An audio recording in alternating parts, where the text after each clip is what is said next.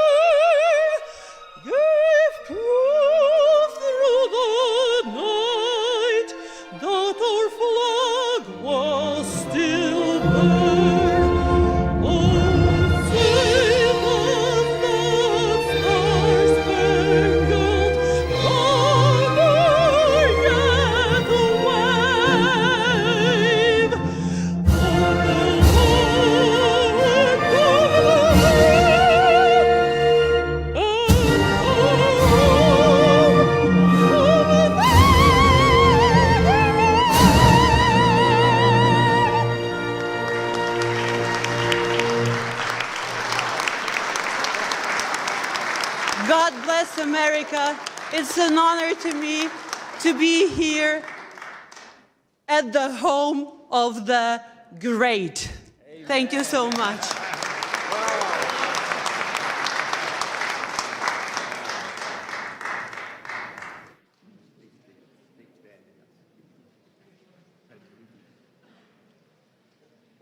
Chief Joseph Riverwind will join us next.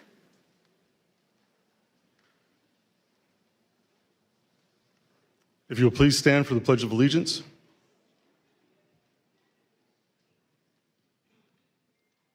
I pledge allegiance to the flag of the United States of America and to the republic for which it stands, one nation, under God, indivisible, with liberty and justice for all.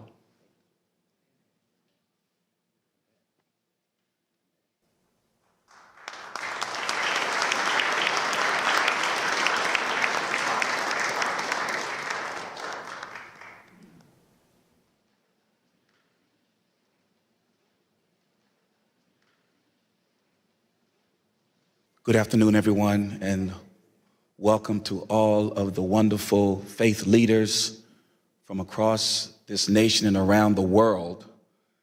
We give honor, amen, and to our Lord, and we thank God for Pastor Mark Burns. Can we give God praise for him right now?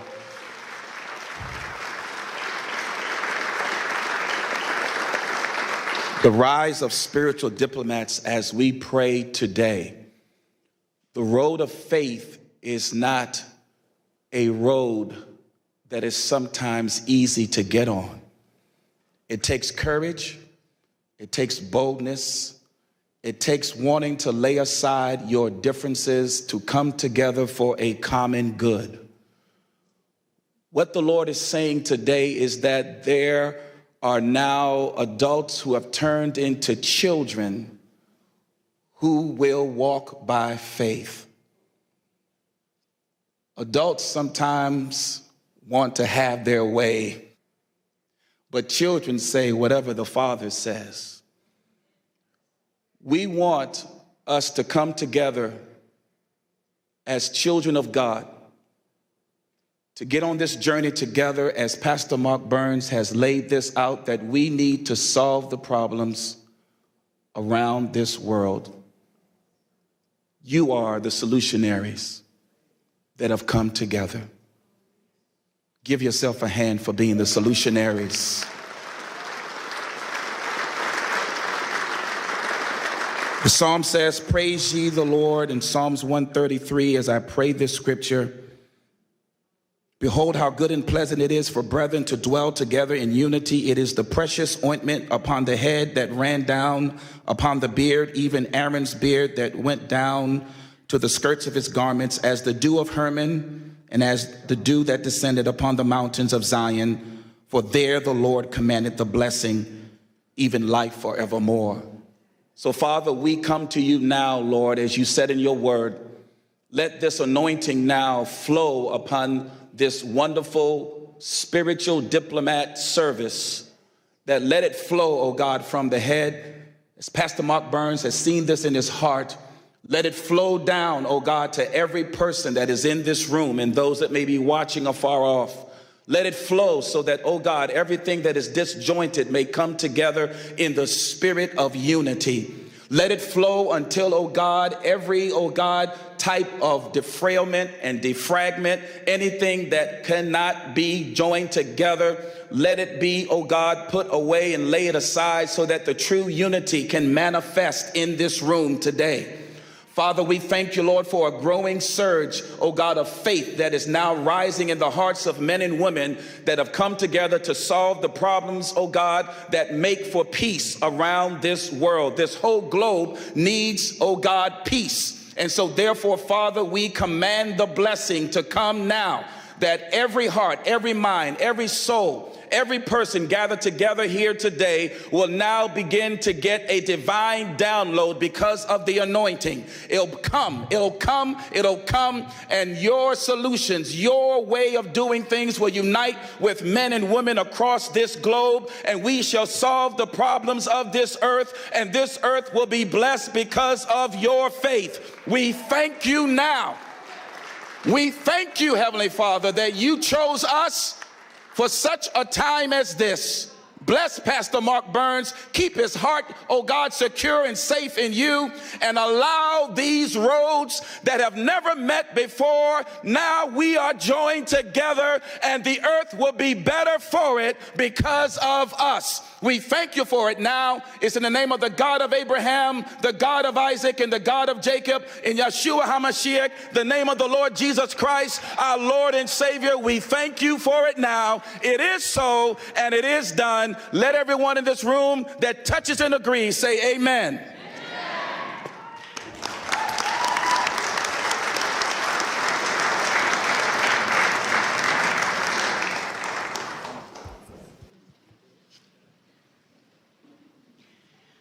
Ladies and gentlemen, it is my profound privilege to introduce a special video address prepared exclusively for this conference from a figure of immense global significance. Please direct your full attention to the screen for a message from the President of the United States of America, Donald J. Trump. I just want to congratulate and thank Pastor Mark Burns. He's been my friend for a long time, and he's been with me from the very beginning, and we very much appreciate it. But on the great job that he's done, so many people believe so strongly in him. So God bless you, Pastor Burns, and keep going forward. We have a world that's very troubled, as you know. It's troubled, I think, perhaps like never before, but we'll solve the problem one way or the other. Thank you very much for the great job you've done, Mark, and keep it up.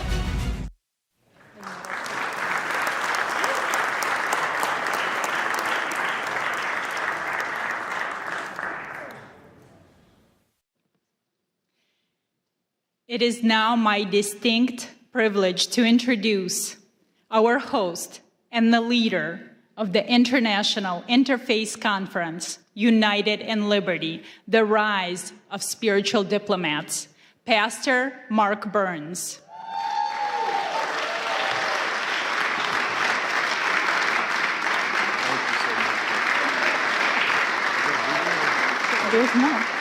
Pastor Burns serves as a spiritual advisor to President Donald Trump and is the chairman of the Spiritual Diplomats, standing at the vital intersection of faith, diplomacy, and public life.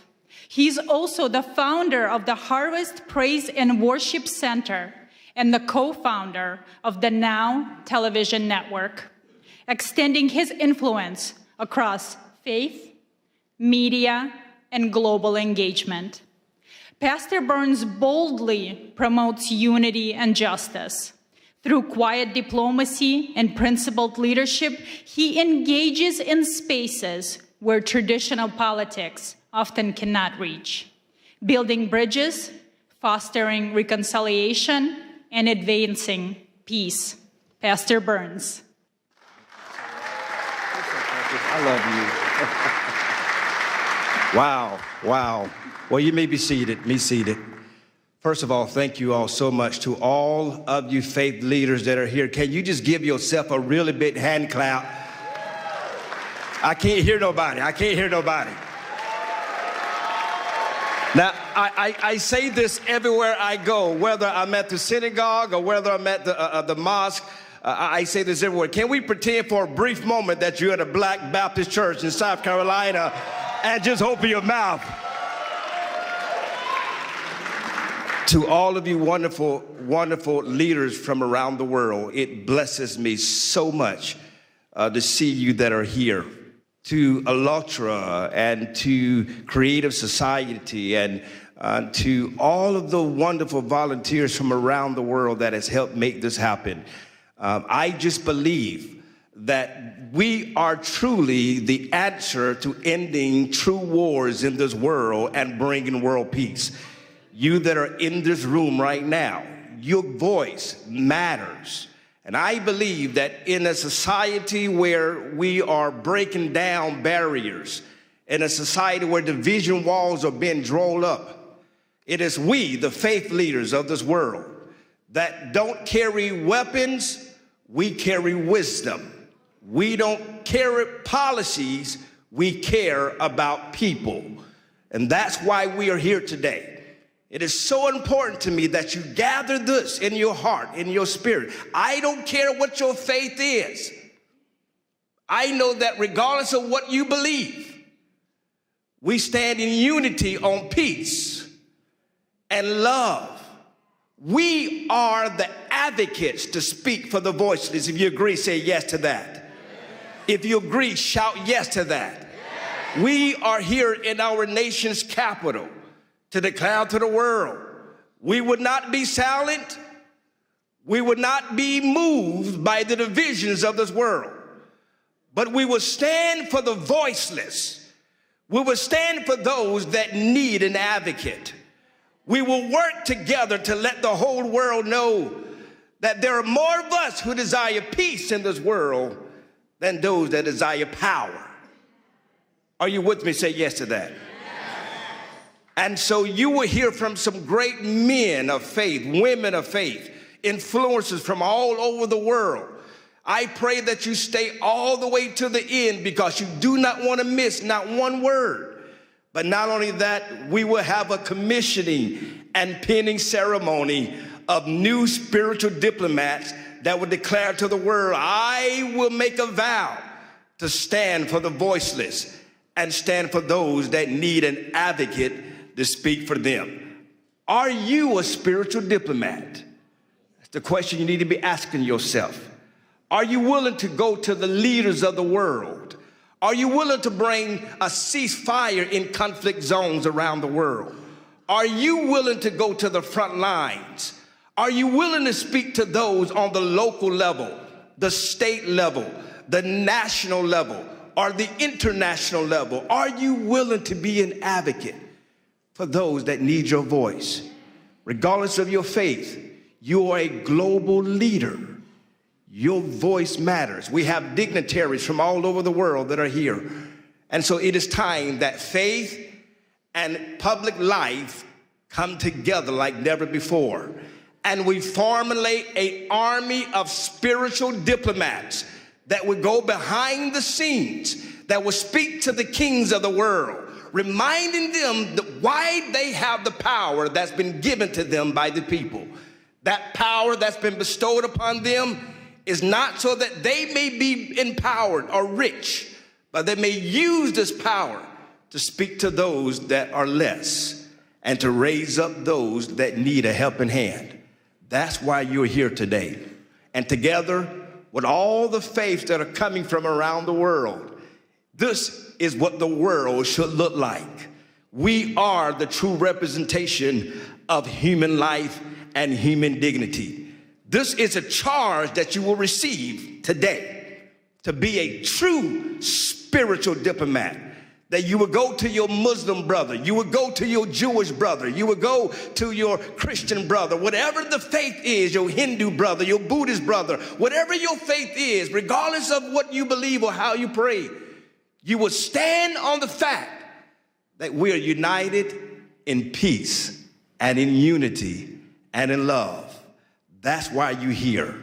And I pray that you received a mantle, a charge to go out back to your countries, to go out back to your states, to go out to your provinces, to speak to the kings of your world, to speak to the leaders of politics and political world, and to remind them that you will be the voice of moral compass in their life, and remind them when they veer off and they start serving self-interest, you will be a voice to bring them back to the center and remind them who they are and why God has selected them in leadership. Let's bring peace to the world. Let's end the conflicts of the world. There's so much more that we're going to be doing together. This is not just a meeting. I need you to understand me clearly. If you're here just to be one of the number, if you're here just to take pictures, we don't need you nor want you.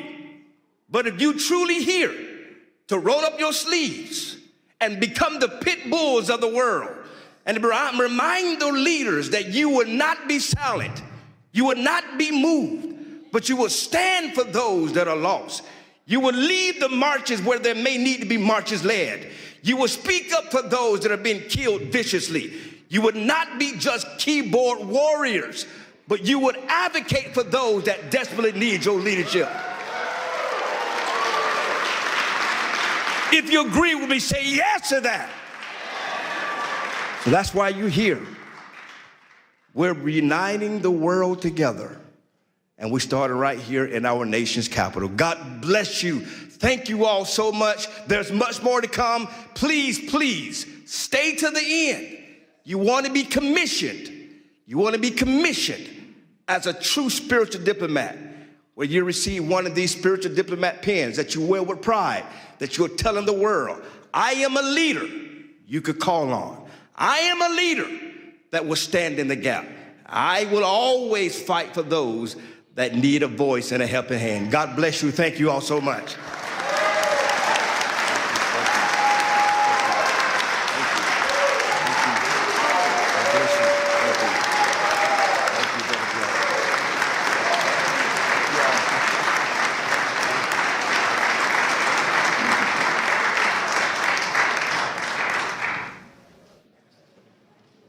We now turn our attention to the screens for a brief presentation on the mission of spiritual diplomats. This video will help us understand who spiritual diplomats are and provide historical examples of them. When most people think of diplomacy, they picture negotiators in suits moving between governments to strike deals. Spiritual diplomats operate differently. A spiritual diplomat is a faith leader who steps into spaces where politics, treaties, and traditional negotiations have failed. They don't carry weapons or political power. Instead, they bring wisdom, moral authority, and a commitment to peace rooted in faith. At its core, the Spiritual Diplomats movement is about advancing peace, protecting religious freedom, and defending human dignity across nations and faith traditions. These leaders represent the conscience of humanity.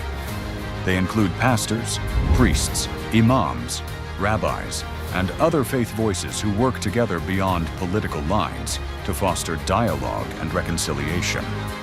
Their work is driven by shared values like safety for children, dignity and freedom for all people, justice, and the right to worship without fear. The model of spiritual diplomacy draws inspiration from historical figures whose faith guided them into spaces of conflict and division. People like Reverend Billy Graham, who stood before world leaders with courage and conviction, Sheikh Abdullah bin Baya, who worked alongside Christian, Jewish, and political leaders to foster understanding and protect religious minorities, Archbishop Desmond Tutu, who fought apartheid with faith and moral clarity, Gandhi, whose nonviolent resistance reshaped a nation, Dr. Martin Luther King, who stated that he dreams of a day where you're not judged by your color, but by the content of your character, and other interfaith leaders, who showed that moral courage can change the course of history. But spiritual diplomats don't only focus on big symbolic acts. They engage in quiet diplomacy by meeting with leaders in sensitive contexts, create safe spaces for interfaith dialogue, stand with refugees and persecuted communities, and advocate for religious freedom in global forums. They also work in conflict mediation, helping calm tensions, rebuild trust, and open the door to reconciliation where political solutions have stalled. A spiritual diplomat is not defined by nationality, title, or political office. A spiritual diplomat is defined by moral authority, by the courage to stand in places of tension and say that peace, dignity, and freedom of belief still matter. This movement also brings people together across faith lines. Events like the International Interfaith Conference, titled United in Liberty, the Rise of the Spiritual Diplomats, convene religious leaders from around the world to talk about practical paths to peace, grounded in shared values and mutual respect. This movement is intentionally interfaith. It does not ask leaders to compromise their beliefs. It asks them to stand shoulder to shoulder around shared values: the protection of life, the safety of children, the freedom to worship without fear, justice rooted in compassion, peace built on truth. Ultimately, being a spiritual diplomat means working at the intersection of faith and public life to remind the world that real leadership serves humanity. It is a form of moral engagement that seeks to heal divisions, uphold freedom of belief, and show that peace is possible when faith leaders walk together, not as political actors, but as peacemakers and advocates for human dignity. This is the calling of a spiritual diplomat: to walk into difficult spaces with wisdom, to listen before speaking, and to lead, not with authority alone, but with good moral conscience.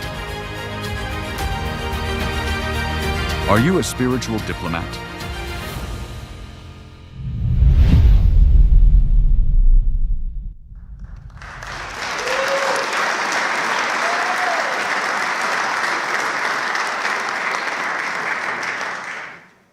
Traveling to us from Europe, we welcome George Simeon, President of the Alliance for the Union of Romanians, a courageous freedom fighter and defender of Christian rights. He brings a vital presentation on faith at the crossroads. He speaks to us today on how Romania's spiritual resilience offsets a lesson for a divided world.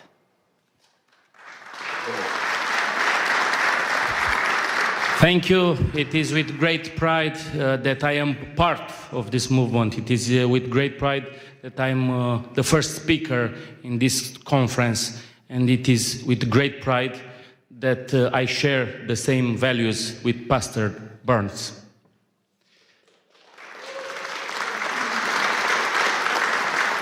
We come from Romania, a country where until recently You could have been jailed and punished for your belief.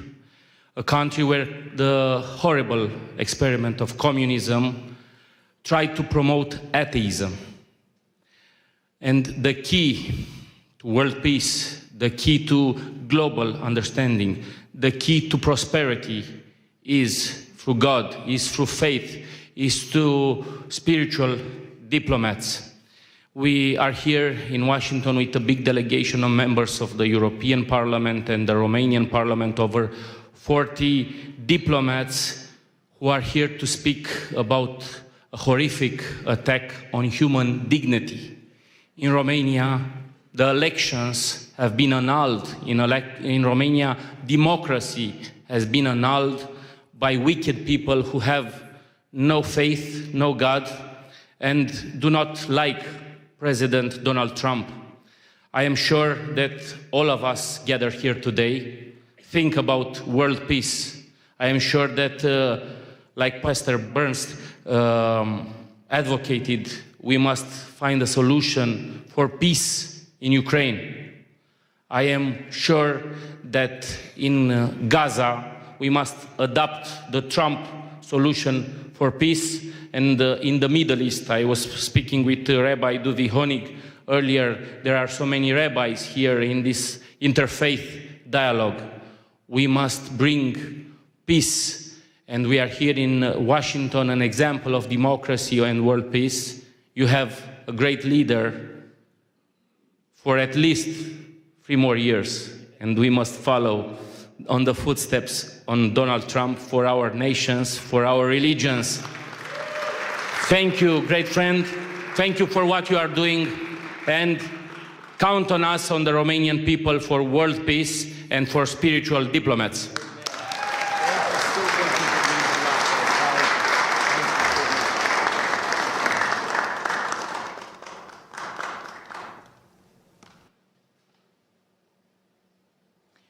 Our next speaker is Brock Pierce, a renowned futurist, philanthropist, and the co-founder of the Tether and the EOS ecosystem. He is a visionary who understands that in times of crisis, action cannot wait for the government. He will speak on the critical role of private citizens and technology in humanitarian aid.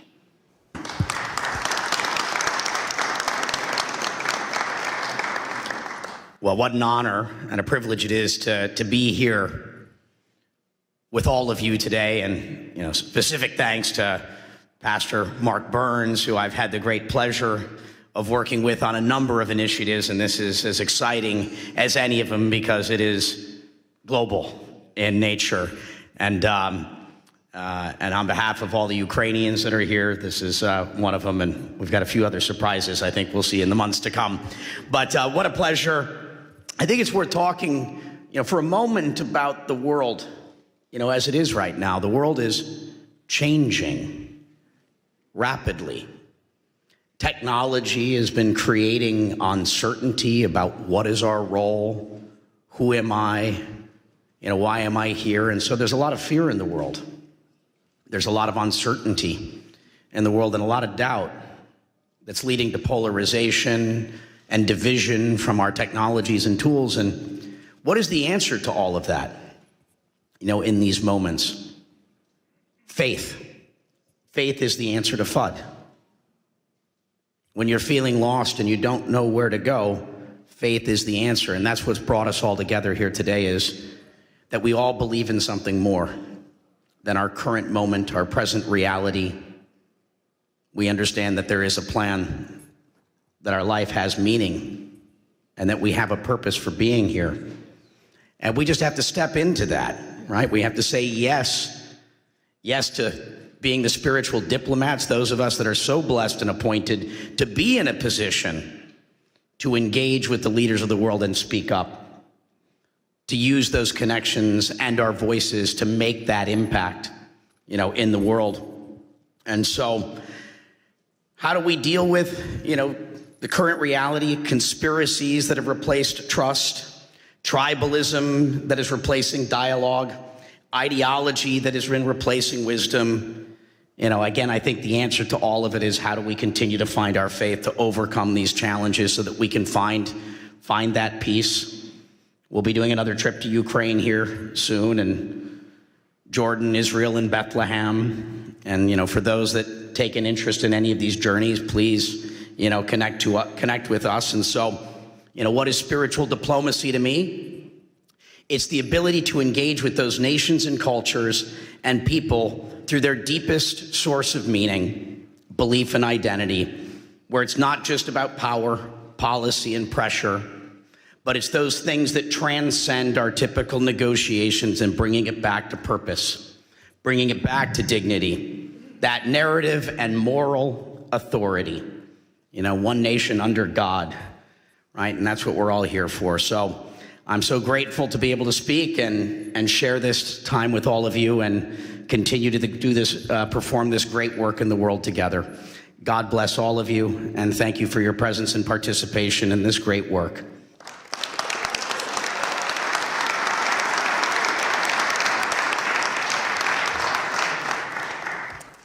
Now it is my distinct honor to introduce a video address by Rabbi Shlomo Moshe Amar, the former Sephardic chief rabbi of Israel and Jerusalem.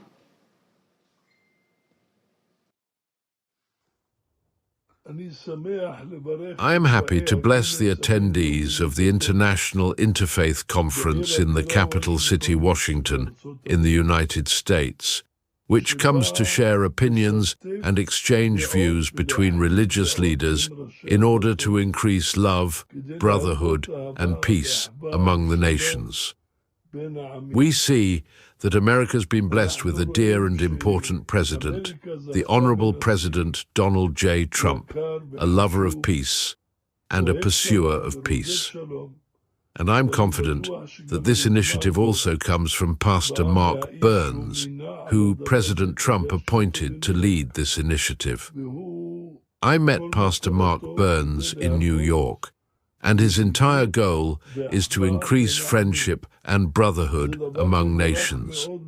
This is a very, very blessed thing, to bring about understanding that will prevent wars and prevent great troubles and will increase good life among people, among religions, and among nations. May it be God's will that the blessing of the Lord rests upon you. Do correct things for the good of the entire universe and all inhabitants of the world. And may we hear and be heralded with good news, peace, and blessing. Amen. Amen.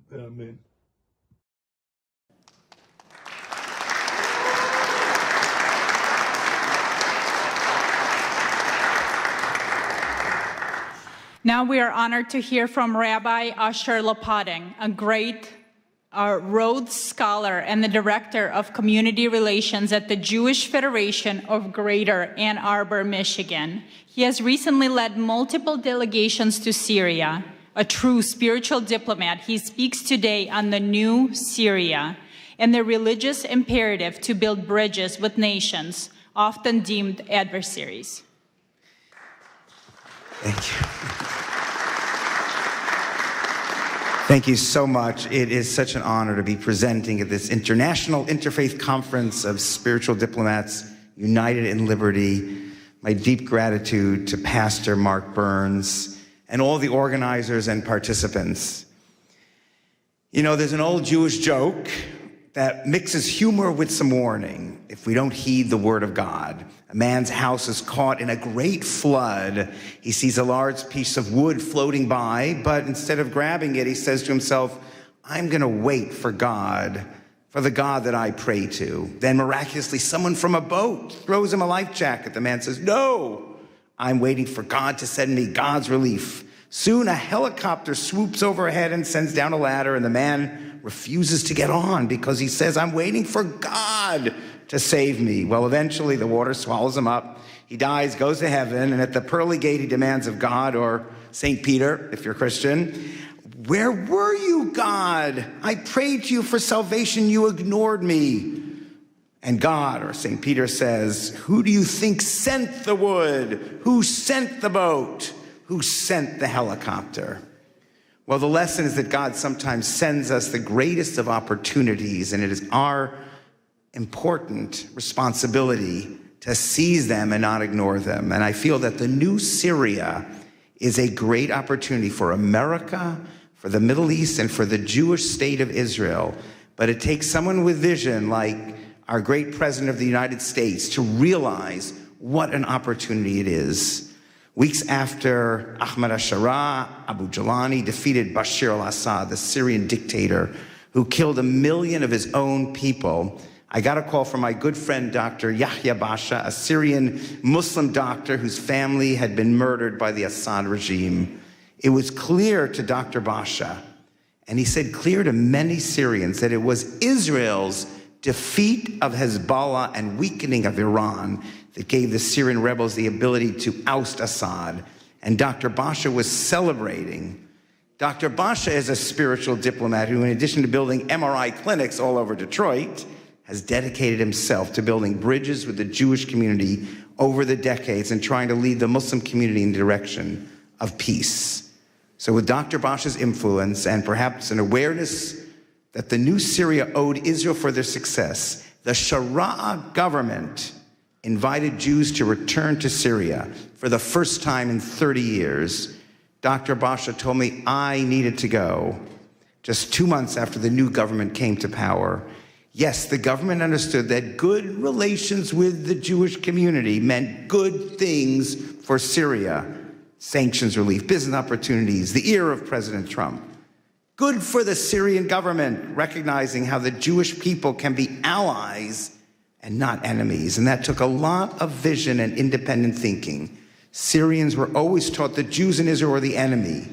Now we had a leader of Syria who understood exactly the opposite. And we were welcomed by everyone in Syria as Americans. But even more impressive, when people saw that I was Jewish by seeing my kippah coming out of a synagogue in Damascus, they celebrated. Jews returning to Syria meant that Assad was truly gone. Since this first February trip, I have returned twice, leading 2 Jewish delegations, one with an Israeli reporter, David Horowitz. I wore my kippah everywhere and received the same joyous welcome from teenagers, from kids to older adults, and even armed guards who wanted to take their picture with me. At our visit with the president of the University of Damascus, I openly told faculty, students, and administrators that yes, I am a Zionist, and I hope that Syria and Israel will become best friends. And while some were surprised, most understood. And I believe sincerely that the Sharaa administration understands. For over a decade, Syrians were tortured and killed by Assad's allies, Hezbollah and Iran and Russia. And Hezbollah alone killed tens of thousands of Syrians. So now Syria and its leadership understand that those who obsess with destroying Israel and America, Hezbollah, Iran, ISIS, Houthis, they are not friends. They are enemies of the new Syria, just as they are enemies of Israel and America. So after 3 trips, meeting with the Minister of the Muslim Waqf, the Minister of the Economy and Labor and Social Affairs, and many, many in the Foreign Office, I now am invited 2 more times to bring Jewish leaders, business leaders, and rabbis. And I can say with faith that a strong, unified Syria can be a great ally of America and Israel. God bless President Donald Trump for seeing this early on when he met with Sharaa in May. And now, as a strong supporter of Israel, I ask Israel to understand this. I believe God is sending America and Israel the wood, the boat, the helicopter. Israel has to figure out how to use all these opportunities while maintaining security. But I believe having a strong, unified Syria can be the best allies for Israel's security against its greatest enemies. Part of being a spiritual diplomat is seeing diplomacy and building unlikely bridges and breaking down old, outdated divisions and seeing that all, as the pastor said, as holy work accomplished by trusting in God to guide us into crucial opportunities, to the boat, to the helicopter. At these times, I think of the courage that it took for the great Martin Luther King to join with rabbis and Jewish leaders to fight together. Folks with different religions and backgrounds, but united in spirit and understanding and a respect for all human beings created in God's image. That is the courage needed to follow everything we see in the new Syria and Israel. And with America's blessing and hard work, Israel, Syria, America, and all those who love and want peace can be the greatest of friends and allies to prevail together against the forces against peace that surround both countries in the ultimate victory of light over darkness. Thank you.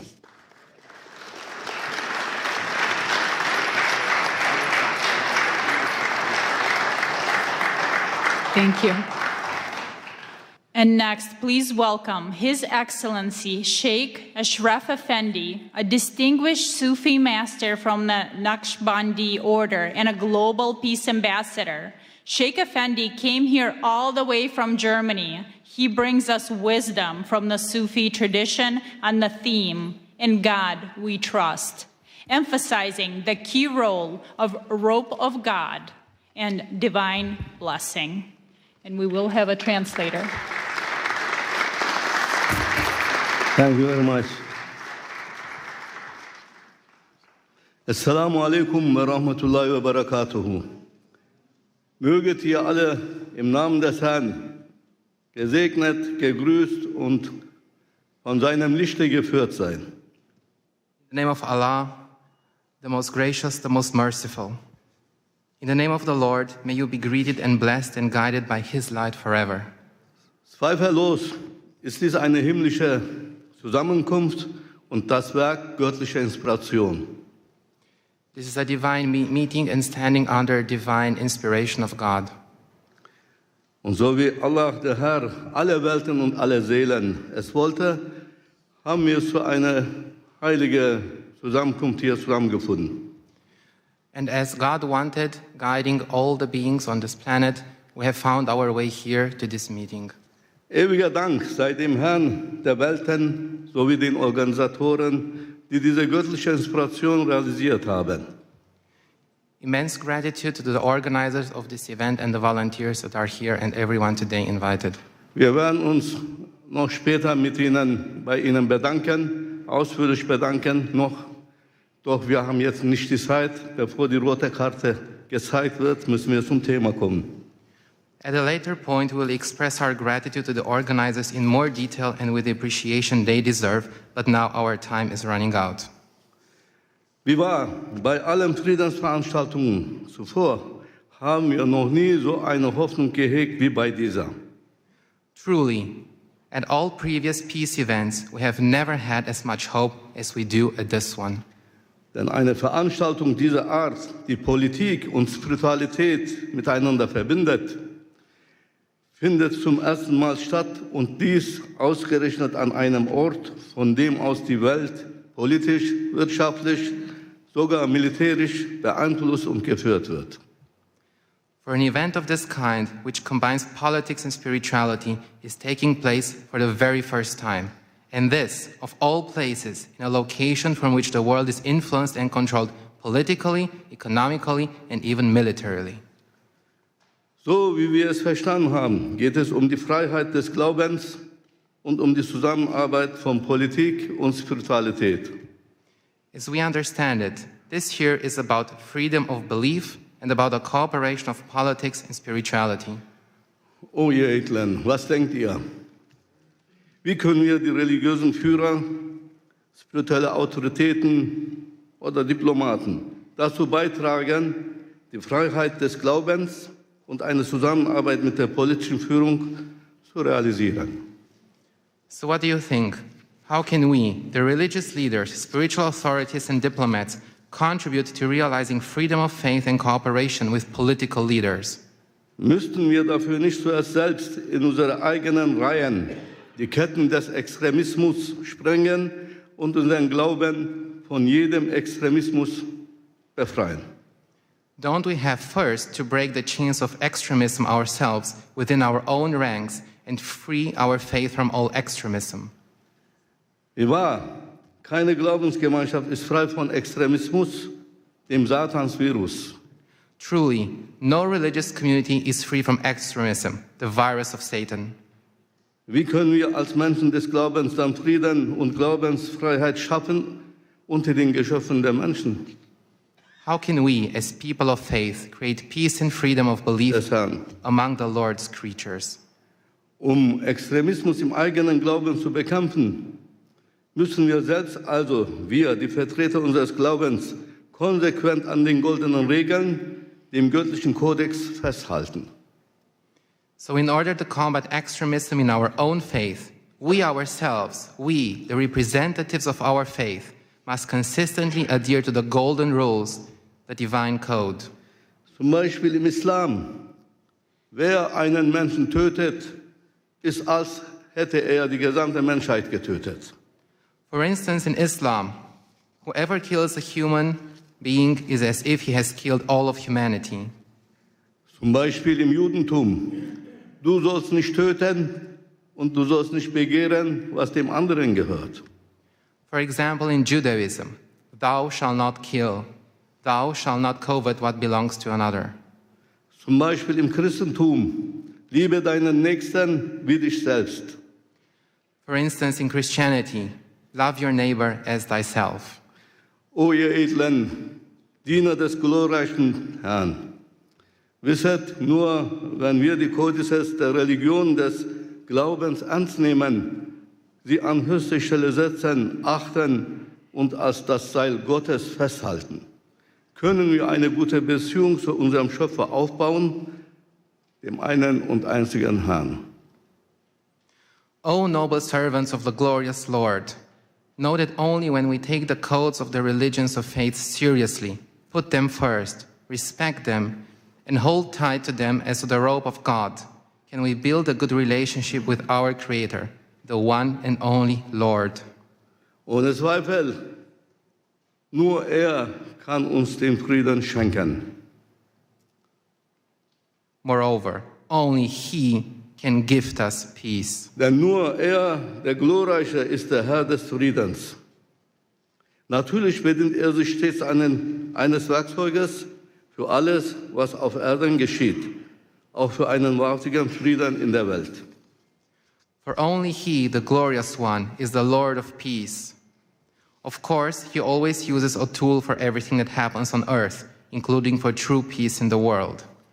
Möge Präsident Trump derjenige sein, der dazu berufen ist, Frieden in die Welt zu setzen, da er auch die Macht besitzt, dies zu realisieren.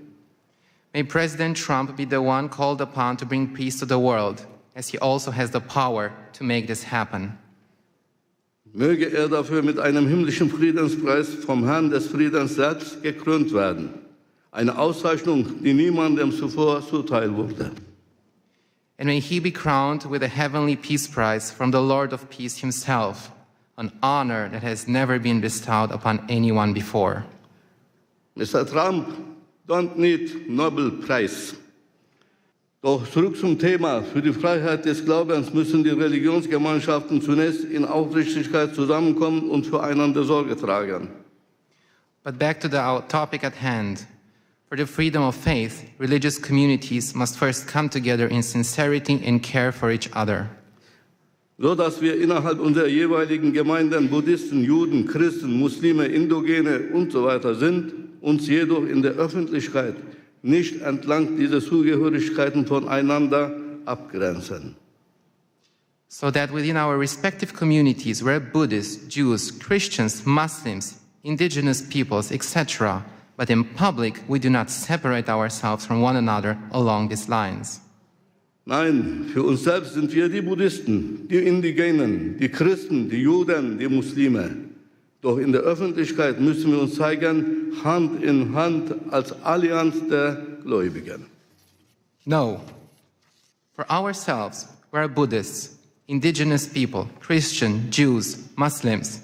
But in public, we must show ourselves hand in hand as an alliance of believers. Titel und Namen der Religion in der Öffentlichkeit, wie Judentum, Christentum und Islam, werden uns nur voneinander trennen und entfremden, und das darf auf keinen Fall mehr geschehen. Titles and names of religions in public, such as Judaism, Christianity, and Islam, will only separate and alienate us from one another. This must not be allowed to happen again. Lass uns daher laut und deutlich dieses Verständnis der ganzen Welt zu erkennen geben und stark betonen, wir sind die Rabbaniun, wir sind die Gottergebenen. Let us therefore make this understanding known loud and clear to the whole world and emphasize strongly, we are the Rabbaniyun, we are the God-devoted.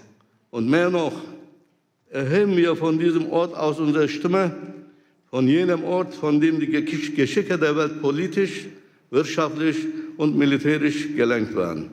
Wir richten unseren Ruf an die politischen Führungen und Regierenden, alle Länder und Völker dieser Erde und sagen, and more than that, let us raise our voices from this place, from the place where the fate of the world is controlled politically, economically, and militarily. We address our call to the political leaders and rulers of all countries and peoples of this earth and say, so wie auf dem US-Dollarschein die Worte in God we trust geschrieben stehen, möge auch das Gebäude der United Nations jene Worte tragen. Worte, die das Vertrauen der US-Bürger geprägt und ihre Währung zur wirtschaftlichen Weltgeltung geführt haben. In God we trust. Just as the words, "In God we trust," are written on the US dollar bill, may the United Nations building also bear those words. Words that have shaped the trust of US citizens and led their currency to global economic significance. In God we trust. Und mehr noch, im Gebäude der United Nations sollte unbedingt ein House of Believers errichtet werden. Ein Ort, an dem die religiösen und spirituellen Autoritäten der Welt als vereinte Gemeinschaft der Gläubigen zusammenkommen, um bei den Entscheidungen über die Zukunft der Menschheit mit der politischen Führung, mit geistiger Stimme der Menschheit mitzuwirken. And furthermore, in the United Nations building, a house of the believers should definitely be established, a place where the religious and spiritual authorities of the world come together as a united community of believers, where they come together to participate in decisions about the future of humanity with political leaders as a spiritual voice of humanity. Denn wir haben gesehen, dass Politik allein nicht ausreicht für Frieden und für eine glückliche Menschheit. For we have seen that politics alone is not enough for peace and for a happy humanity. Wenn die Politik der Körper der Menschheit ist, so ist der Glaube die Seele der Menschheit. Der eine kann ohne den anderen nicht existieren. If politics is the body of humanity, then faith is the soul of humanity. One cannot exist without the other. Möge Allah, der Herr, alle Seelen, diese Konferenz und ihre Organisatoren, Teilnehmenden segnen und mit seinem Licht führen. May God bless this conference and all the participants in this conference and hear all of us with his ears. May Allah Almighty bless and guide you. Assalamu alaikum.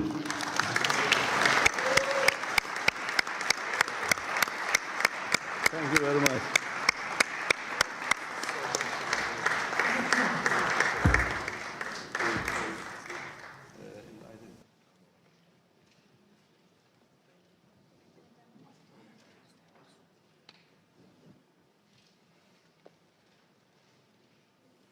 Thank you very much. I'm pleased to introduce Rabbi Duvi Honig, founder and CEO of the Orthodox Jewish Chamber of Commerce. He has dedicated his life to uniting communities through economic cooperation. Today, he speaks on commerce as common ground, exploring how business can protect religious freedom and democratic integrity.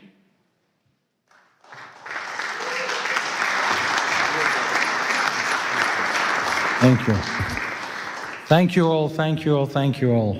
Before I begin, I want to thank Pastor Mark Burns for his leadership, partnership, and tireless efforts in bringing today's International Interfaith Conference together. Thank you.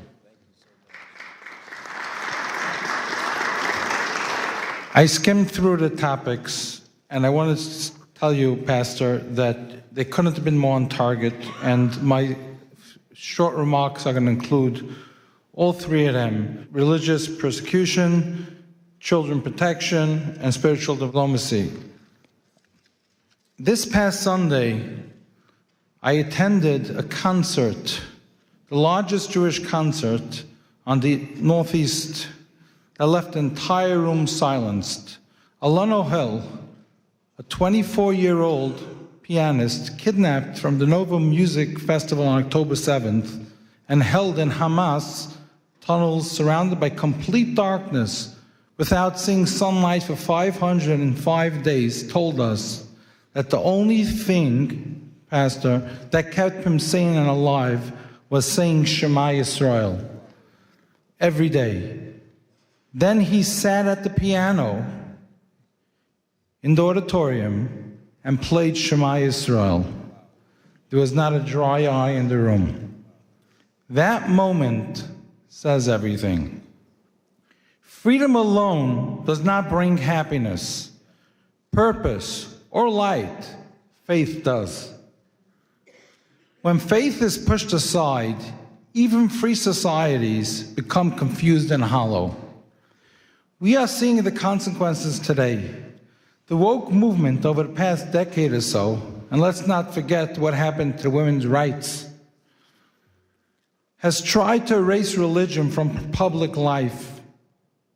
They ridicule moral boundaries and punish those who openly live by their faiths and basic truths, leaving a generation unanchored, divided, and increasingly hostile to one another, all in the name of democracy. That means all us religious leaders, we were absolute with the woke movement because we kept the Shabbat. We didn't want to go to work, so we had to file those briefs to protect religion.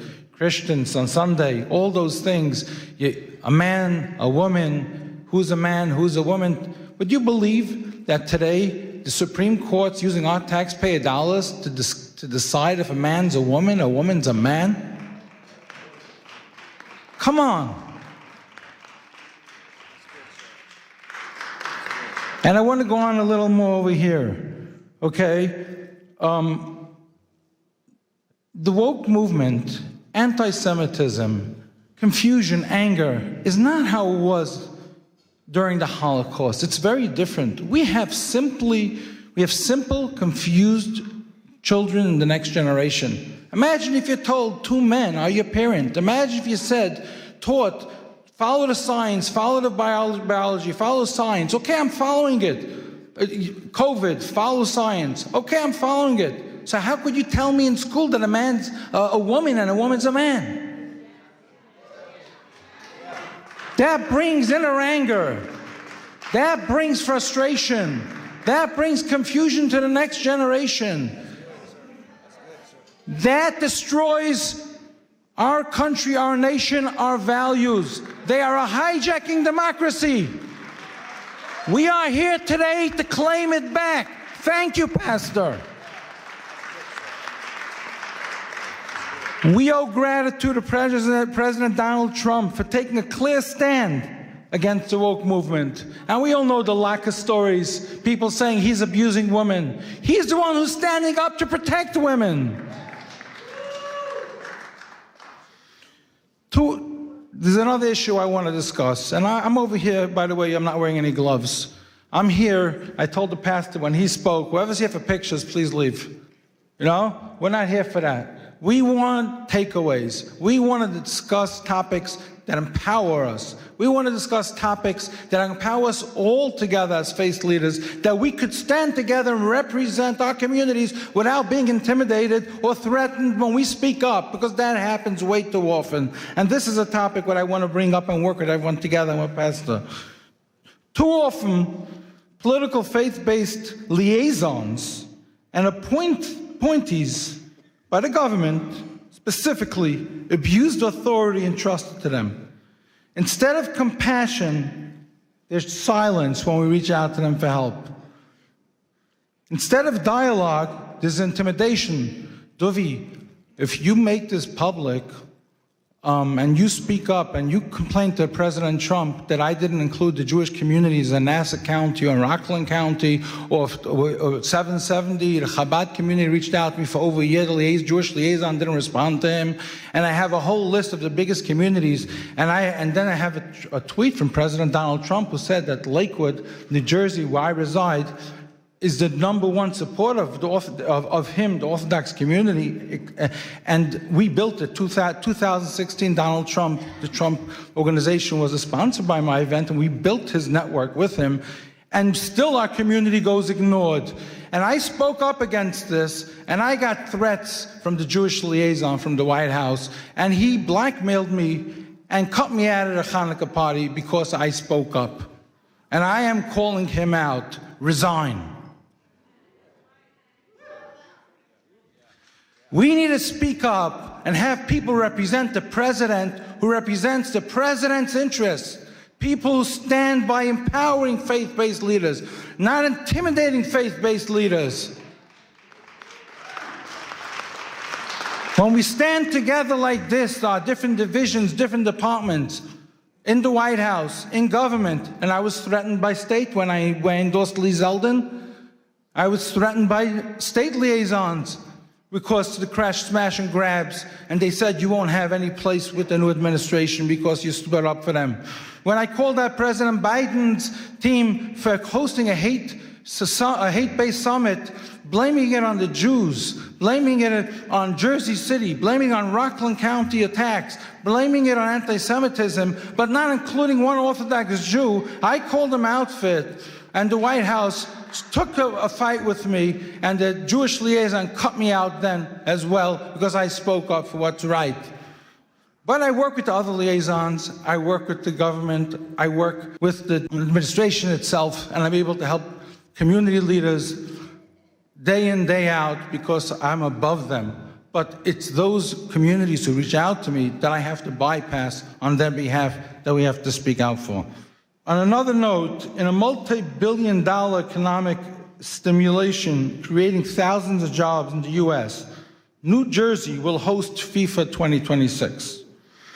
And we, the Orthodox Jewish Chamber of Commerce, are taking the lead, working with the new administration in New Jersey to form. And I met with the Lieutenant Governor. He came to my JBIZ Expo, and we had a meeting for a half hour about this. And he's also a pastor. He wanted to be here today, but he was just sworn in, and he couldn't make it.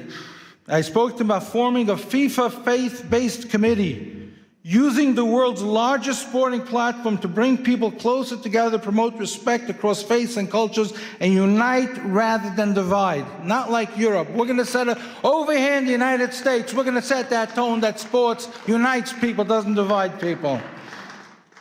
I want to pause from personal note. Today, January 22nd, is my birthday.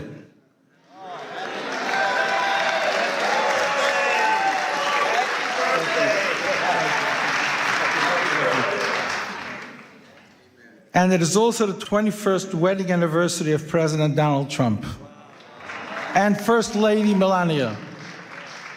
On behalf of our community, the Orthodox Jewish Chamber of Commerce, Pastor Burns and his team, we extend our warm congratulations and wishes and continues strength and leadership. Our chairman, J. Morton Davis, who couldn't be here today, he's close to 100, the close friend of the president, for half a century, sends his congratulations to the president. And final, I also want to announce today, as the founder of the Morris Katz Foundation, together with my partners, Alan Dershowitz, Elon Carr, former U.S. Special Envoy and Monitor to Combat Anti-Semitism and CEO of IAC Today, Malcolm Homeline, Mayor Izzy Spitzer of New Square, and the Morris Katz Foundation Committee, that we, the Jewish community, have nominated President Donald Trump for the Morris Katz Presidential Legacy Award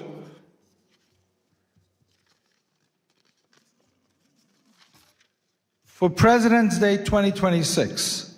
Morris Katz was a Holocaust survivor, twice Guinness World Record holder, who spent 6 years painting every U.S. president in old master style with millions of postcards sold from him, never to take freedom or leadership for granted as a Holocaust survivor inspired by Kennedy's assassination to show appreciation to our president.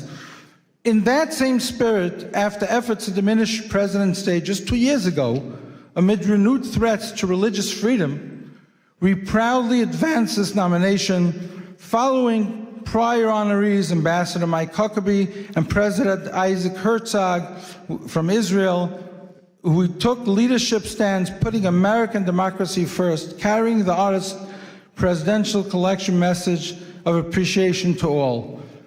This is Newsmax President's Day article, and this goes to the children of the next generation to teach them what appreciation, what patriotism stands for. And I finish over here.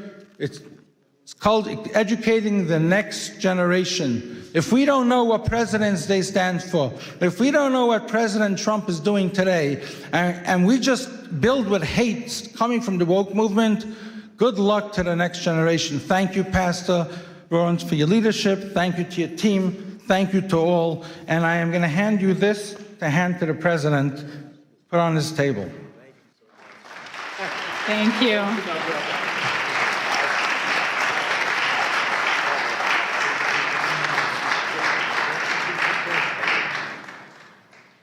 Our next distinguished speaker is Sir Professor Dr. Gabriel Paupe Andreoli, President of the Institute for Advanced Studies and Cooperation and an ethical AI leader affiliated with the Vatican. A polymath in medicine and ethics, he addresses the shift from law to conscience, discussing the future of global governance.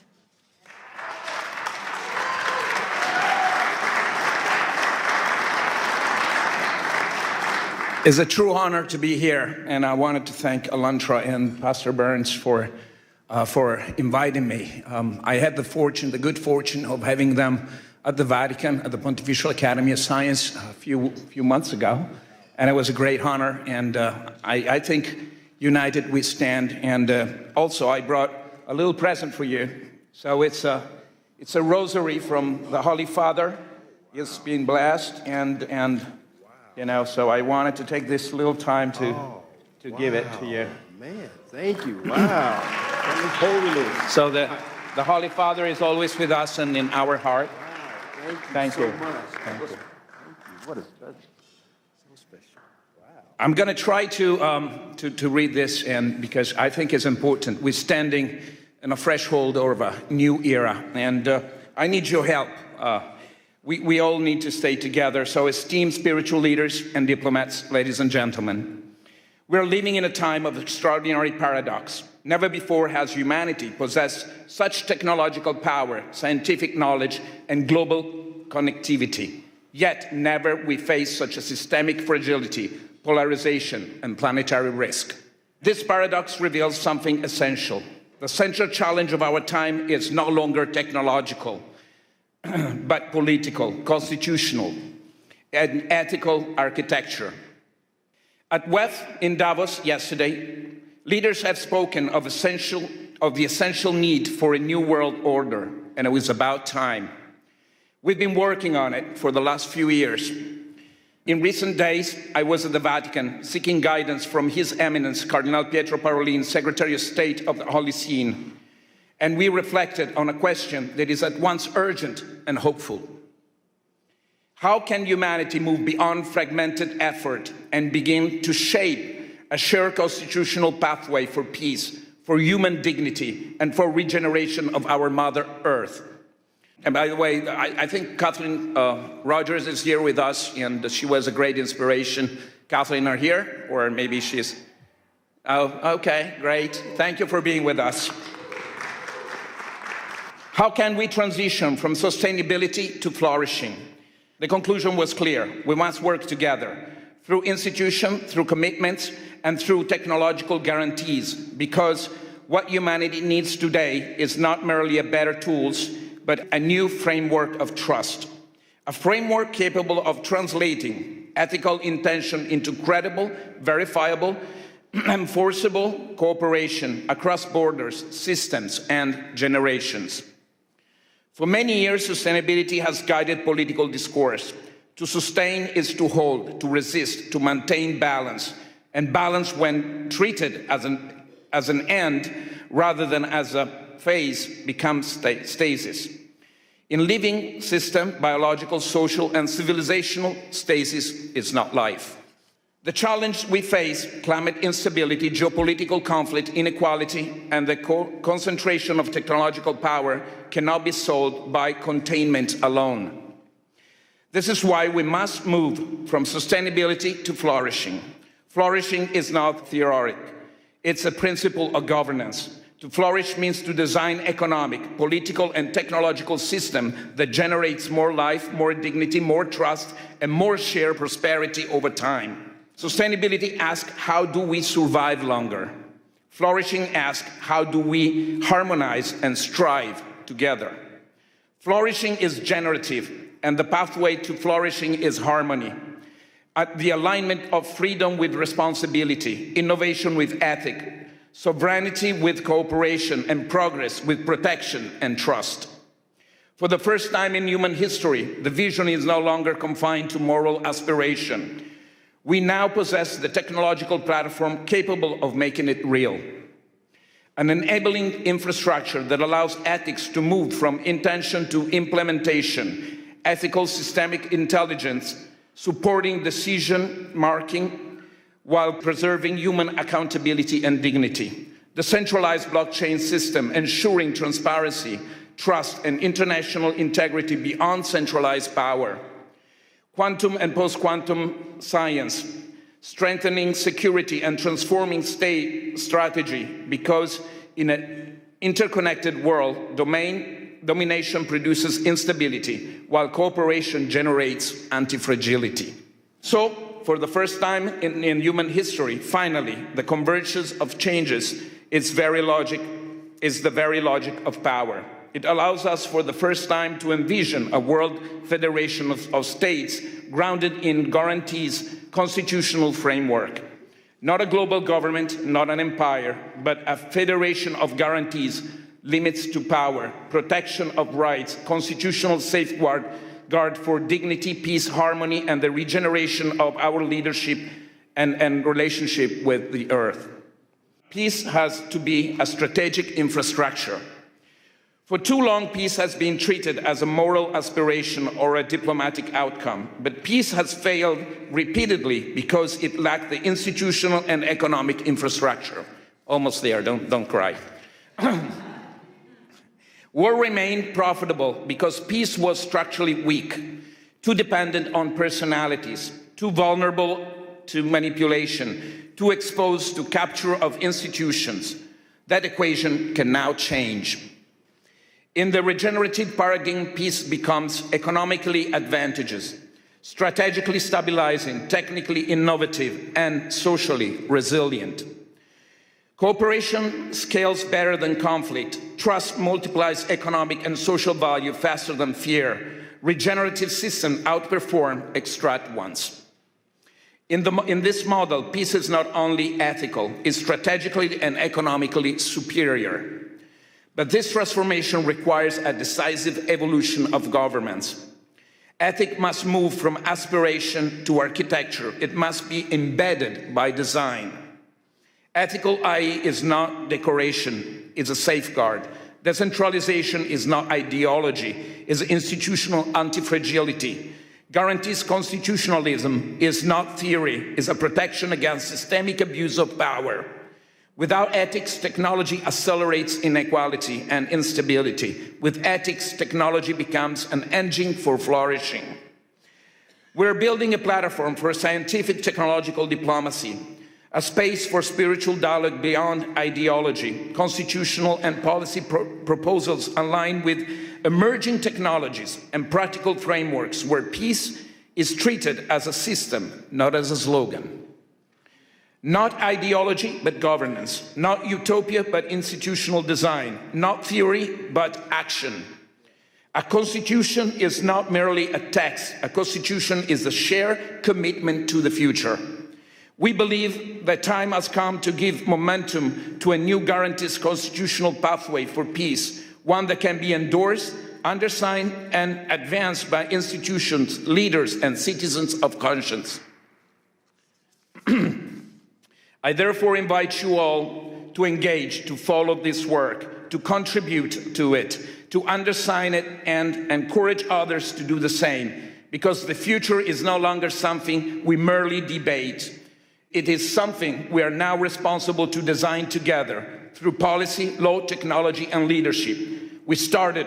Let us embrace as a spiritual leader. We can. Let us build what is structured, safeguard, and regenerative for all of us and our children and future. Thank you all.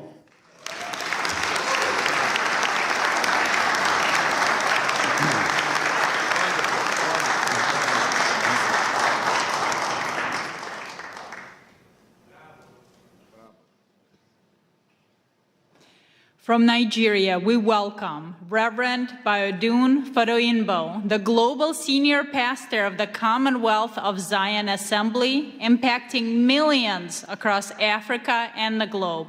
He will share his experience on using spiritual diplomacy to end conflicts, drawing from his vast experience in Nigeria and beyond.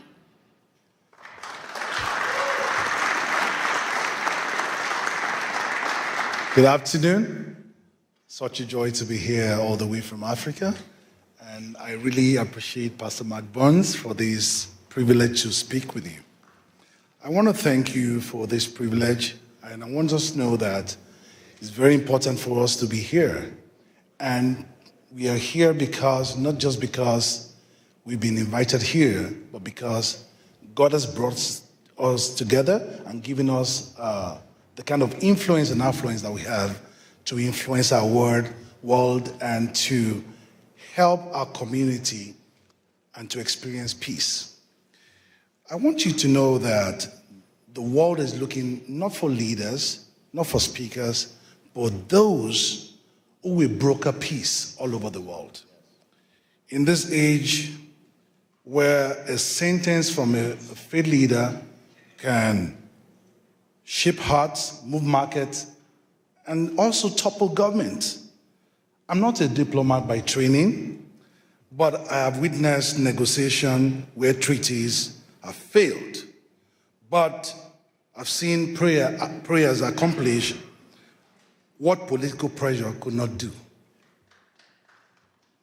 This is not a call to replace politics with religion. But religion does not compete, but it completes diplomacy. We speak not of ourselves, but we need to know that we are messengers of God. I have been a pastor for 27 years. I found out that faith leaders are the only people that speak for 1 hour plus, and nobody stands up to say, excuse me, I want to contribute. Even in the court of law, people can say, my Lord, I want to speak. But in religious gatherings, religious leaders just speak and influence people. Their words are looked upon as the words of God. With this authority and this place of authority that God has given to us, we need to learn how to influence people. Because sometimes the way we speak, let's be honest, we speak from the place of tradition, we have authority, we have legitimacy of community, we have moral gravitas that secular institutions often forget. I want you to know that God has called us a call to forgiveness. A teaching of forgiveness can end blood feud. A sermon of dignity can inspire human rights movement. We remember the words of Archbishop Desmond Tutu. Even though it was not violent, even through his messages, he dismantled apartheid through his messages. We remember Pope John Paul II, whose simple appeal, war never again, echoed through Poland and beyond. We also remember sermons the baptized ethnic cleansing, and the casual dehumanization that turned neighbors into enemies. The weight of our words are measured not in their eloquence, but we must consider the consequences of our words. Today, our world suffers from dialogue deficit. We talk at each other, but not to each other. Faith leaders must understand their position and where God has placed them.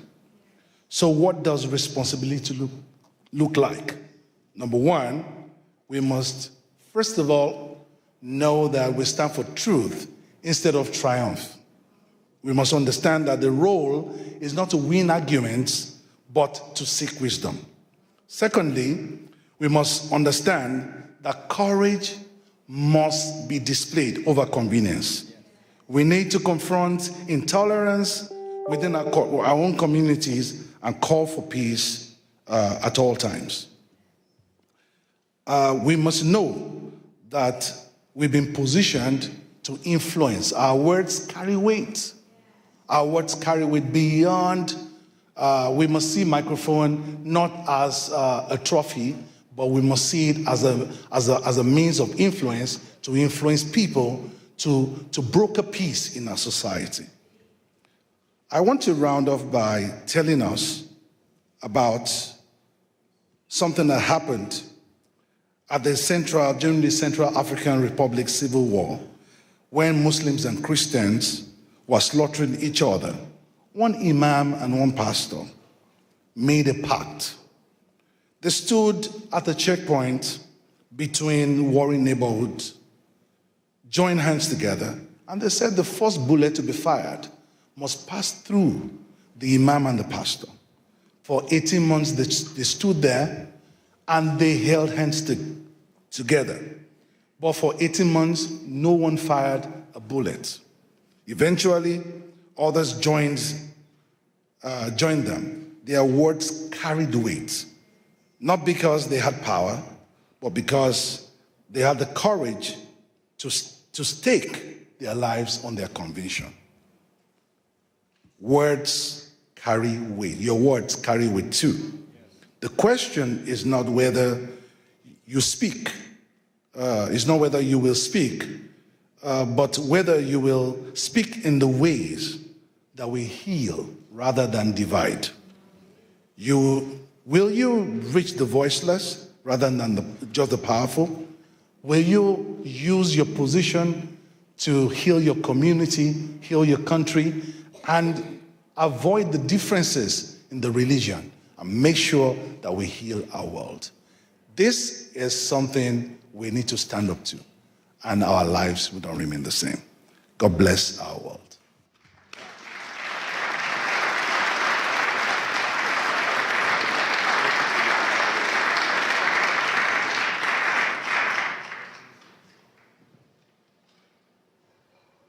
It is my honor to welcome Ms. Marina Ovtsinova, the president of the ALLATRA International Public Movement and a specialist in global risk strategy who pursued her studies at Harvard University. She will present on human values as the foundation of global security, introducing the international experience of the Universal Grain Project. Thank you so much, Olga. Hello, dear friends. It's a great honor for me to welcome you here at this hall and at this landmark event. I believe the very fact that representatives from different religions, different cultures, different nationality, different worldviews are here today, that means a lot. That means we're right now in the middle of creating a great change in this world. And with a deep gratitude, I would like to acknowledge that today's conference became possible because of the meaningful collaboration between Pastor Mark Burns, his global initiative, Spiritual Diplomacy, and the ALLATRA International Public Movement. I will give you a brief introduction about the ALLATRA. This is an international volunteer-based alliance of scientists, experts, and professionals from more than 180 countries, dedicated to study climate, geodynamic, and environmental risks. We strive to advocate scientific awareness, promote multilateral cooperation and addressing global existential challenges, and of course, protecting human rights and religious freedom as the fundamental freedoms. We are firmly convinced that spiritual diplomacy has the power to shape the kind of world that deep down every single person longs for, a world that is safe, prosperous, and just. A world where human life comes first, and the spiritual diplomacy represents the real opportunity for all of humanity to overcome this current crisis. And we have solid evidence that we presented to you today that humanity is deeply seeking spiritual diplomacy as the force capable of transforming our world. Back in 2017, we initiated a large-scale international social research project called the Universal Grain. We defined the goal of this project as following: to identify the scientifically sustainable, the fundamental values shared by all people on the earth, regardless of their religion, nationality, social status, political affiliation, in order to find unshakable foundation for understanding among all of humanity. The result of this extensive research was the documentary film, The Universal Grain: Life, What Unites Us All. An international team of thousands of ALLATRA volunteers worked on its creation, including reporters, camera operators, and of course translators. An unprecedented global public survey was conducted. Our volunteers went basically everywhere, into the streets of major cities, and they also traveled to the remote settlement of indigenous community. They spoke with a leading expert across scientific discipline, with representatives of different religion tradition, with community and the ethnic leaders also, as well with the public figures and politicians. Around the world, we ask people one simple question: what unites all people on the planet, regardless of their religion, political views, skin color, or place of residence? Then, of course, we had to sit down and analyze thousands of responses, and what emerged was the holistic pictures. People in every culture aspire to the same thing: peace, safety, justice, and the opportunity to live a dignified life. This is the universal grain that lies at the foundation of all world religions and humanistic teachings. Why is this knowledge important today? Because we are living in an era of global climate and geodynamic and environmental change. The challenges facing our planet know no borders. Nature does not ask which religion we follow or what kind of passport you have, right? In the face of growing threats, we are all simply people, residents of one shared home, the Earth.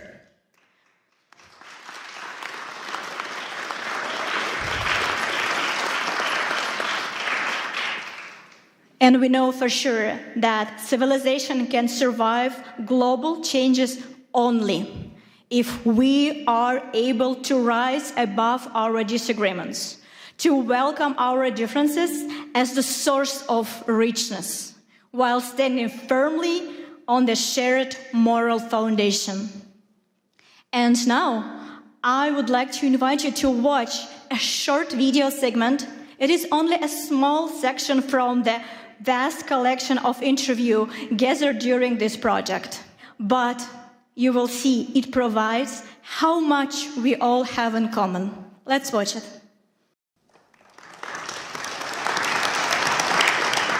Life on our planet manifests itself in an amazing diversity.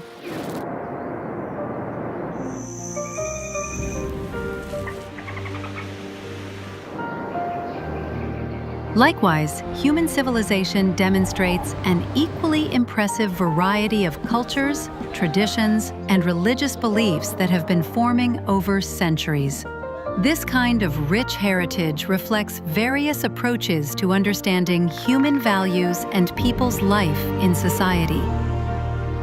Within the framework of the Universal Grain, a unique social research project of ALLATRA International Public Movement, the volunteers addressed people worldwide with question, what do all of us have in common? And their answers show what unites us all. Siamo partecipanti volontari di un movimento internazionale che si chiama ALLATRA. And we're conducting a research, the Universal Grain.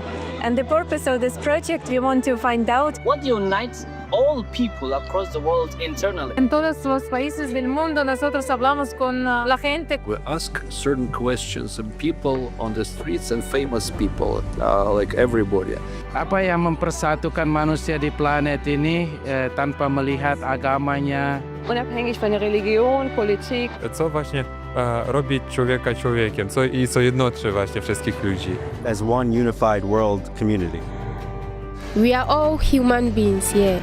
Aside everything, aside the colors, we are all human beings. So it inspires and it unites all of us here. I think people feel love and care for other people in the same way, despite whether from their religion, their beliefs, anything like that. So I definitely think we all have that in common, definitely. I think that love unites all of us. When this feeling fills our hearts, you know life becomes very happy and beautiful. And you're happy. Love is something what connects us. Love to other person, love to everybody. Everyone feel it. I think everyone feel it. We are all human beings. We are all made by the one Creator. So we have to live in harmony with each other. We can change the world by giving love to others, so that as each one of us receives love, then we have more love to give the next person. You deposit love in yourself, so you can give that love. Humaneness is the most important thing, because people shouldn't do evil. A human being should do good. It is love for life in all its manifestations. God has endowed us with many qualities. We need to be able to fill them with our hearts. Humaneness, mercy, being caring towards everything that surrounds you. We should all be like this. The greatest commandment is love. Love your God with all your heart and all your mind. And then he said the second of this is to love your neighbor as you love yourself. I live my life not based off of theology, but based off of the greatest example of Jesus Christ. And that's love. So when you do that, it doesn't matter who you pray to. I will still feed you. It doesn't matter who you call God. I will still love you. I will still come to your aid if you have been persecuted for your religious freedoms. Does that make sense? And that's become my rallying cry to the world. I just want to see people have a right to do what they have a God-given right to do, and that is to worship God in freedom. The first thing is to forgive, to love, to create, to be a honeybee. Yeah, a bee builds everything, right? We should create, and then we'll be fine. What unites us all on the whole planet Earth, regardless of where we live, who we are by nationality, and what our religion is? heart, smiles, joy. We should open up. Life is very short. We should live. You have to wake up, open your eyes with a smile and live. That's it. You don't know when the heart will stop beating. So you need to be happy. Humans have to love each other because they are human and they came from one place. We need good thoughts and every situation, peace and love, it's everything. I may be Malawian, someone would be Zambian, someone would be from Germany, but we are all human beings. We are all united in the spiritual aspect because we are all human beings created by one creator. You have a spirit, I have a spirit. It doesn't matter, the outside skin is different, but we all have one spirit. People, they are all the same, despite the fact that they are from different cultures and have different backgrounds. And the most important thing that unites us is love. The ability to love and the need to be loved. The need to communicate with other people. If humanity is first, then we will know how to develop one another and how to care another. What each of us does, and more importantly, how we go about doing that, can and will, in fact, determine the future of mankind. Working together, we can forge a more promising future. You know, I'm a diplomat, but above all, I'm a human being. And as a human being, what I want peace and reconciliation. We are all human beings, so we have different culture, we have different religion, but we believe in life, we believe in love. We want a better life, we want a better world, and that's why we need to be united. No matter the religion, no matter where you come from, no matter the color, we are one. Of course, we want the good part of a person to dominate. We have peace, we have friendship, we have kindness. And those are the things that the world really needs. Whatever our color and shape or beliefs may be, we are all human beings. We are all here together to do something together. Love is what unites all inhabitants of this blessed earth, given to us by God. It is love, heart. It is joy which may be radiated through a look or a smile. I think each of us has to remember that we should treat everyone as equal, treat everyone the way we would like to be treated ourselves. Humans are humans, you know, everyone, even it's from the India or even from America, everyone's emotions are same. All humans are same, so respect each other, respect the individuality with them, and serve others, help in whatever way you can. That's fine. That's the way you can find the purpose in your life. People around the world share so many common values and ideas. They dream of a better future, and so many people, even when they are in terrible situations, they all still have hope. Every person is like that drop in the ocean. And the more drops you have, it suddenly becomes a tide and it becomes a wave of change. So every drop in that ocean counts. Doesn't matter how small it is. You know that the situation in the world now is not so safely to live because of this war, conflict everywhere. But you know that love can fight for these things, yeah? And friendship, no border for friendship. We can friends each other. In the era of informations, we can change the good information, not bad information. Thank you very much for this moment, because however that you can spread the good things to the world, and how people thinking about what is the importance of living together, living in the peaceful, in the situation. So thank you for this TV, yeah. So conversations and purposeful conversations, meaningful conversations like these will set a thought process in society, and they get to understand more about what are we looking for in this life, and bridging yourself, connecting yourself with the world around you.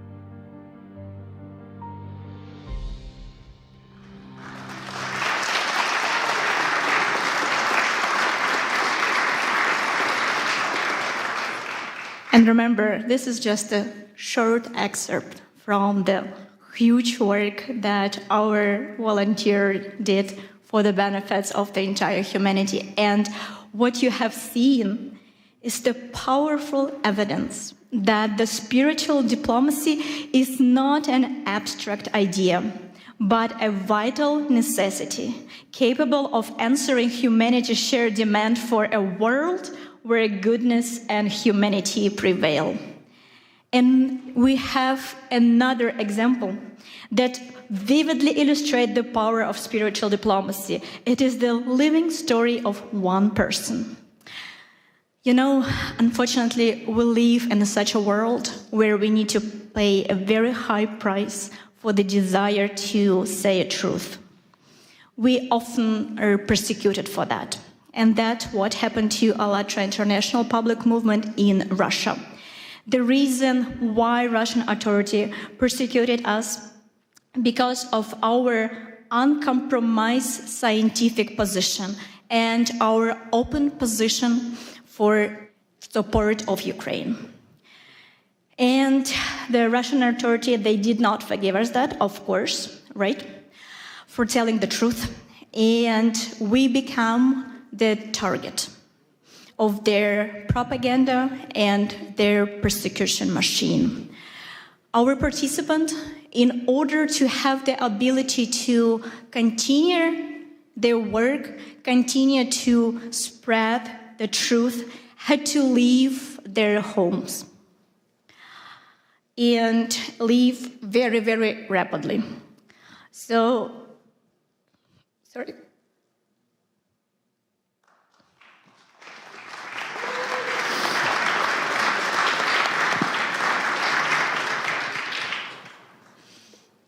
Among them who left the country was one remarkable young woman. She is a very, very talented scientist, geophysicist, and she has a unique ability to present a very dense scientific information and present it this way that millions of people are able to comprehend the very difficult topic. And she was loved, appreciated, and really followed by millions of people because of her honesty, her desire to stay and say truth without making the compromise and little adjust the truth that it will be digestible. She was able to present everything as it is, and she became the main target of Russian authority. So, and her way was very, very difficult. Immediately after the threat, she had to leave the country with one suitcase of her, pack her entire life there, and leave the country. And we were not able to communicate with her for several years. So, and she was not able to present publicly her scientific research, of course, because of the understanding that she needs to protect herself and, of course, protect her family. But today, she is here.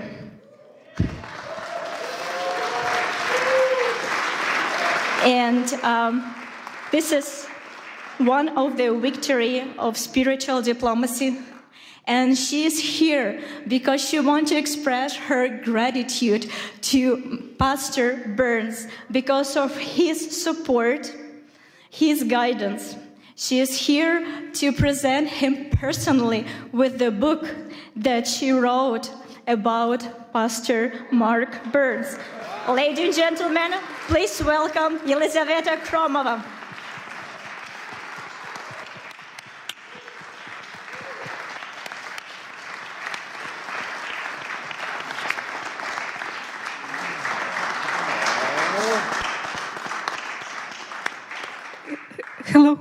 Hello everyone. Hello, dear Pastor Mark Burns. My name is Yelizaveta Kromova, and I am a volunteer for International Public Movement ALLATRA. I came here to the conference which you organized to personally express my gratitude to you. It is a great honor for me to speak those words looking you in the eyes. First, let me share a brief backstory. As you already know, in Russia, ALLATRA International Public Movement has been banned. I endured persecution along with my friends. I lost my homeland, my home, my life's work. And at one moment, I even lost my hope that I can even find the reason to believe in humanity again. Then one of the darkest days of my life, everything changed when I saw your interview.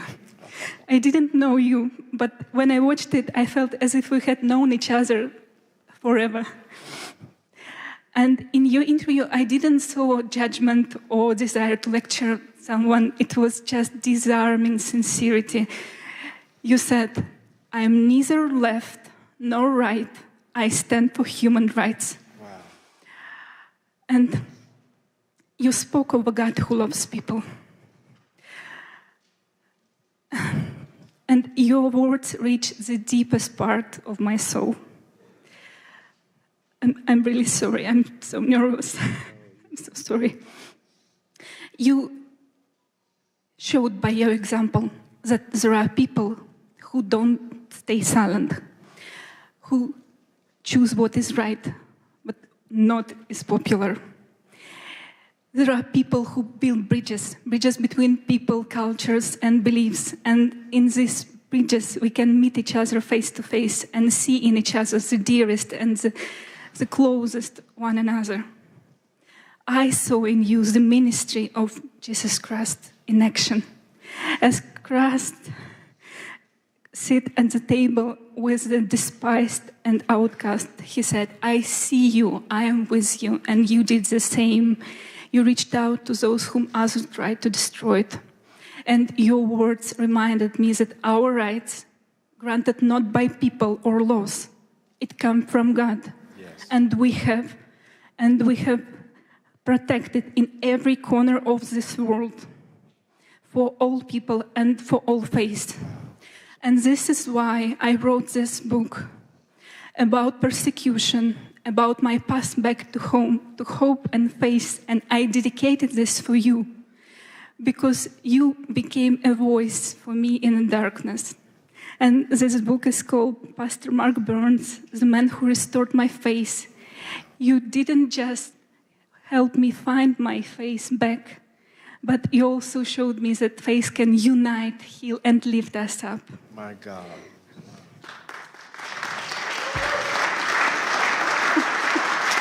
Thank you. Thank you, dear Pastor Mark Burns. Thank you for who you are. Thank you for your courage, for your bravery, for your love, for your service to people. Thank you for your sincerity and truly for your inspiration, which your faith in action gives all of us. This book is for you and for all of us who believe that one honest voice can change everything. Thank you so much.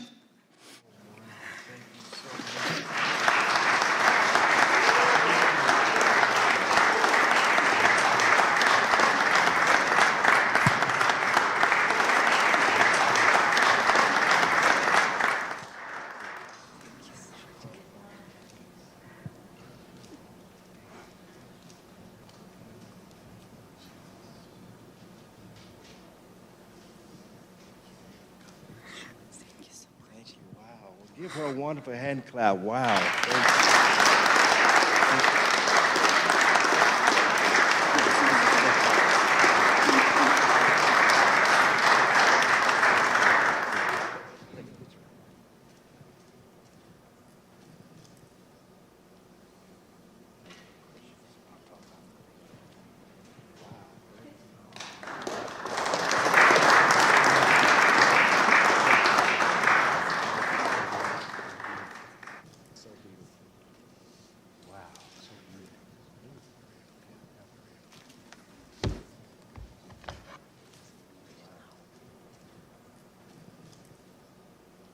Thank you, Yelizaveta, for sharing your sincere testimony. We're so happy you're here with us today. It's definitely an honor and a surprise.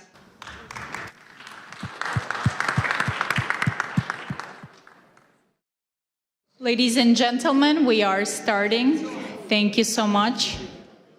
And we are honored to welcome Congressman Mark Harris, representing North Carolina's 8th District, to the podium to open the second session dedicated to the critical theme of religious persecution and human rights. Mark Harris is a former senior pastor and a dedicated public servant. He will speak to us on the absolute necessity of safeguarding the rights of all people to practice their faith without fear. Congressman?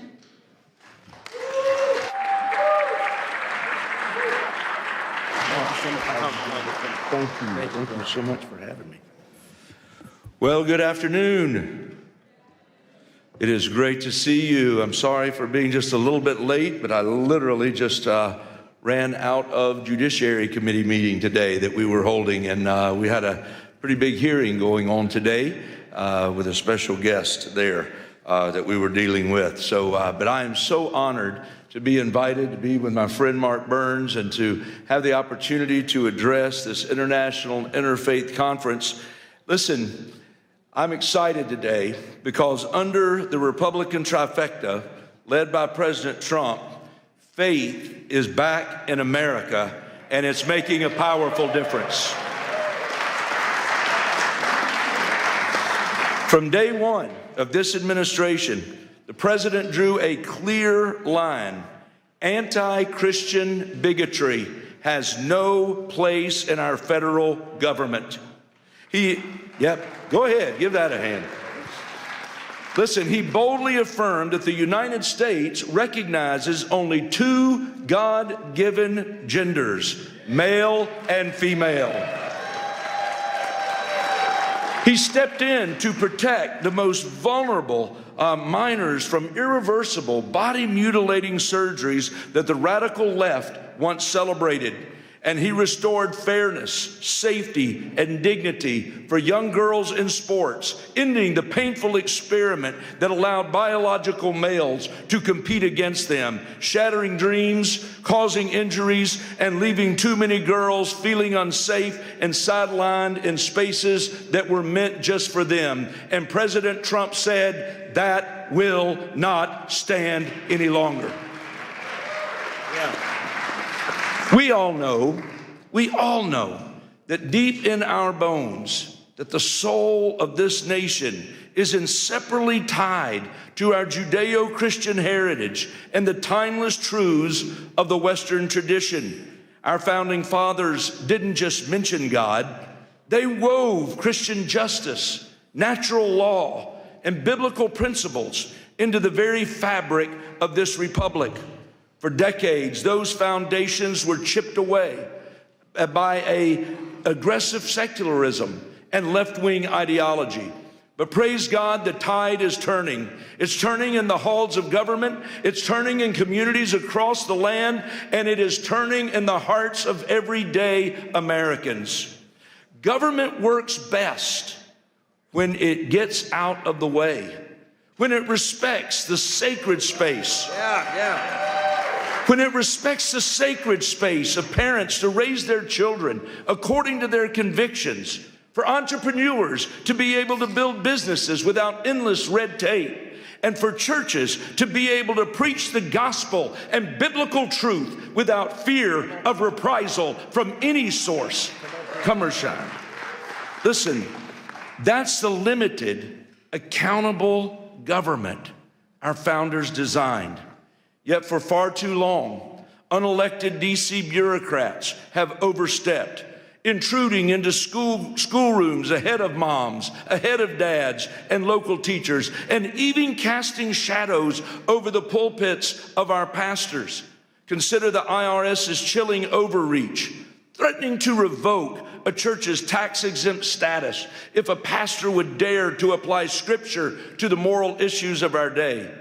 Ladies and gentlemen, the First Amendment was written to protect exactly that kind of speech. That's why I am so thankful to have been able to introduce in this 119th Congress the Free Speech Fairness Act, which is legislation to shield pastors and churches and nonprofits so they can speak freely according to conscience without the constant threat of IRS intimidation. It's frankly absurd that we even need this bill in the first place. Imagine having to explain to George Washington that the government he helped forge would one day try to muzzle Christian voices in their own sanctuaries. But I'm standing before you today because I believe you're a group that understands that there's still urgent work that must be done. This very week, as thousands march the streets of Washington for the National March for Life, celebrating the Dobbs victory while pressing forward to protect millions of unborn lives still at risk, I believe we've all got to stand shoulder to shoulder and arm in arm, and we've got to recommit ourselves to that fight. And we've got to do it together. Listen, the Supreme Court got it right in the Dobbs decision, returning the issue to the people and their elected representatives.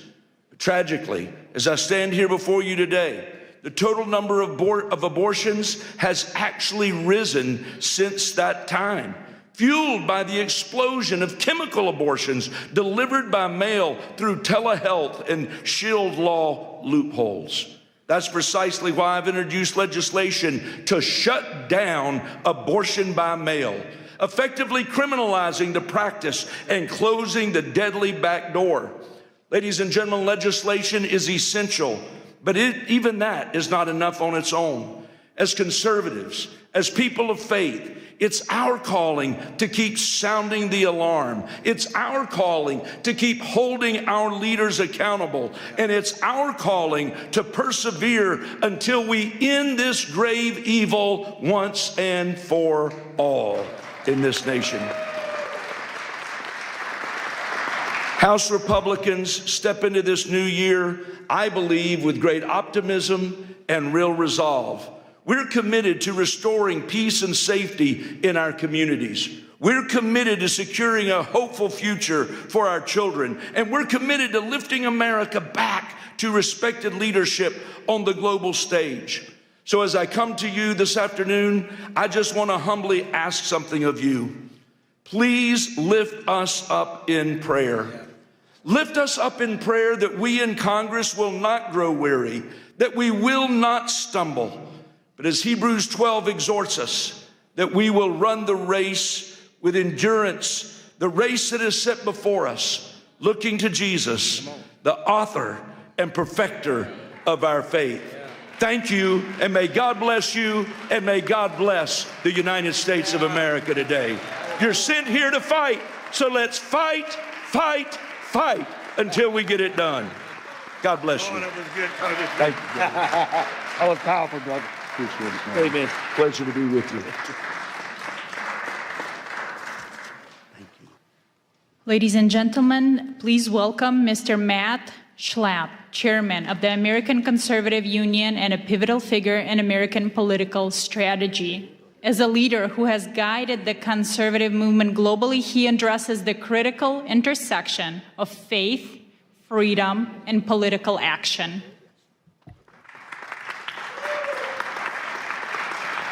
Thank you. Hello, everyone. That congressman could talk. That was good. He's not as good as Gus Bilirakis, but you'll hear from Gus soon, I'm sure. Thank you all. Thanks for letting me be with you today. Have you guys ever heard of CPAC? How many of you here today are not from America? Could you raise your hand? It's a lot of people. Welcome to a great country. Welcome to a restored America, where you can walk down the streets and be safe, that you can wear a yarmulke and be safe, that you can have a Bible in your hand and be safe. Yeah. This is the America that we have to recapture. It's actually the America that we have to refound. Our founding principles, we were taught recently in the last 25 years that our founding principles are hateful, racist, overly religious, too Christian, and we've been feeding our children a constant diet of anti-patriotism and hatred of their own country, and we wonder why America is so divided. And we now have CPAC events in over 12 countries and 5 continents. So if we're not in your country, we're near your country. And what we're seeing is common themes in all these countries. In each one of our countries, we see the problems of the basic persecution of religious freedom, the persecution of political speech, and we wonder where it's all coming from. And then many of us were watching the World Economic Forum in Davos, and we can see that maybe that's where a lot of it is coming from, or coming from the UN, or coming from these global institutions, which know better. They have more fancy degrees than most of us have. They're trying to tell you that your values are old-fashioned and counterproductive.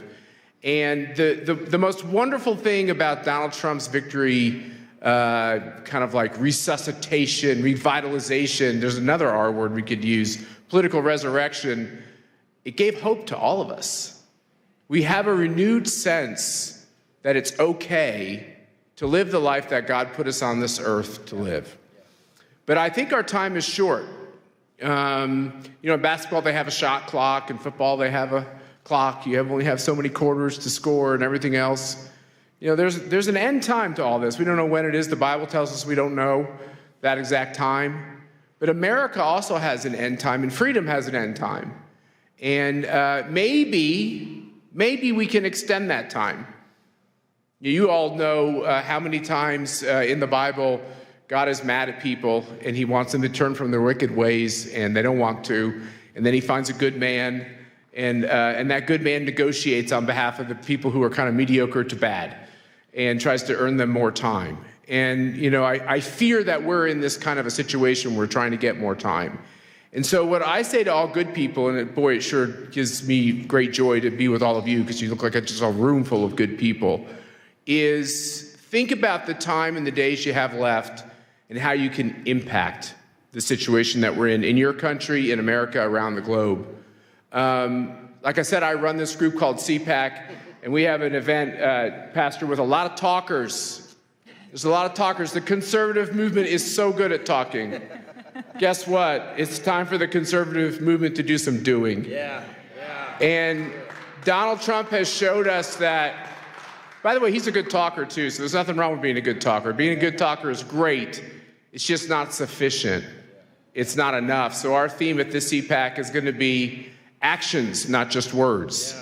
And there's only so much time, as I said, to make a difference. So my wife, Mercedes, and I, we think a lot about this as I comb gray hair, less and less gray hair, by the way.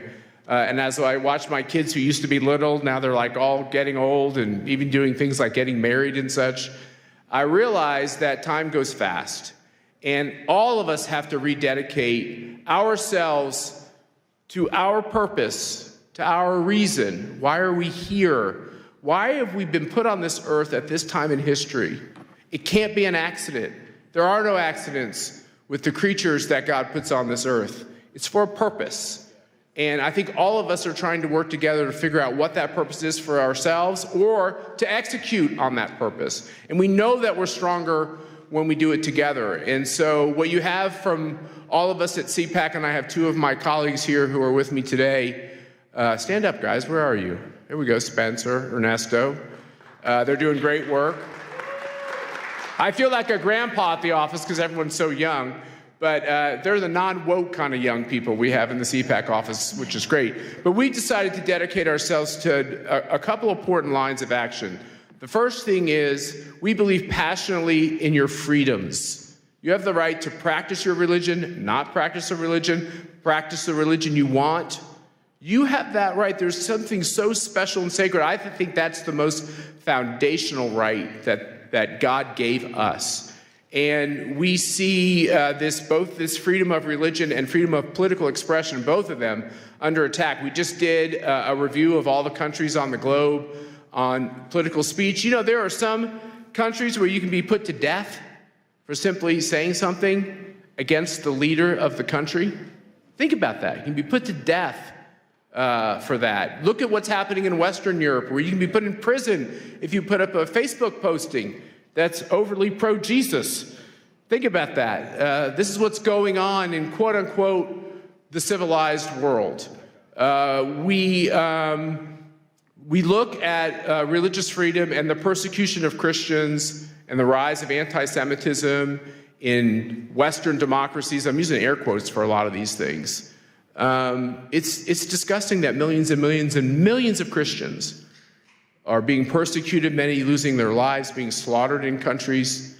And you wonder, like, how could we have this kind of evil and chaos? And why are so many Christians believe that, like, that's a kind of like a made-up hoax? It's not really happening. Well, it is really happening.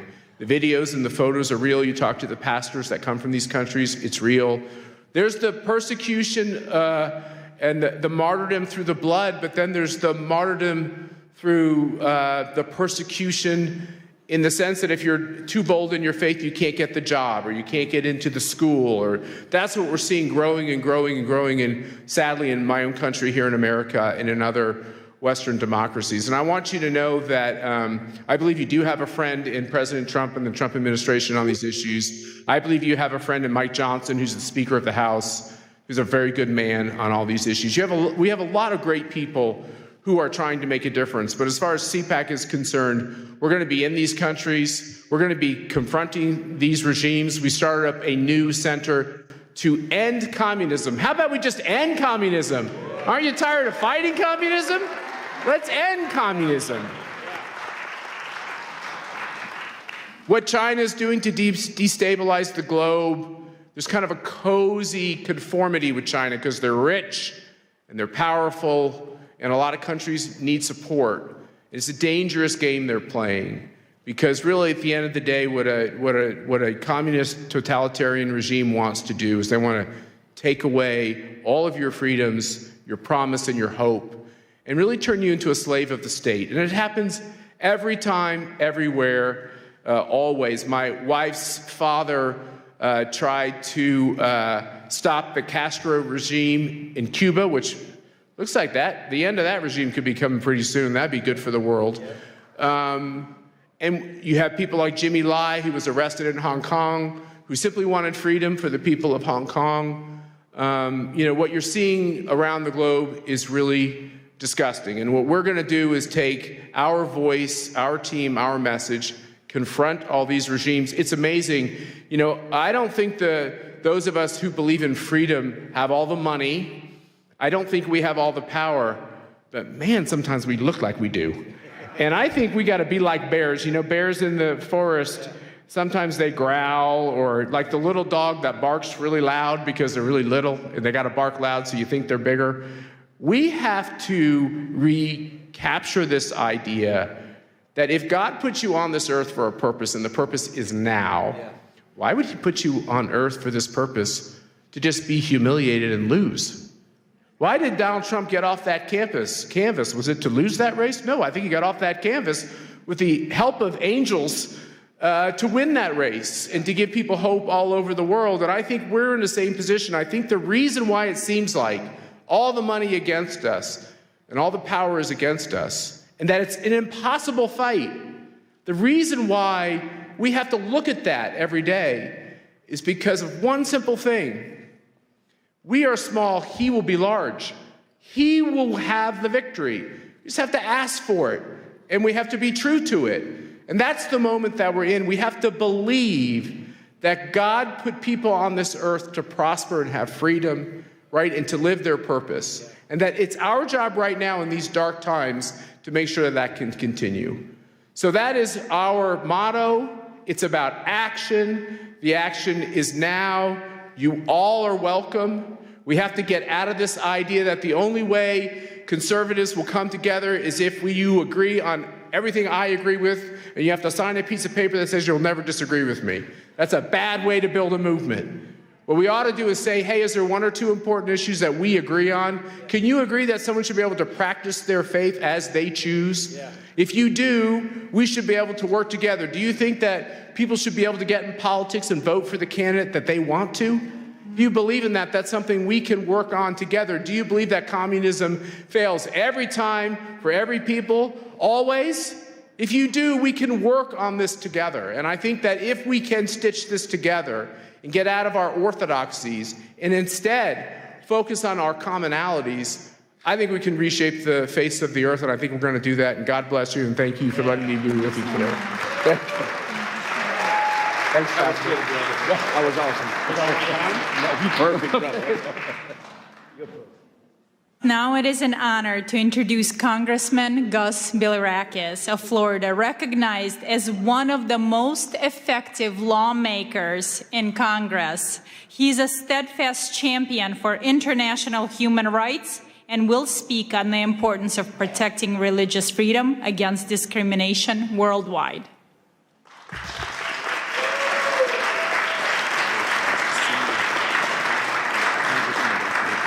Thank you for having us. Thank you so very much. And I want to thank my good friend Matt. He's so right about these issues. We have a lot of things in common. We have to work together for the good of society, humanity. And you talked about, Matt, you talked about your wife, Mercedes' father, that was probably a political prisoner in Cuba. But this shouldn't happen in our hemisphere. And President Trump is doing something about it. We have hope now. And, Cuba is 90 miles from just south of Miami. And that's in our hemisphere. Venezuela, same thing. We need to take care of our people and make sure that they have freedoms and opportunities to succeed. So we appreciate President Trump as well. We gather here today, folks, on Capitol Hill for a truly remarkable occasion. The International Interfaith Conference, the Rise of Spiritual Diplomats. Thank you so much for attending. Please, again, before I begin, I want to extend my deepest gratitude, Pastor Burns. Pastor Burns, thank you for your vision and for your tireless leadership in organizing this great summit.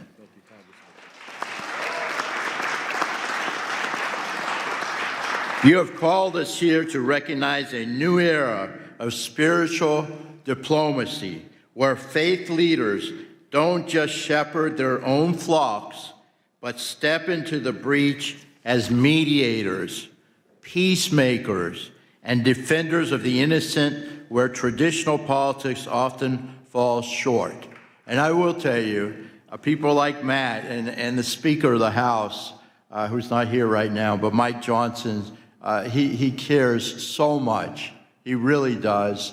And he's genuine, he's sincere, he's a godly man. And we are making a difference, folks. We are making a difference. We're making a lot of progress. So I chair the Congressional Caucus on International Religious Freedom. I see the first freedom not as mere legal concept, but as the heartbeat of human dignity. Yet as we meet on today, January 22nd, that heartbeat is under threat, folks. So again, I've got to tell it like it is. The data from this year's 2026 report is staggering. We are witnessing government restrictions on religion at their highest global levels in decades, unfortunately. We are so very fortunate here in the United States of America.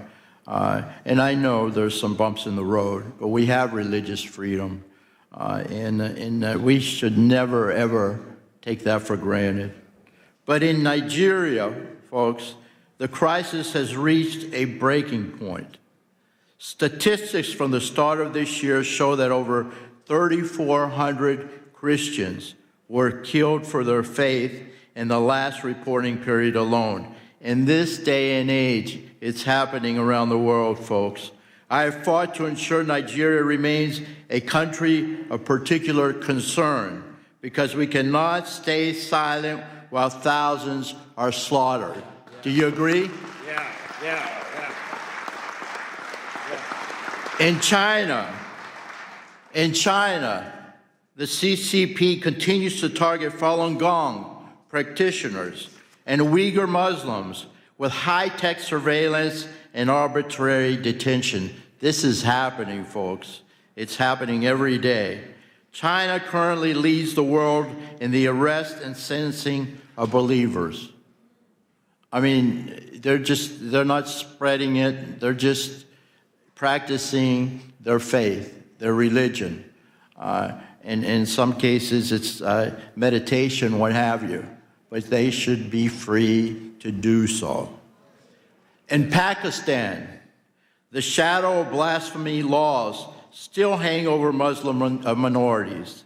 The Ahmadiyas and Christians turning private faith into public death sentence. Unbelievable. Global anti-Semitism.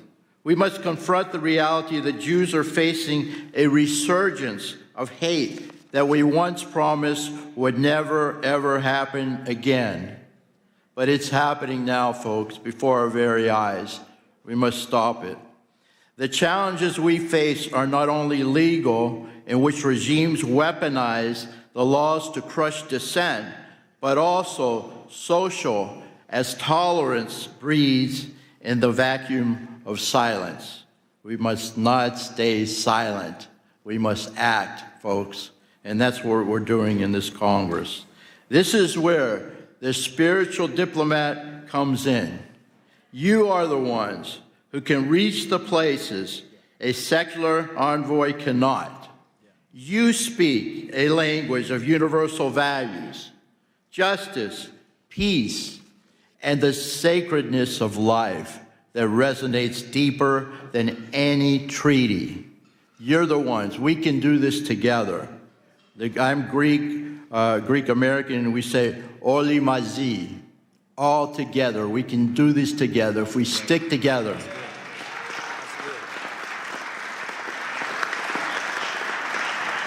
Effective advocacy requires more than just thoughts and prayers, folks.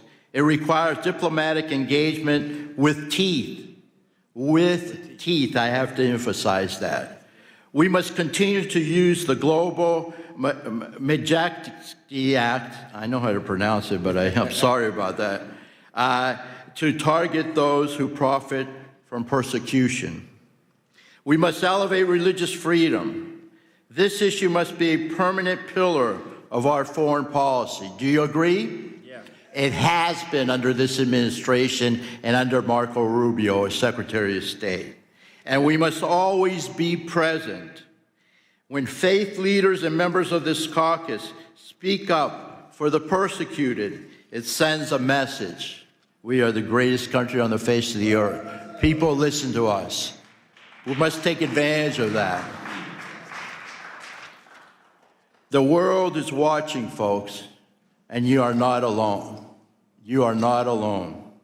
Pastor Burns, you often say that spiritual leaders, and I quote, carry no weapons, they carry wisdom, right? I'll repeat that. Pastor Burns says, spiritual leaders carry no weapons, they carry wisdom. Today, let that wisdom guide our policy, whether it is Christians in the Middle East who are being persecuted, a Muslim in China, or a Jew in Europe. And I will tell you that the Orthodox Christians are also being persecuted in the Middle East. Syria in particular, and of course in Turkey as well, there's not religious freedom for Orthodox Christians in the country of Turkey. We must speak up, folks. We must not be afraid. Let us leave this conference, not just as observers, and I know you won't be, but as diplomats of the Spirit, committed to ensuring that every child of God can worship without fear. That's our goal. Thank you very, very much. God bless each and every one of you, and God bless America. That was powerful. That was good, Congressman. Thank you so much.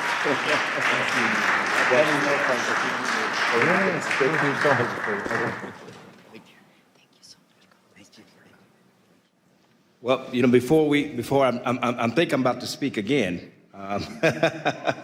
But before Matt Schnapp leaves, this man, again, you all know who he is. He does so much for America. He does so much for the conservative movement in America. He literally, him and his wonderful wife, Mercedes, bring millions of conservatives all over the world to bring a message of unity and peace. And it's a great honor for me as he had to slip out But as you know, we're going to be pinning everyone who takes the commitment of becoming a true spiritual diplomat. And here, I am going to pin my brother Matt right here in front of everybody with this wonderful spiritual diplomat pin. He's taking it very seriously.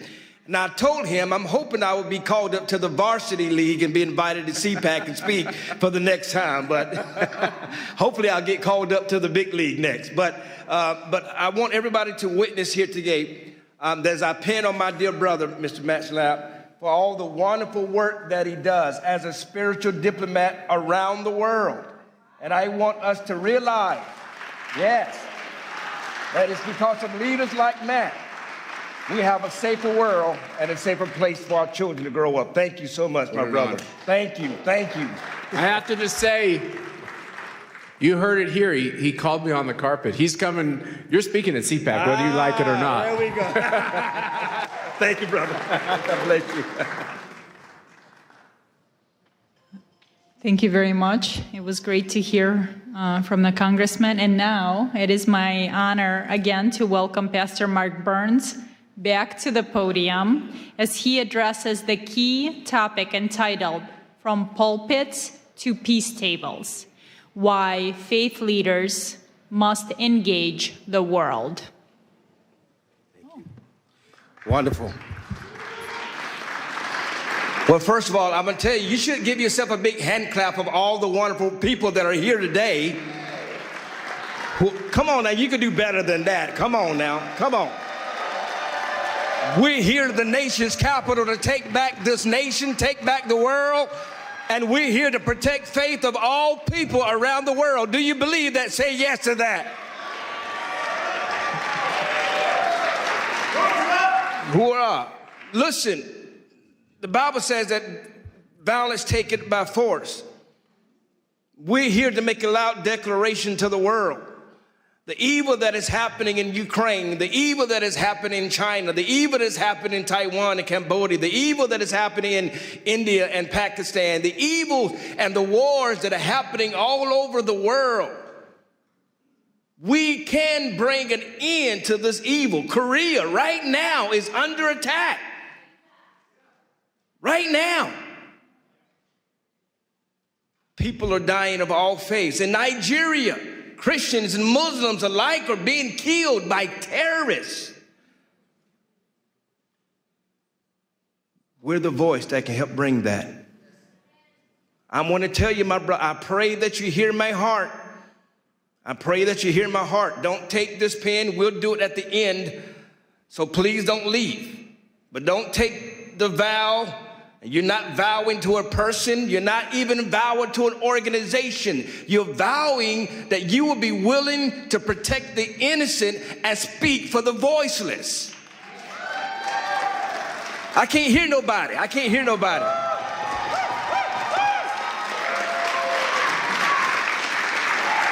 That's why you're here. And so many of these great leaders that are on this podium that you're hearing from, these are thought leaders. These are real spiritual diplomats. These are people working behind the scenes that are working to to protect children, to protect religious freedoms. We're going to talk about it a little bit later about the young girl that was raped in Tanzania. We have His Excellency that is here right now, all the way from Tanzania to talk about it, to discuss about it. It's not always about the things you see on CNN. I'm not here to play games with you. I was recently at an embassy, and I'm not going to mention the name of the embassy, but I was sitting down with the ambassador, and we were sitting down, and everybody was eating, and everybody was loving on each other and patting each other on the back, and I put my hand down, and I said, "Don't you understand why we're here?" I said, "I'm here because people are dying right now in your country. We don't have time to be sitting here drinking champagne. People are dying. We're coming and assembling ourselves to bring peace, to be willing to speak to the kings of the world, to speak to the leaders of the world, Brother Jack, to speak to those that are voiceless." I'm going to keep repeating it. I want you to get up and leave and exit yourself out of this room if you just want to get a lapel pin, just to say, I was there. I don't need you, nor do I want you. I am not here to play games. There are too many people that meet in this building, and all they do is talk, talk, talk, and nothing ever happens. I need people who are going to go to the front lines with me.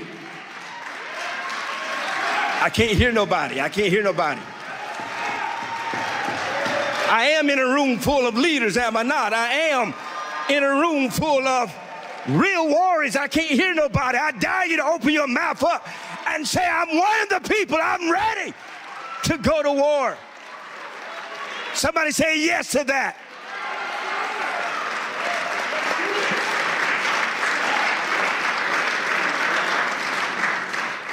And so I pray that you're not here. Right now, Korea is under attack. Who's going to stand with me? Right now, Pakistan is under attack. Who's going to stand with me? I'm going there in April. Who's standing with me? I am going to Iran. Who is standing with me? I can't hear nobody. Who is going to stand with me with Ukraine until every bullet and every missile stops, until we bring that war to an end? Who's going to stand with me? I don't need cowards, and I don't need people who are just here to be here. I need people who's willing to go to the front lines, who's willing to risk your name and your reputation to stand with somebody who may pray to a different God, who may believe different than you, but you're willing to stand on the name of peace. Who will stand with me?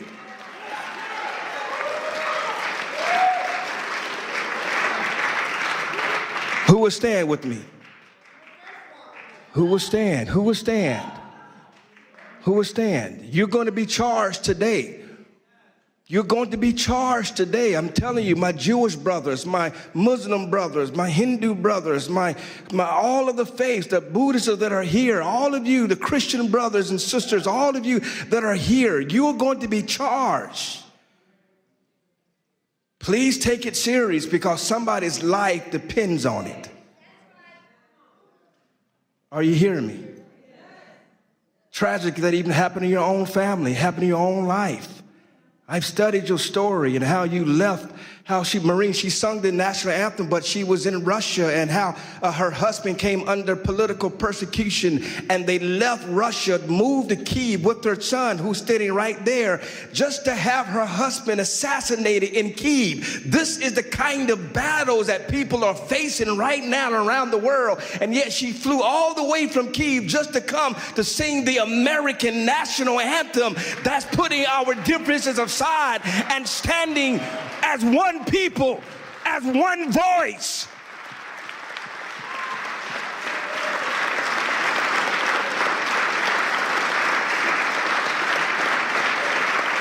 ALLATRA, even right now, who is under attack by Russia, by Ukraine, and yet they're standing. Creative Society of Russia is attacking them for standing with Ukraine. But yet they got volunteers all over the world. I'm telling you right now, every faith leader, you need the organization of ALLATRA and Creative Society. You need them. You need people like them that will go to the trenches. They are not just talkers, and they don't do it. They don't do it. And I'm talking about Olga here and Marina here. Olga is the head of a Creative Society, and Marina is the head of ALLATRA. And they have volunteers all over the world. When I'm at the Vatican, they got volunteers that are there. When I'm in Korea, they got volunteers that are there. When I am in Africa, they got volunteers that are there. These people don't just talk the game, they do it. And they don't need no presidential invitation. Quit waiting for the White House to invite you. You don't need an invitation. I can't hear nobody. You don't need an invitation, Valerie. You show up and fight. You show up and fight. You do it faithfully, consistently. So these leaders that are up here, they're not here to waste your time. They're not here to be famous. We have real serious issues, Marquetta, real serious issues. that we're going to solve. And what I'm going to be asking of you is helping us to continue to create this network. We're going to be introducing to you an email and a number that you who are out there around the world to communicate. And it's not just international or national issues. So you hear what I'm telling you. I got an invitation. We're going to Chicago right now. There's mold that is happening in Chicago right now. And we're not going to allow partisan lines, Republicans or Democrats, to block simply by helping people. Are you hearing me? No real Republican was supporting Ukraine until I got there. And I came up with the mindset that I'm going to stand what is right, not what is popular. Are y'all hearing what I'm telling you? I don't care what your faith is. I don't care what you believe. Rabbi Doobie, I'm going to stand for what is right and not what is popular. Are you hearing me? And so we got battles all over the world, desperately needing people to come and remind them that help is on the way, that you're not by yourself. I'm not here to give you some political rah-rah speech. I thank the president for sending me the video. Thank you, Mr. President. He's in Davos and he stopped and he sent me a video to tell everybody he's supporting what we're doing. But that's not what I'm living for. We've got to get to the point where that spiritual diplomacy lasts beyond whoever's president. Because there are rape victims that need us. There are drug addicts that need us. There are religious people that are dying for practicing their faith that need us. Who's willing to go speak to the kings of the world? Who's willing to risk their reputations? Are you hearing what I'm telling you? And so I pray that you receive what I'm telling you. I want this movement to continue to grow and grow bigger. We're planning to do this again in 6 months at Mar-a-Lago at the president's house. And we're going to bring it even bigger and even greater. Then we're going to G20. We're going to do a wonderful event at G20. Amen. We're going to take over Miami. And then we're going to go to Qatar. And then we're going to the Vatican. We're taking this all over the world to bring peace. I believe we're going to have a spiritual diplomacy right there in Tehran, in Iran. We're going to do it right there in Iran and show the world that we won't allow evil to win. Y'all not talking back to me. We won't allow evil to win. We will stand for what is right and not what is popular. Somebody say yes to that. We're going to go to North Korea. We're going to knock down the wall. We're going to get to Kim Jong-un. We're going to tell the world that we are here to faith, that we will not have enemies in the name of faith.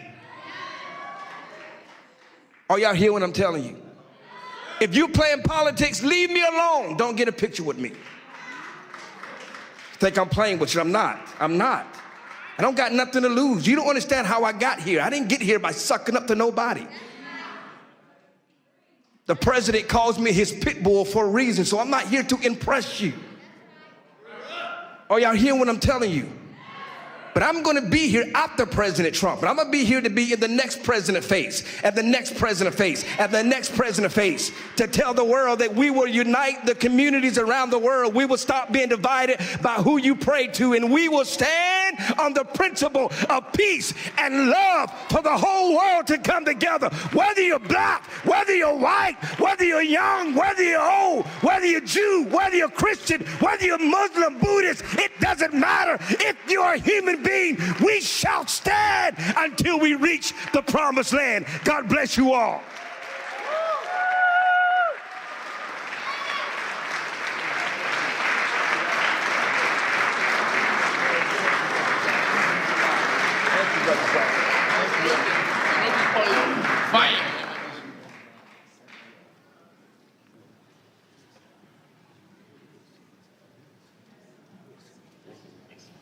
Thank you, Pastor Mark Burns. Wow, who's going to follow that speech? We are honored to hear from Rabbi Eli Abadi, medical doctor, a senior spiritual leader and member of the Council of Sephardic Sages. He speaks on building bridges of faith and peace in a post-Accords world, examining how the Abraham Accords have opened new paths for coexistence in the Gulf. Rabbi?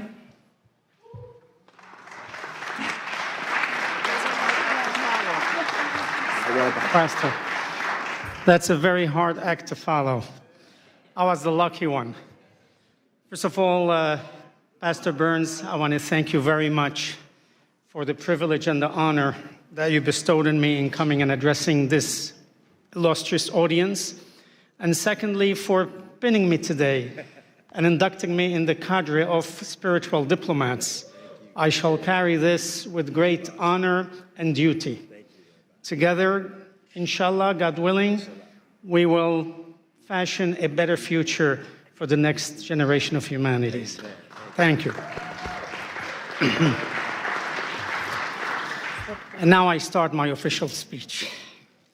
Your Excellency, Pastor Dr. Mark Burns, President Marina Otsenyova, honorable congressmen and parliament members, honorable ambassadors, esteemed rabbis, imams, pastors, reverends, bishops, and religious leaders, distinguished speakers, and dear audience. The great Mahatma Gandhi once noted, if we were to respect others' religions as we would have them respect our own, a friendly study of the world's religions is a sacred duty. We are gathered here today as global faith, political, and thought leaders from many areas of human endeavors to find a path toward a peaceful coexistence between all religions, nations, and all people, especially the world's three Abrahamic religions, Judaism, Christianity, and Islam, and few others. As Edmund Burke said, religion is essentially the art and theory of remaking of humanity. And therefore, we as leaders ought to embark in remaking mankind to cherish, protect, and foment a peaceful coexistence. As the United Nations Manifesto on the Culture of Peace stated, we must learn to use one another's religious belief as ways to connect, not as reasons for conflict. For 800 years, Judaism, Christianity, and Islam were inextricably intertwined in medieval Spain, the era of convivencia. Each had a common ancestry, similar values, and holy scriptures. As Genesis 42:13 states, we are all brothers, children of one Father. Living together side by side in Spain, very often in close quarters, the people of these religions flourished. They naturally found a way of understanding and respect for each other's culture, bringing forth an enlightened culture. Thus, the seed of Renaissance had been planted. Remarkable individuals of different faiths made lasting contributions to civilization.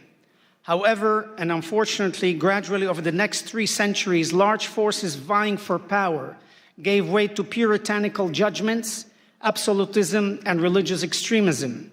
Ultimately, these exclusive policies and the conflict they unleashed extinguished the shared learning that had flourished.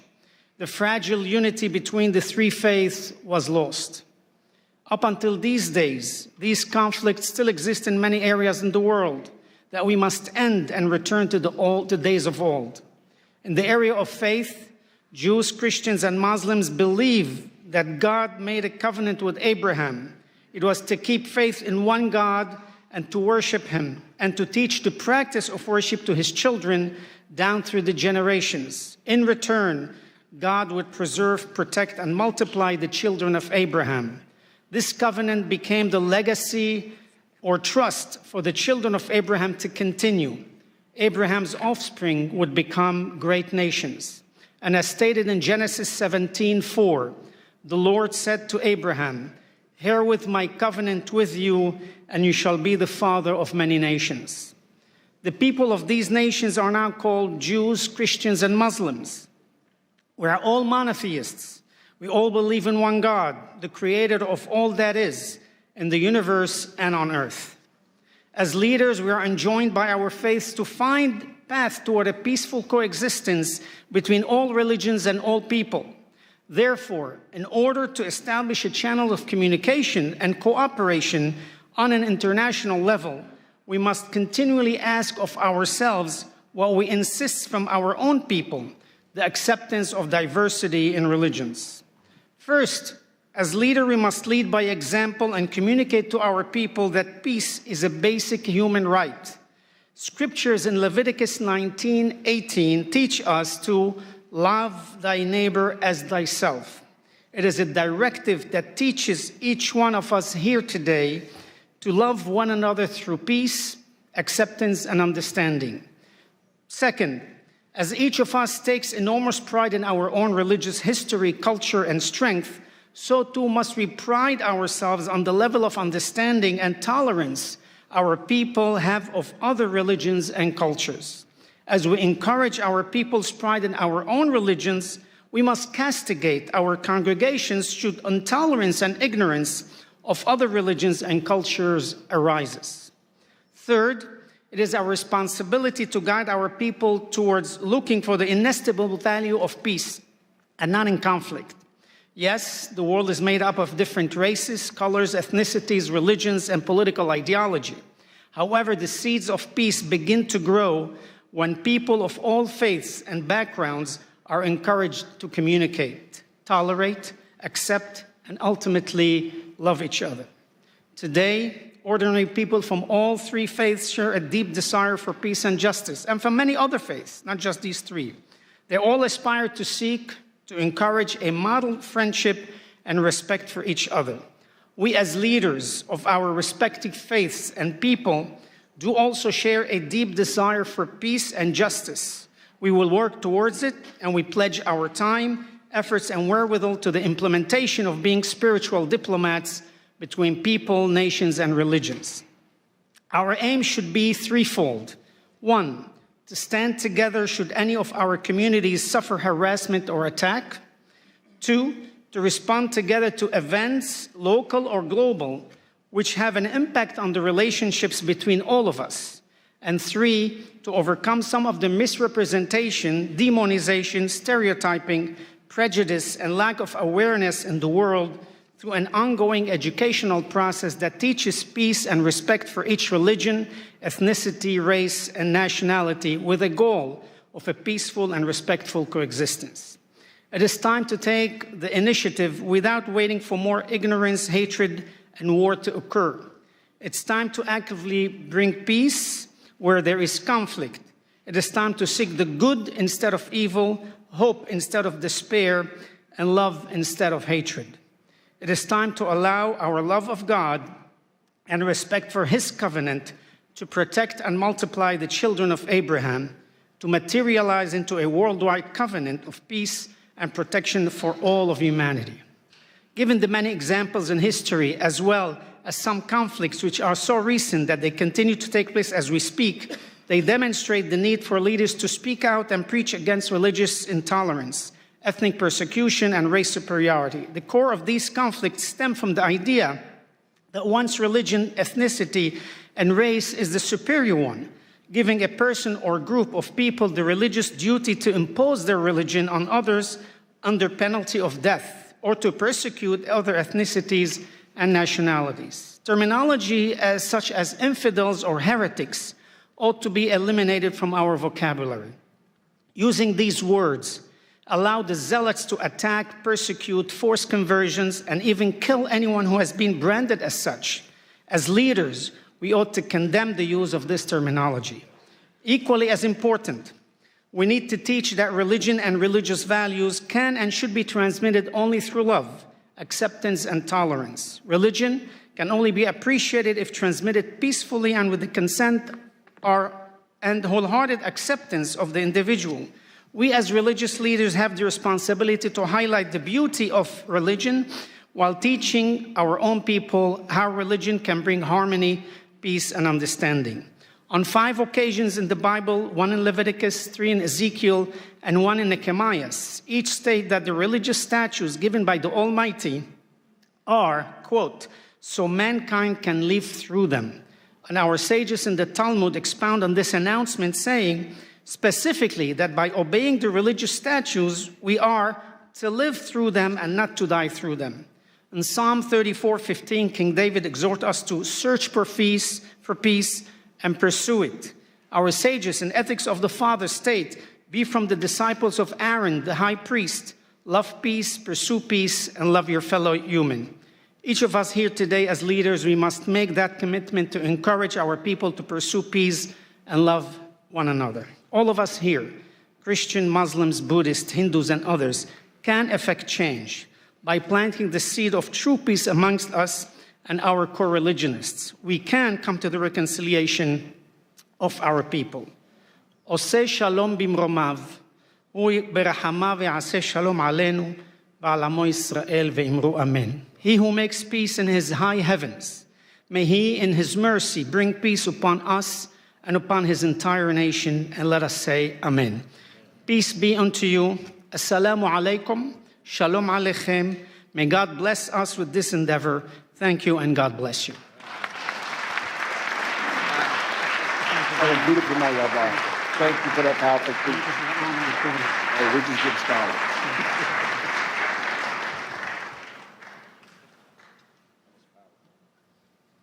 Very much. Returning to the podium is Ms. Marina Ovtsinova, President of ALLATRA International Public Movement, bringing her expertise in counterterrorism and global security. She addresses a grave threat to democracy, from stigmatization to repression, focusing on the danger of anti-cultism.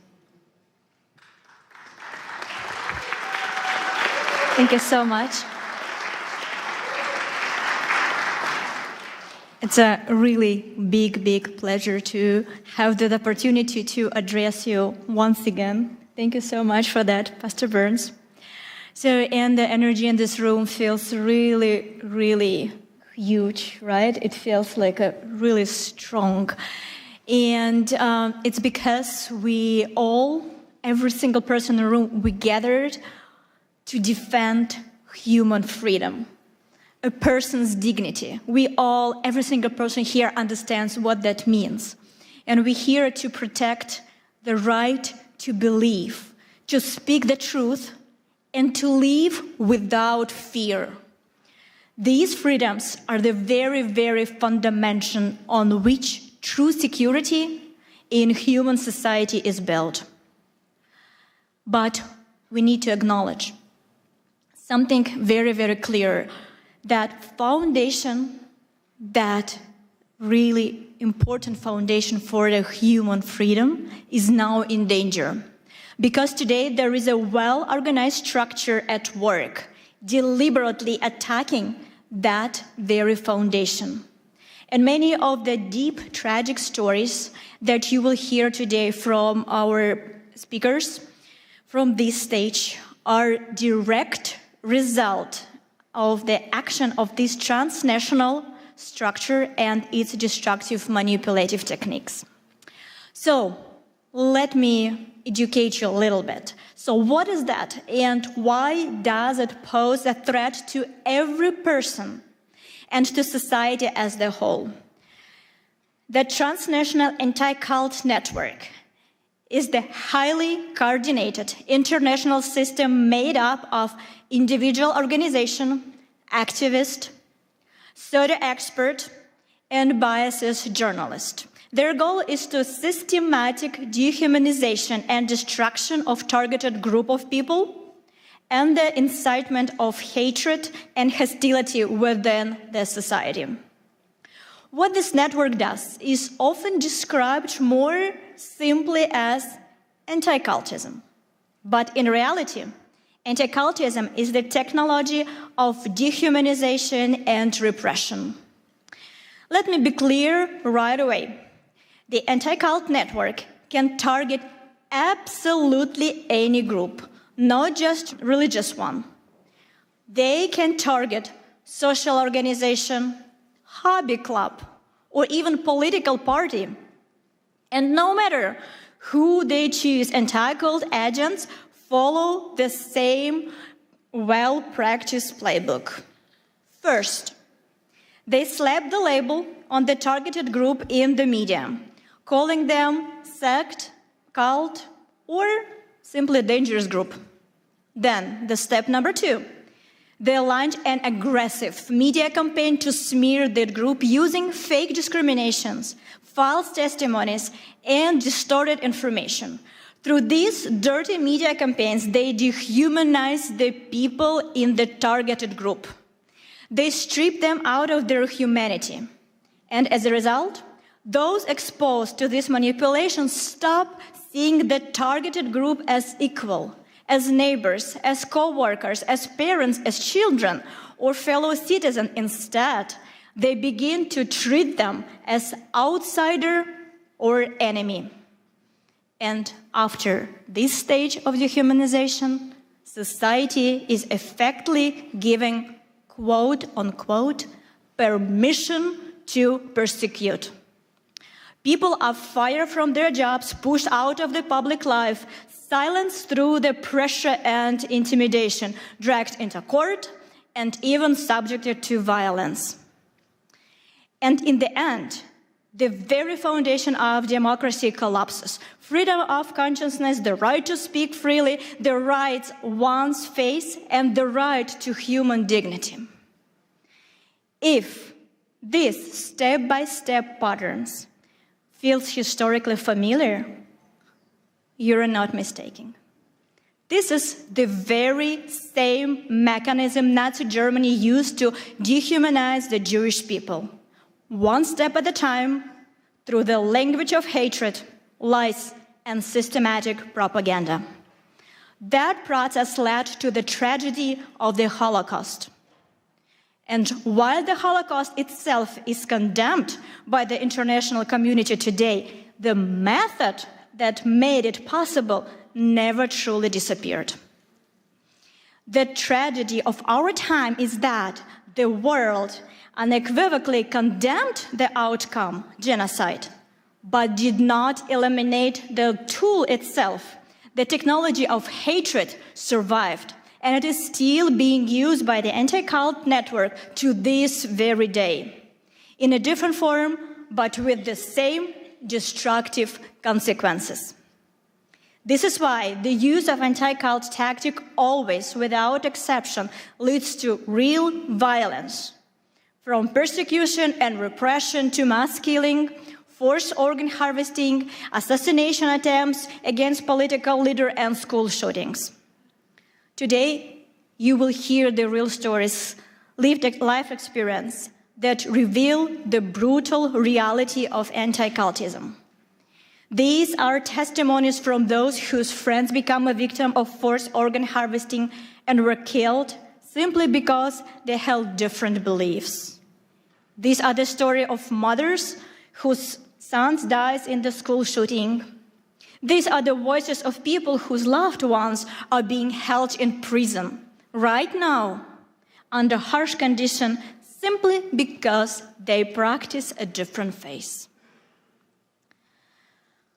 And our international movement has practical experience with how the anti-cult mechanism fuels hatred. Many of you ask me about the persecution that I mentioned in the first speech. So let me give you that story. So beginning in 2015, a coordinated discrediting campaign was launched against the ALLATRA movement in the Russian Federation. It was carried out by the anti-cult network and coordinated directly by the FSB, the Federal Security Service of Russia. The reason we became a target was simple. We tried on a scientific level to warn the world about the geodynamic risk associated with the possible activation of the Siberian magma plume located on the Russian territory. A potential eruption would threaten not only Russia, but the entire world. Our warnings were ignored. The economic interests of powerful groups profiteering from Siberia's natural resources matter more than human lives and safety. As a result, a network, anti-cult experts, and structures affiliated with FSB was deployed against us.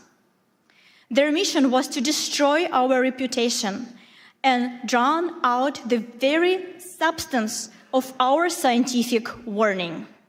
In the end, the ALLATRA movement was labeled in Russia first as undesirable organization and later than extremist, in part because of our support to Ukraine also.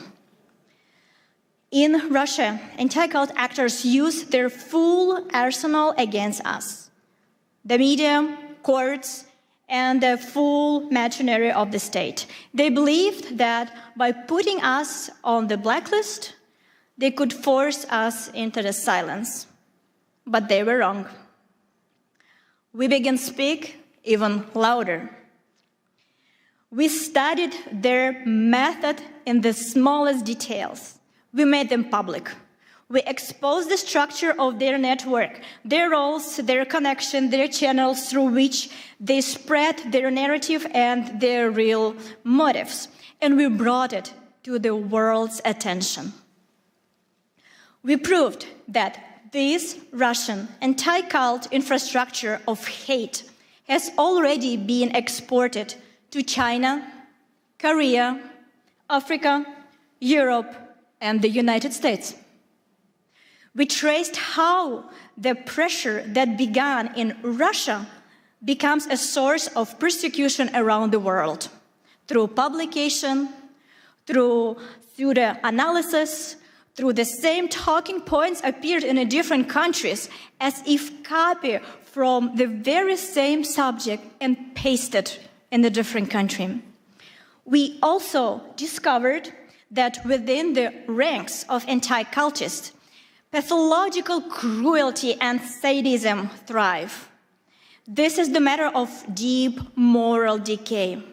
And there are strong reasons to suspect their involvement in human trafficking and crimes against children.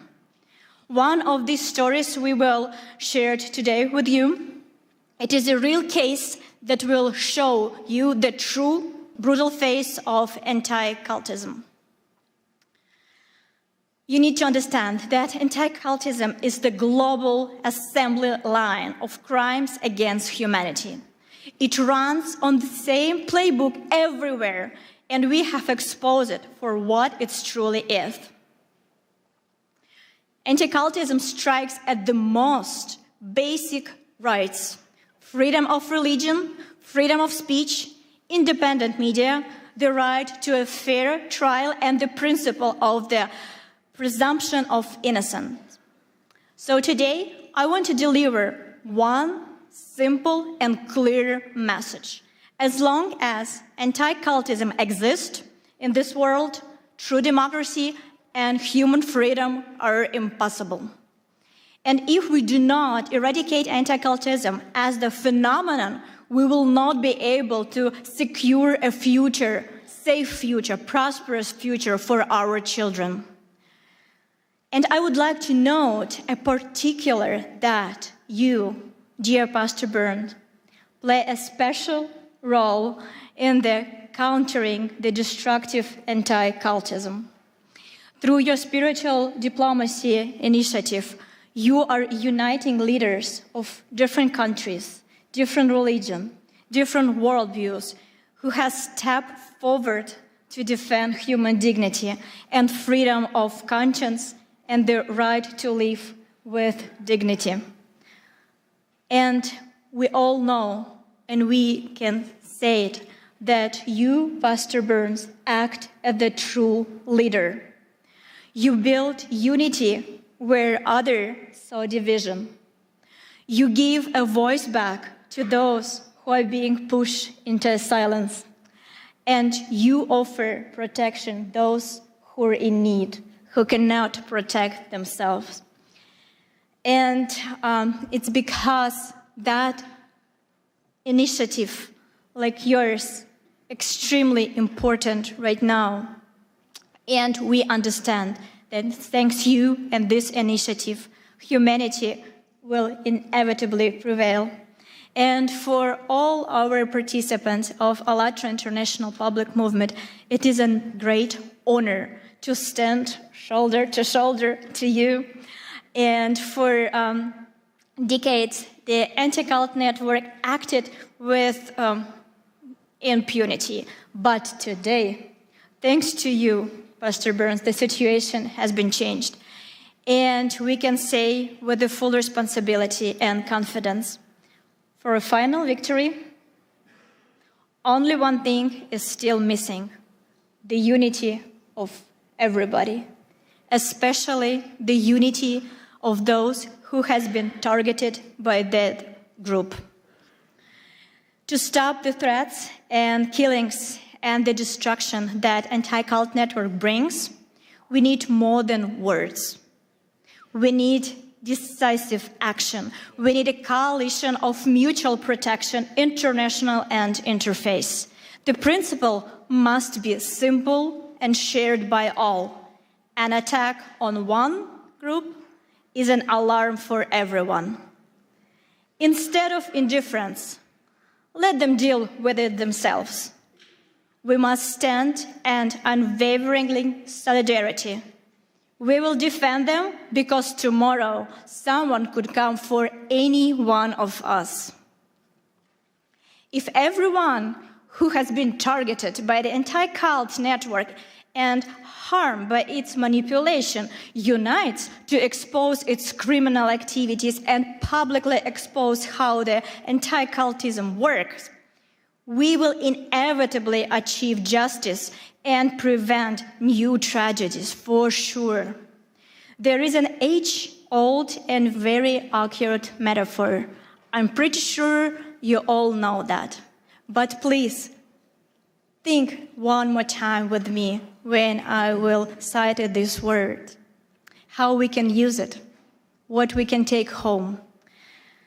We all know that it is very, very easy to break a single twig. It takes almost no effort. But if we gather all twigs together into one bundle, it becomes stronger. Not because each twig has become stronger, but because they are together. And that is exactly how we must act right now. Each of us may believe in our own way. Each of us can continue doing what we are doing. We're all leaders. We all have our missions. But together, by protecting our future, our children from this organization, by standing for rights, for freedom of religion, for freedom of choice, for freedom of your thoughts, your action. So we definitely can change this world.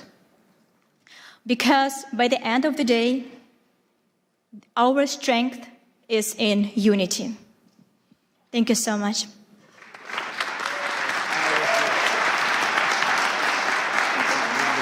Wonderful. That's so powerful.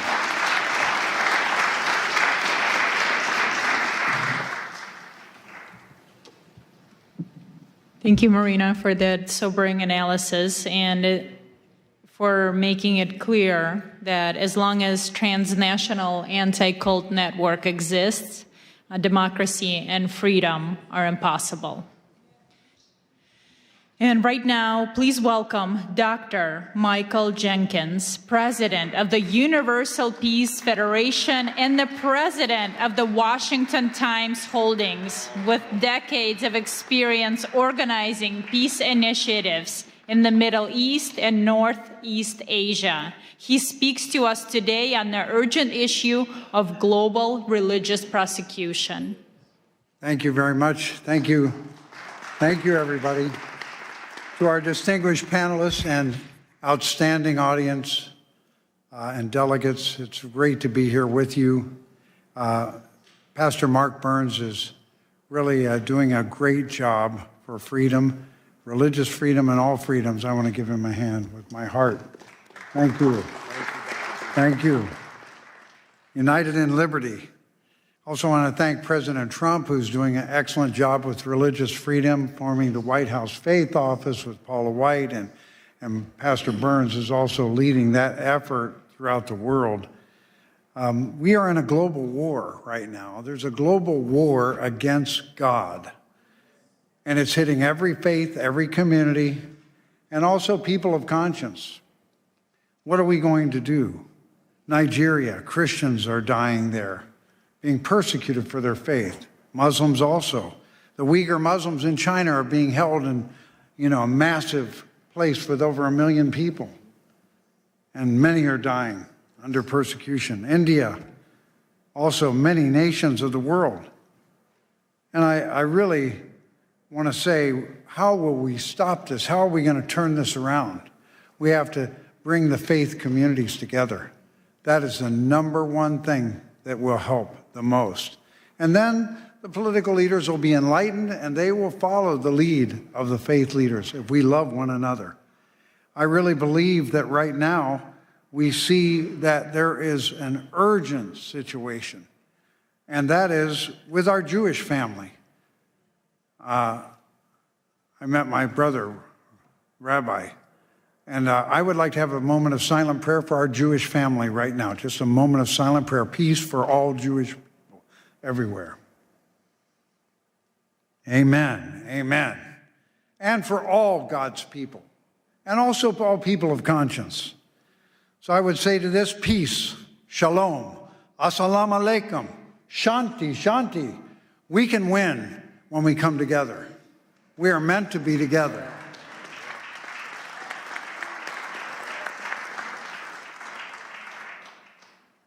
I was fortunate to be called for the Middle East Peace Initiative for many years, and I went over there dozens of times to Gaza, to Jordan, also to Lebanon, all the countries around that area. And I found interfaith dialogue can do more to heal divisions than anything else. Other things are important too. Economic development, all kinds of friendship, education, economic investment. But interfaith dialogue can bring hearts together. Suddenly, your Muslim brother or your Jewish sister or whoever it is, your Christian friend, are no longer strangers that we have images about. They become family. They become family. So even as miserable as it has been for the people of Gaza and Israel, interfaith dialogue has to rise, Pastor Burns, right away. Right away. You need to lead it too, because you're so much fun to be with. This man loves everybody. One thing about interfaith dialogue, if you love people and you really appreciate how God is working through their faith, it changes you. That's why America has such a central role to play, because there is an understanding that all faiths are welcome here, even though we mess up a lot of times. All people are welcome in America, all faiths. How are we going to make that happen? We need leadership. We need the spiritual diplomats. Spiritual diplomats are not political leaders, but they can help lead the way for political leaders. Our congressman who came here, how great it is that they support. But they're also, the lead of spiritual diplomats is something that's not restricted. We don't have to worry about a lot of protocols, right, Doc? That's right. You just go and start engaging with love and wanting to heal. So I just want to highlight a couple areas in the world that are shockingly going the wrong direction. We usually see countries that are unstable or countries where there's kind of a strong leader, a strong man leading that oppress other people. But how about democracies? How about democracies? We never imagine democracies. No, they really follow the will of the people. When Japan, a terrible thing has happened. Matt Schlapp talked about communism. Why is communism a problem? Fundamentally, it denies the existence of God, and it sees religion as the enemy. So earlier on, Father Moon and Dr. Han developed a movement in Japan in the late 70s, and it was so effective at stopping communism. Prime Minister Kishi brought him in together, and then Prime Minister Abe, and they all worked together. And communism did not take over Japan. They were trying very hard in the 70s. It was possible it could happen. But then those same communists formed lawyers groups that have been against this movement of family federation. And they've been against it for years and years and years. And then finally, a more liberal leader came as the Prime Minister of Japan, and he kind of caved into them and said, we got to get rid of this group. And he announced, we can't. They haven't broken any law. So somebody came up with the idea, we don't need a law. If they've just made some disturbances or they've had lawsuits, we can use that. So they used that. Fortunately, there's a new prime minister now, so I think a new history is about to be written. But why do we bring this up? Because when a democracy like Japan goes the wrong direction, a domino effect occurs. So last year, Rwanda, and Kenya cited Japan's example of closing or dissolving a religion without breaking any law. They got excited about it. This happened in 23 and 24. Rwanda has now closed, shut down, or destroyed 10,000 Christian churches in 2 years. And they cited Japan's example. They're a world democracy. And then also Korea. Now the leader of Korea is really not supporting the faith traditions. He's more of a left-leaning person. That's why President Trump challenged him when he came to the Oval Office. He said, "What's going on in Korea? Looks like some kind of a revolution or purge. You're persecuting churches." They went after Yoido Full Gospel Church. They went after Billy Kim, who was the translator for Billy Graham. On July 18th, this last year, they raided thousands of organizations, or thousands of people came out and raided many churches, including the Family Fed. And they went to Sagero Church, a Presbyterian church, and because that leader is standing up for family values, marriage in the image of God, and freedom of speech, he's now in jail now. He's been in jail for almost 137 days, right? And Mother Han of the Family Fed, she's been put in jail now for 125 days. She has not been convicted of anything. So we're just calling your attention to that, because when you come together, we can move our faith communities together, and then the nations can move. God bless you all from your nations, your faith. God bless your family, and God bless America. You're so good. You're so natural, man. You're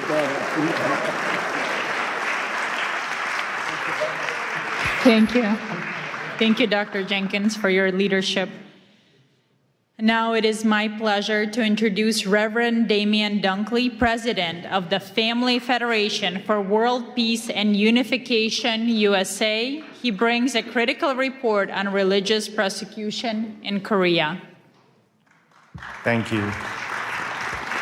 Thank you, thank you, thank you. Good to be with you up here, Mark. Dr. King said, "I've been to the mountaintop and I've seen the promised land." So leaders can see the way, leaders can lead the way, but we can't leave them alone.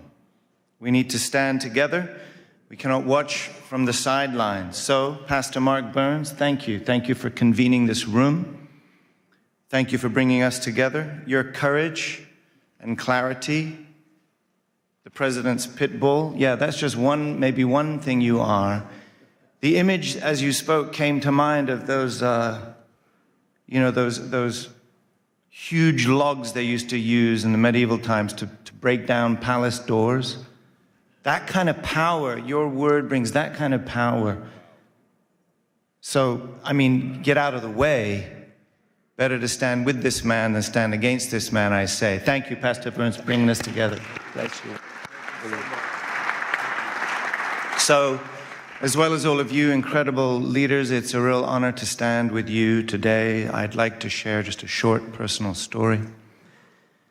I've lived all over the world. It's crazy how many places, all over Europe, Southeast Asia, Northeast Asia, and I've visited all kinds of places, Oceania, Central Asia, Central and South America, Middle East.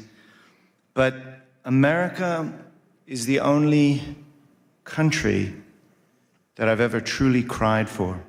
I want to explain. I was 10 years old.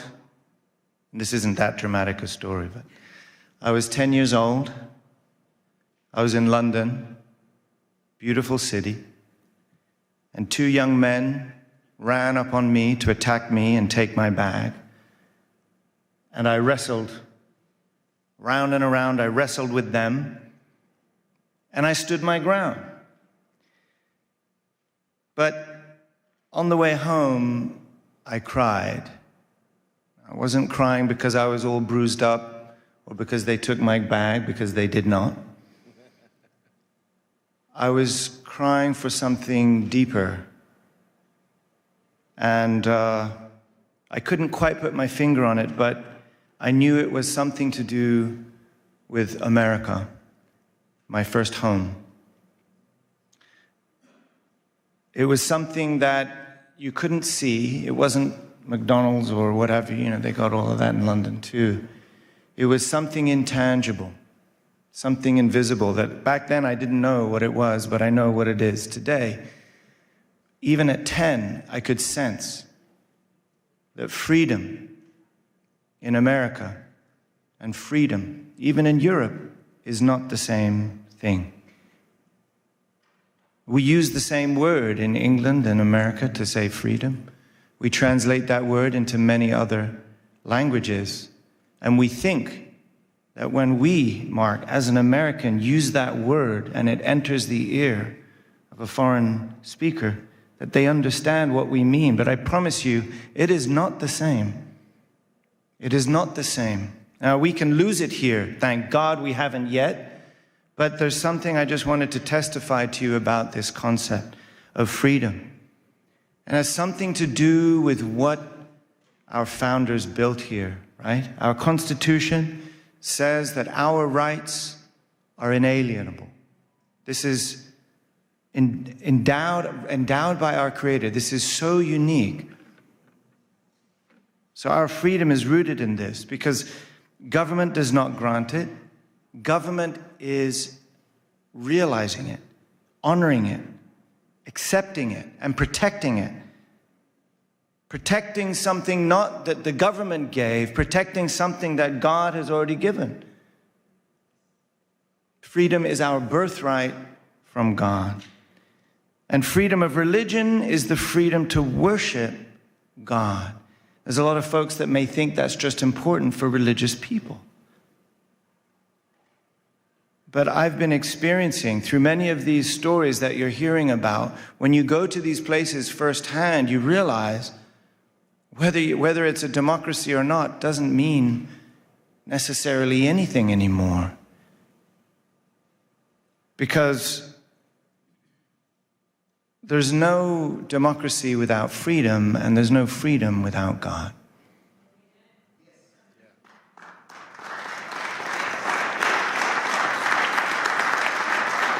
I really believe God invested in this nation, not just for these people, but to be a shelter for all religions and all people. And the world is crying.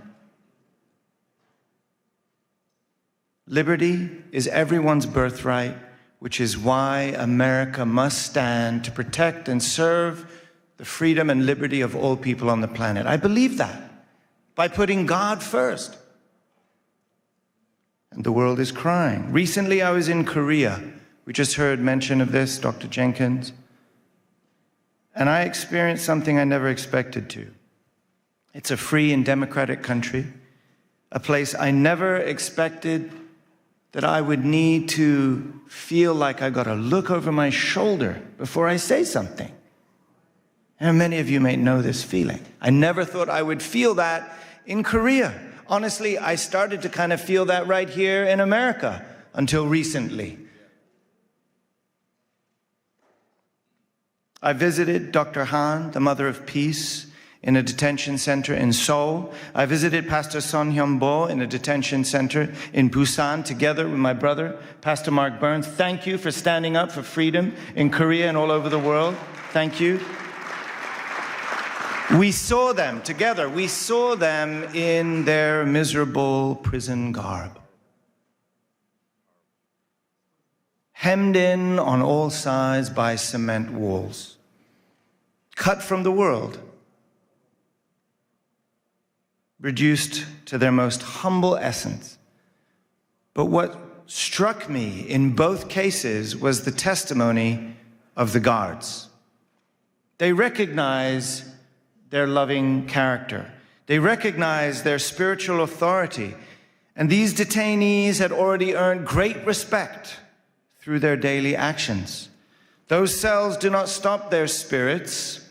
Those cells do not stop their light from shining and influencing the entire world. Amen? So why are they imprisoned? Dr. Han, the Mother of Peace, is turning 83 in a couple of days. A great-great-grandmother, 8 decades of serving, living for God, living for humanity, sacrificing for peace. Not even a single parking ticket. So why? Why 1,000 police investigators like stormtroopers raiding her home and spiritual campus, throwing all of her personal things around her bedroom, looking for something they still haven't found? And like we heard, over 3-4 months in a jail cell. She'll be there for her birthday, as she was there for Christmas. Why? Perhaps the only threat that she poses is that of being an inconvenient faith. A faith that reminds the powerful that their power is not above God. This is what makes America great, actually. The state is not saying, we grant you your freedom because you are a child of God. The state is saying, you already have your freedom because you are a child of God, and we cannot stop that. It is not the government that gives you your freedom. And that is the difference that I'm feeling even in democracies around the world.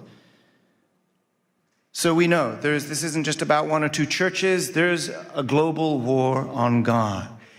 And that's why I'm just drawing our attention to this unique taste of freedom, rooted in religious freedom right here in America. We need to protect it right here in America for the sake of not just America, but for the sake of the world. That is why we're coming together. Religious freedom is America's greatest treasure. And if we lose it, it's not just lost here. It will affect the planet, I promise you. So, to defend American democracy against godless dictatorships, this is what Dr. Han reminded us why we've been working in America, why founding the Washington Times, to protect American democracy against godless dictatorships, against communism, and to restore the original virtue and value of the family, the moral spine and backbone of this nation, and to remind everyone that we're not just one nation under God, we're one family under God. When America attends God, it becomes the beacon of freedom and liberty, the light and hope to the world. We cannot leave one another alone on that mountaintop, Mark. We'll only be able to defend liberty when we rise up together, when we stand up together, when we work together, just like those sticks we're talking about, right? That is why it has been an honor to stand together with you here today. Thank you so much. Let's do this. Where are we going next? You're so powerful. Such a master.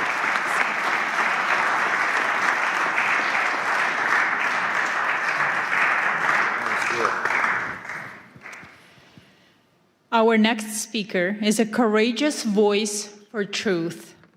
Ms. Janice Trey, board chair of the Epoch Times and NTD TV, a survivor of forced labor herself. She understands the machinery of the repression firsthand. She addresses a vital connection in her speech.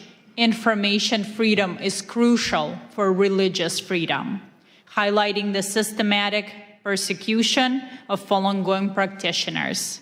Ms. Janice Trey.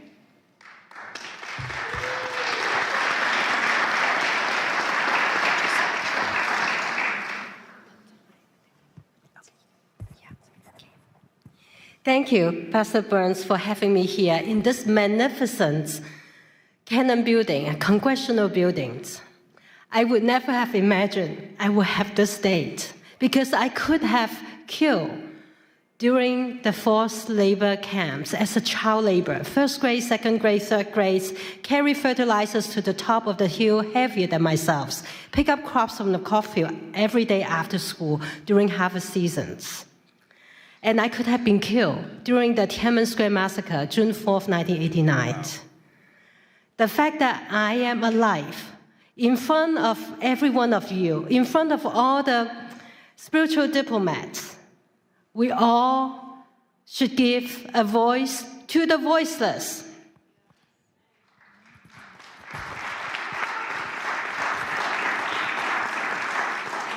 Next slide, please. Today, we honor the Creator. We speak for the voiceless. to share life-saving actions, to unite as spiritual diplomats, to end communism once and for all, to counter information censorship, to restore humanity's freedom to connect with the divine.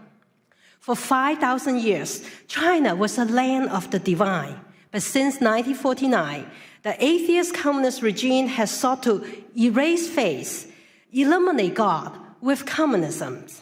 And since 1999, 70 to 100 million people practicing a peaceful meditations have been brutally persecuted.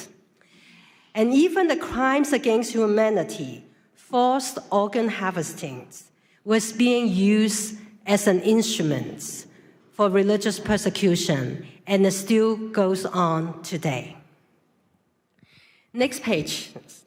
The repression does not stop at China's border. Under Xi Jinping's order, transnational repression has spread globally through subversion, deceptions, unrestricted warfare, and the erosion of moral and religious traditions abroad. Chinese Communist Party's propaganda, misinformation, disinformations have been amplified through coordinated online campaigns, films, legacy media. Next slide. Let me give you an example. New York Times reporter Nicole Hong published over 10 articles in a short 8-month period attacking Shen Yun. Without disclosing, her father worked for the United Front Works Organization. That is the Chinese Communist Party's spy organization overseas. And Nicole Hong and New York Times misleading articles were artificially amplified by thousands of inauthentic social media accounts appearing to be widely read, even make it to be most read New York Times articles in election year 2024. You know that cannot be true. But that is how information warfare operates. Next slide. What New York Times recycling the propaganda of the Chinese Communist Party on Shen Yun. What is Shen Yun? Shen Yun is the beauty of divine beings dancing. Shen Yun brings to life 5,000 years of China's divine traditional culture, nearly destroyed by the past several decades of Communist Party rule. Shen Yun Performing Arts is actually a U.S. company based in New York, founded 20 years ago. It's the fastest growing, successful American companies, and with 8 touring companies reaching over 20 countries, 200 cities every year, and it has inspired more than 10 million audience members. If you haven't seen it, go see it yourself. It's so beautiful and inspiring that you may feel connected to the divine. Next slide. Shen Yun also tells the true story of the peaceful civil resistance by as many as 100 million people. They are persecuted simply by living the universal principles of truthfulness, compassion, and forbearance. Why? Next slide. This spiritual practice includes 5 gentle exercises and meditations. Falun Gong is practiced in over 110 countries, recognized by tens of thousands of proclamations around the world for its significant health benefits, spiritual clarity. And its founder, Mr. Li Hongzhi, has been nominated for Nobel Peace Prize 4 times. Next slide. The Chinese Communist Party responds with defamation, torture, killing, because truth exposes lies, compassion reveals brutality, faith defies tyranny. Falun Gong practitioners lead a very healthy and disciplined lives because they don't drink, they don't smoke. The Chinese Communist Party see them as the targets for organ transplants, benefits by killing them on demand. When humans become spare parts, the moral red line has been crossed. We must do something. We must do something now. First, next slide, call on the United States senators to co-sponsor and pass Senate Bill 817, which censors perpetrators of forced organ harvesting and mandates the State Departments to report on China's practice, which Secretary Rubio are ready to enact that. We're just waiting for Senate bill to pass A17. And the companion bill in the House, 1540, has already passed unanimously. By calling your senators or calling someone who knows the senators, you could save lives. You can stop the crimes against humanity that is taking place every second, every minute, every hour. Second, next slide. We need a secure communication tool, and I'd like to introduce you to the most advanced, most secure tool for all the freedom fighters and for all the spiritual diplomats. Our brothers and sisters in closed societies need a secure tool. All of us here need a secure tool. Everybody watching it online need a secure tool. And this tool is more secure than the standard security setting of Zoom, of Microsoft Teams, or Google Meet. And it is all 4 functions in one platform. You can do video conferencing, you can do messaging, you can do file sharing, you can do calling, all in one tool called SafeMeet. You can go to safemeet.us to download or download it from App Store in Apple or Google Phone. And it operates on its own private server networks. It's not on any of the big tech clouds. So you will not be subject to those cyber attacks that are often experienced by the big tech. And SafeMeet uses the encryption technology that's trusted by NATO, NASA, German Department of Defense, French Interior Departments, and the United Kingdom's National Health Services. It's all free. This is a gift to humanity. It's a gift so that we can all communicate safely, and it can handle thousands and thousands together. Like a conference like this, we could have hosted on SafeMeet. It's not limited to Signal, only have 50 people. Third, next slide, uphold the freedoms of the press by subscribing to the Epoch Times or the NTT TVs, which we have 4 satellites broadcast into China, and plus over-the-air and cables. We've been providing uncensored information in and out of closed societies. Despite all the suppressions by big tech, including demonetizations, including all the suppressions, for 25 years, we never bend down because we are nonprofits. We want to provide truth reporting to you. We are based on the principles of truth, tradition, and hope.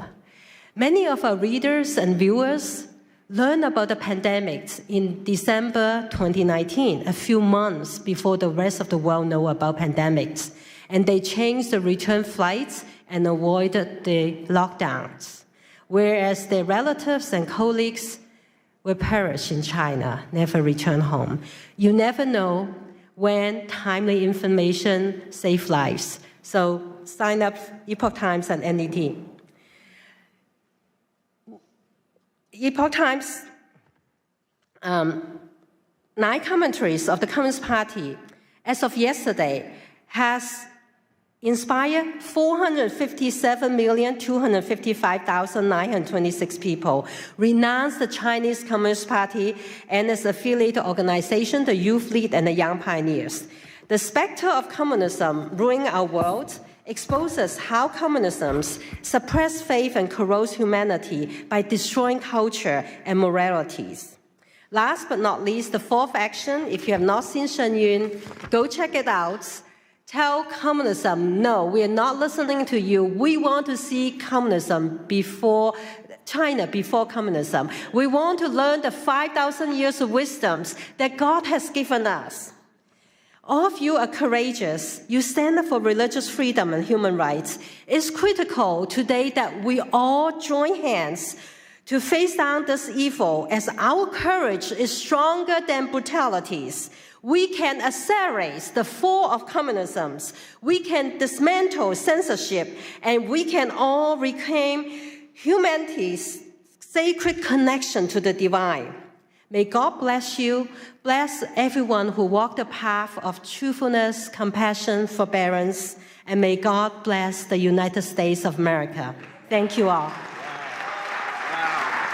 Thank you so much. That was so powerful. Thank you.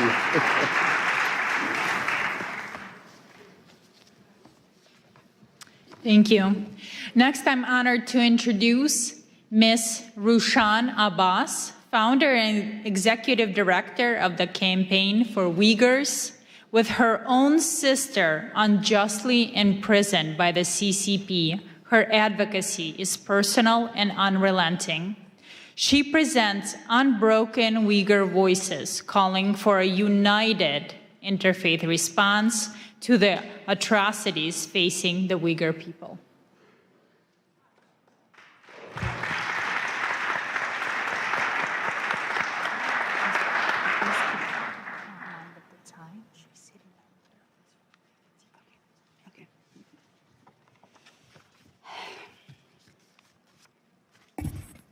Assalamu alaikum.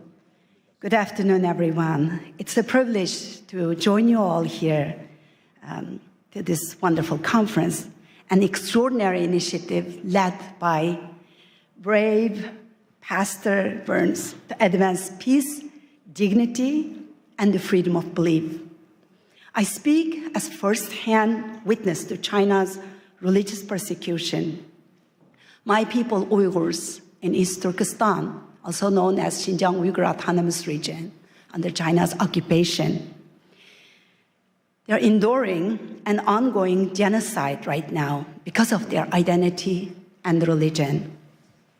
The Chinese regime brands Uyghur Muslims as extremists, criminalize normal practice, and disguise mass detention of millions of people as re-education centers. And where the Uyghurs' faith is erased and replaced with enforced loyalty to the communist Chinese government. For them, the faith is a threat to absolute control. Surveillance technologies track people who pray, attend religious gatherings, and Uyghur mothers are sent to the jail because they are teaching their children the culture and the religion. Some of them are sentenced for more than 10 years. Over 1 million Uyghur children are taken from their families, sent to state-run orphanages, where being raised with Chinese communist ideologies, forsaking their religion and religious and their cultural identities. Uyghur women are subject to forced sterilization, forced abortions.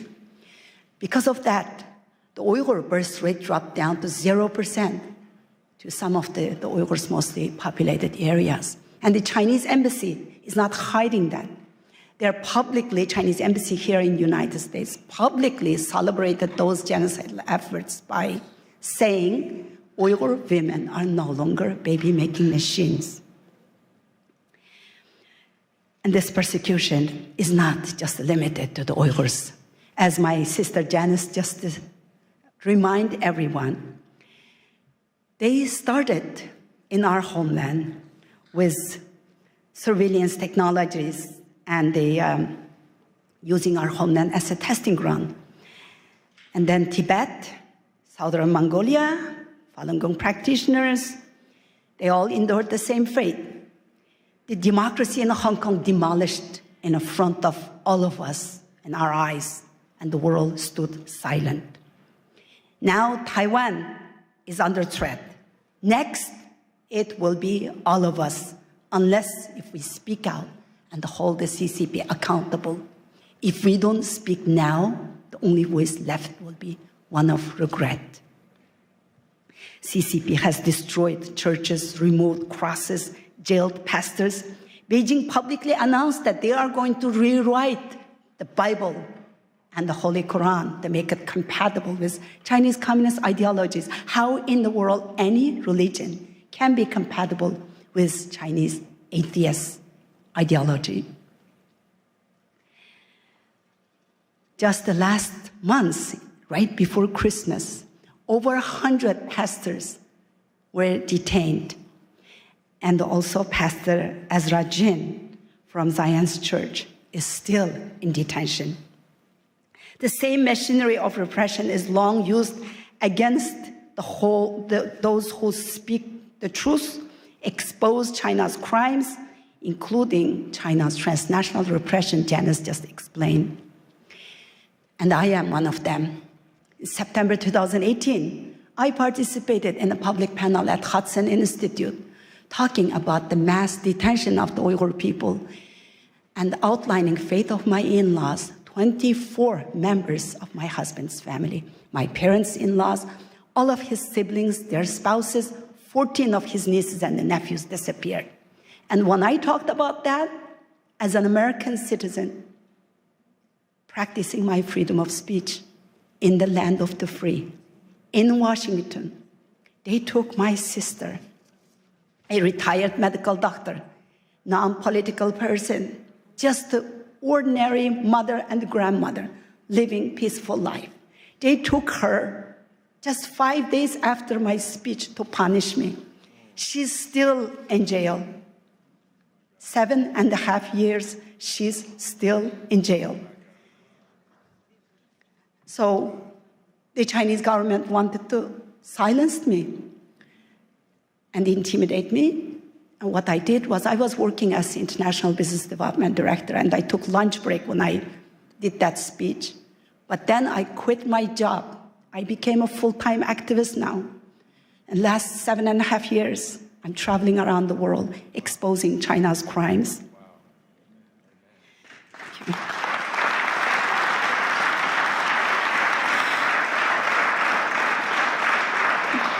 Our religion, our language, even our names, our identity, our faith, everything is being erased. And that's why I'm so grateful today for Pastor Burns to giving me this platform and all these wonderful people, all the staff who made this great conference available for me, providing me this platform. It's not just giving me the voice, but you are giving millions of Uyghurs, 20 million Uyghur Muslims a voice here at this platform. So thank you so much. This CCP has protected the system of total control. I know I'm short on time. Just give me 2 minutes, I'll be finished. The CCP has perfected the system of total control in my homeland, and they're exporting it to the authoritarian regimes worldwide. They have the vision, strategy, and the means to spread the system of oppression far beyond its borders, undermining national security and eroding democratic foundation that your parents, your grandparents worked so hard to build and to defend. This is not just the Uyghur issue anymore. It's China's war on faith, war on freedom and democracy, war on the women and the children, and a war on humanity itself. We stand at the turning point here. Silence is the oxygen for the tyranny.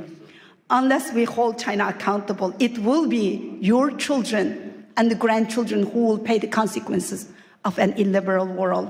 Our faith, our hope, our courage, and the support for each other, and all of you here, is what we have left to fight onwards. And do not allow China to make this genocide a profitable venture with forced Uyghur labor. Your cotton, your tomatoes, the parts of your car that you drive, and everything you use is made by Uyghur slaves. Blood, sweat, and the tears. The shirt on your back could have been made by my sister, Dr. Gulshan Abbas. Our faith should let us speak out for the Uyghurs. I thank the couple of the doctors here mentioning the Uyghurs. I really appreciate the people who are bringing the Uyghur issue up, and I am so grateful for Pastor Burns. Freedom survives only when we stand together against those who would destroy it. We are all responsible for what happens next. Thank you. Thank you. I want to give this book to Pastor Burns. so much. We stand with you and your sister. Thank you so much. Sorry. Thank you. Next, I would like to introduce a delegation from Ukraine, Vitaly Arlov, co-founder of Ukrainian Week in Washington, D.C., and Alexander Ilash, Ukrainian Week in Washington, D.C. Committee, founder and chairman of Share Your Bread with the Hungry One charity in Ukraine. Good afternoon, everyone. It's a pleasure to be with you, and we just arrived yesterday to be here at this very important event, and we heard a lot about Ukraine today. A lot of those of you who support Ukraine and who are really concerned, and we really believe that spiritual diplomacy, this very important subject, and this is what we all have to be united for, to do and to change the world together. Thanks to Pastor Mark, who has been with us in Ukraine not once, and who really stays strong for Ukraine and for peace and for just peace in Ukraine. Thank you, Pastor Mark, for what you're doing for our country. Yeah, Pastor Mark, thank you very much for your support Ukraine, visiting Ukraine. Thank you for your passion. Сьогодні ми хочемо пару слів сказати саме за духовні причини тої страшної війни. And while we're here, we would love to share with you just a couple of words about spiritual reasons for that horrific war in our country.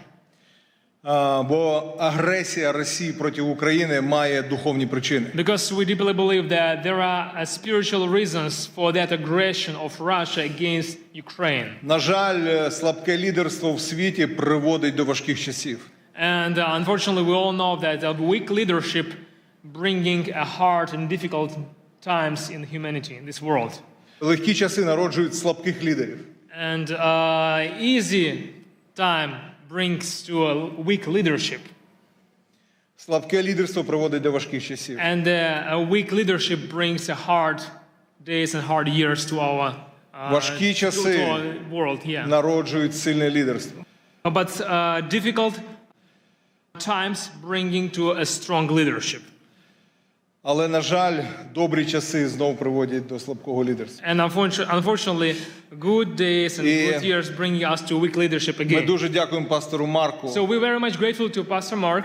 Що він піднімає прапор сильного лідерства, духовного лідерства. That he is the one who raising up on a high level the flag of spiritual diplomacy and spiritual leadership.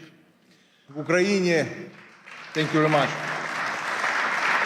І сьогодні нам потрібне духовне лідерство для того, щоб відверто сказати, що реально відбувається в моїй країні. And today we all need that spiritual leadership to be able to say openly what's going on in my country of Ukraine.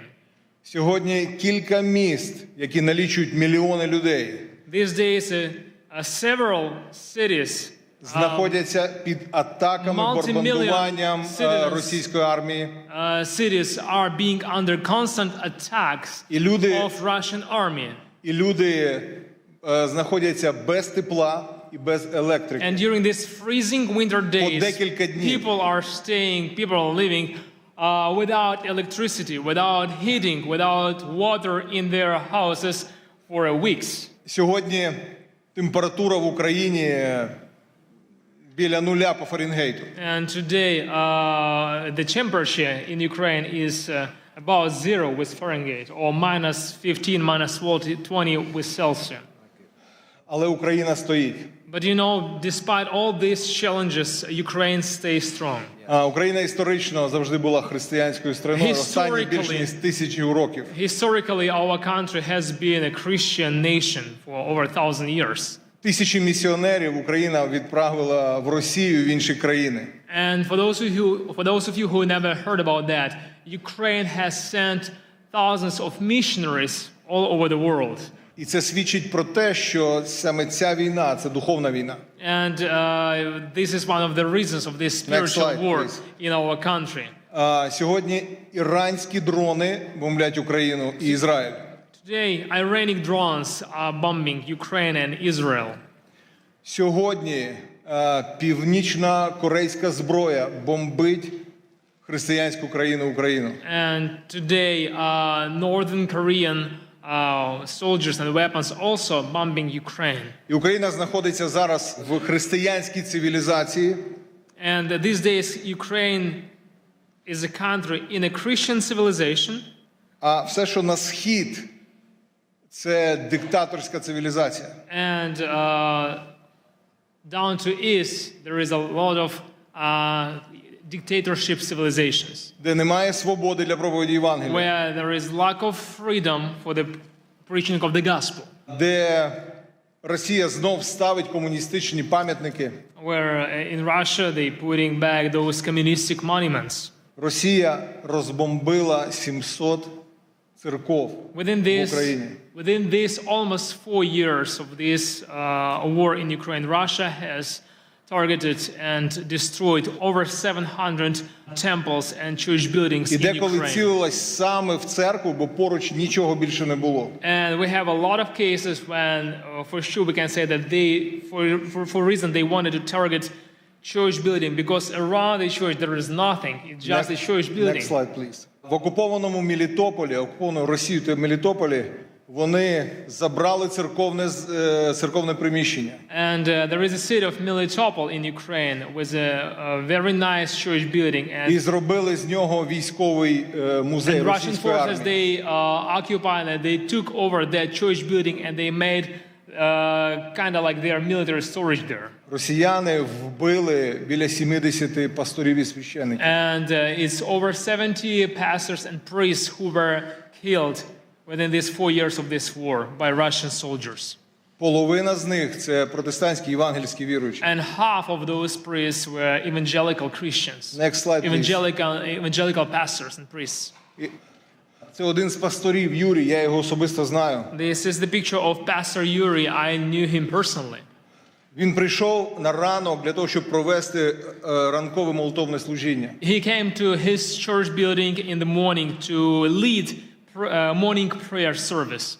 Як тільки служіння закінчилось, And right after the service finished, люди розійшлися. And people left the building. І прилетіла російська авіаційна бомба і розбомбила і вбила його. Right after that prayer service, Russian aviabomb was dropped straight to that church building, destroyed the building and killed the pastor.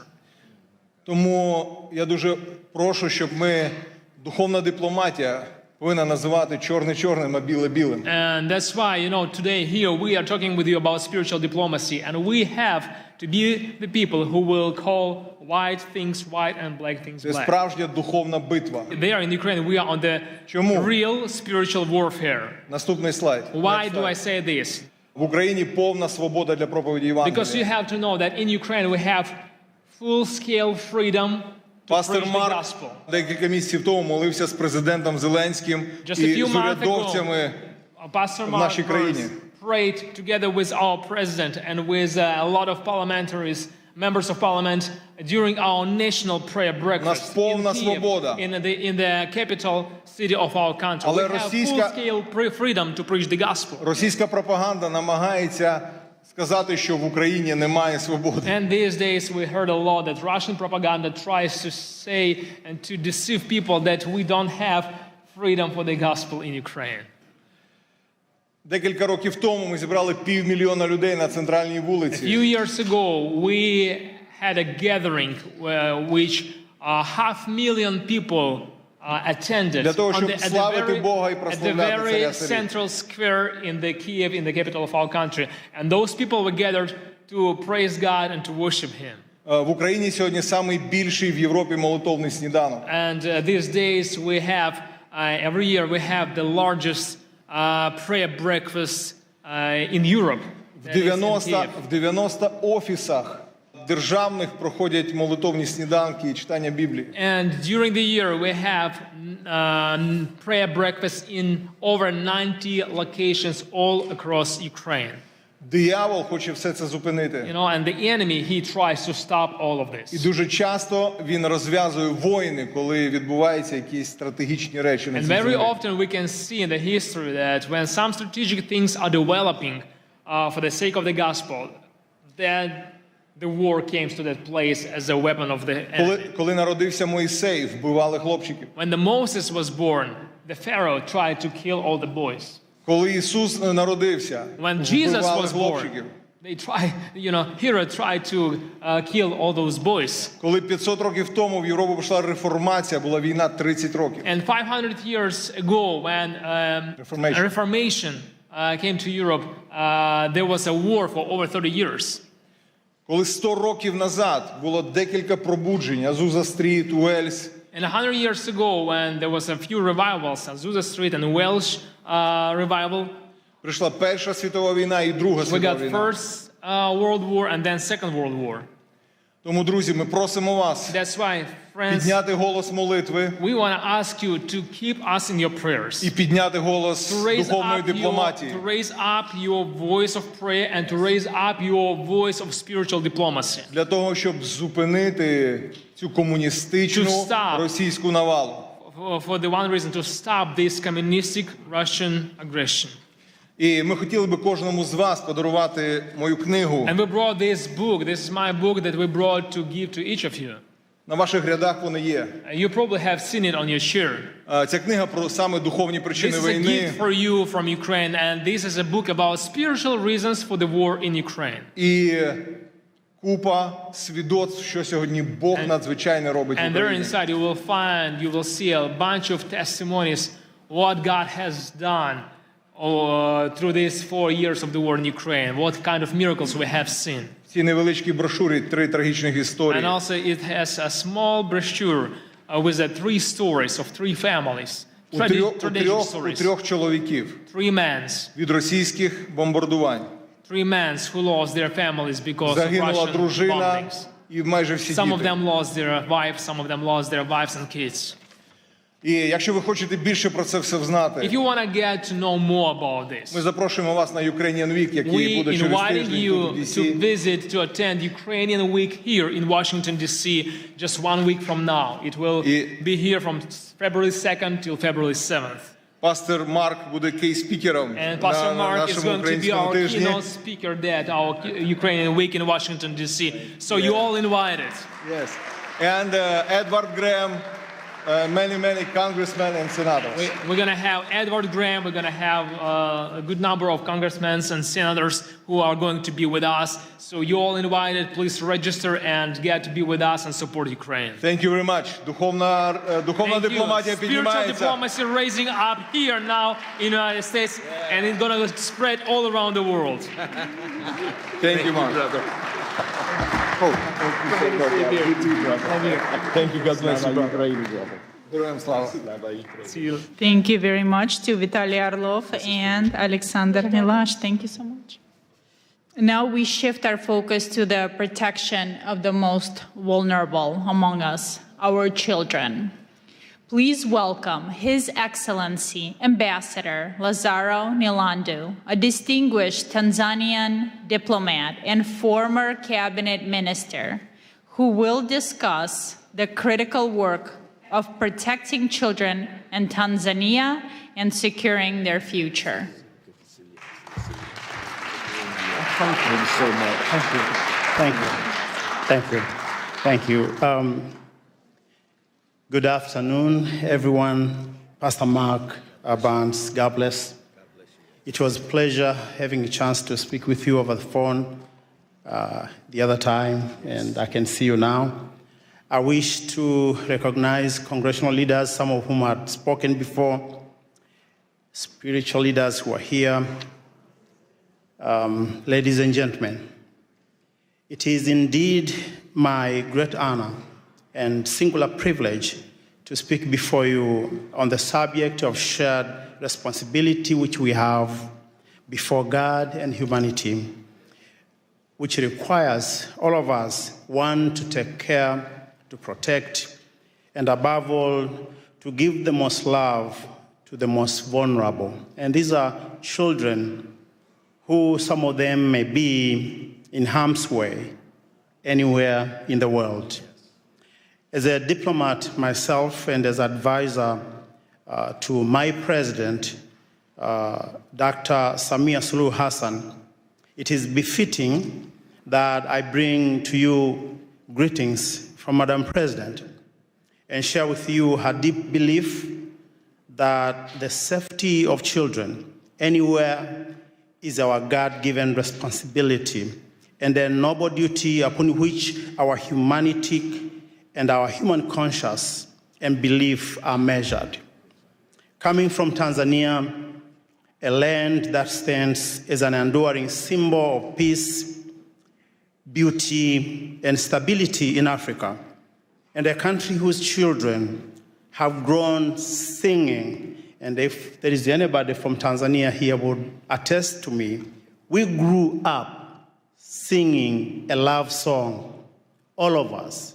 It said, Tanzania, nakupenda kwa moyo wote, ninapokwenda safarini kutazama maajabu. And it was speaking rather about people and children who had no home, who had no place to go.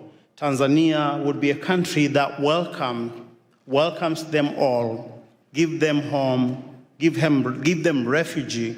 And these melodies and lyrics have defined who we are as a nation, spoke then and now that suffering children are safe in God's hands, and we the people remain his instrument of sharing his grace, his care, his protection, and enduring love for all of the children of our world. Currently in Tanzania, and I wanted to give this perspective so people understand where we are currently today in Tanzania. We are hosting around 231,000 to 232,000 refugees. This is according to UNHCR, mainly from the country of Burundi and DRC. This number was estimated to have reached 1 million during the peak of the Rwandan genocide.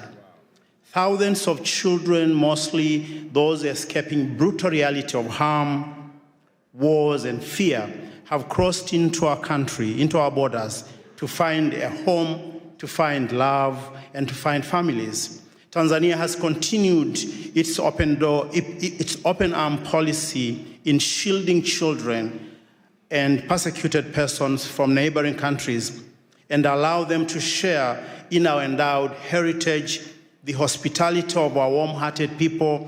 And if you ever come to Tanzania, you find love in the street. You find joy in the street. There is something in the air when you walk the nights in the cities like Dar es Salaam and other places. The vast opportunity brought by our beautiful country, we have opened the door and arms for those that are in harm's way. Ladies and gentlemen, sometimes, and of course it does happen, bad actors have taken advantage of this generosity and access given to people from all around the world who wish to extend a helping hand in support of children in need across our land and, of course, across our continent. We had a story recently that Pastor Mark and I shared. Yes. This was a story of a man who was not a native of Tanzania. He had come from another beautiful country, and his name was Jakub Jahal from the Czech Republic. This man, whose infamous actions represents a modern-day cross-border criminal rings targeting children, is alleged to have abused children and misappropriated charity funds meant to support those same children in need in an orphanage somewhere in Moshi, just beneath the beautiful foot of Mount Kilimanjaro. This man became a monster in hiding, accused of abusing children in the most inhumane ways. And Jacob is reportedly to have arrived in Tanzania sometimes in 2020, initially as a community support lead through an organization called Nature Skills, which was supporting vulnerable children and promoting environmental action. Such actions are abhorrent and contrary to international laws and to the laws of the United Republic of Tanzania, and hence a coordinated due process to bring the perpetrator and his associate to justice is warranted, and regardless of where they may be hiding today in the world. Tanzania, under the able leadership of Dr. Samia Suluhu Hassan, our first female president, proud mother and a leader, has stood tall among nations in Africa by advancing Pan-African policy to protecting the rights of the children. Even during our darkest hour, our nations and her people has reason to find a reason, compromise, and purpose to continue holding all our children by the hand and keeping the faith in the greater good of humanity through God. It is well noted that during the years of J.F. Kennedy, and this is a man that many Americans remember with pride, this was back in 1961 to 1963. These years were known for the youthful energy of his new frontier vision. As America faced multiple challenges and opportunity at the same time, and among them, I remember from reading and from understanding, it was Cuba Missile Crisis, establishing a Peace Corps that continued to bring change across the world today, and also advancing the space technology. During these coveted times, a young leader from Tanzania, Julius Nyerere, had risen to power in our country, having delivered independence of Tanganyika from the rule of England without bloodshed. And this is important. He was a spiritual diplomat of his time. And they two quickly became friends. They had a bond of friendship. They had a bond of love and brotherhood. And this friendship resulted in JFK inviting Julius Nyerere to come to this city, Washington, D.C., on January 15, 1963. Among other things that they discussed was making the children of Africa and the children of Tanzania an endowment that we will all be proud. They discussed, among other things, the children's safety that would be the epicenter and foundation of Tanzania and U.S. relationships that have endured today. The welfare of Tanzanian school children, as I said, was among things they discussed then in 1963. Ladies and gentlemen, at such times as these, interfaith dialogue must continue to build trust. Where politics alone cannot, humanity is brought together in shared values and perspectives.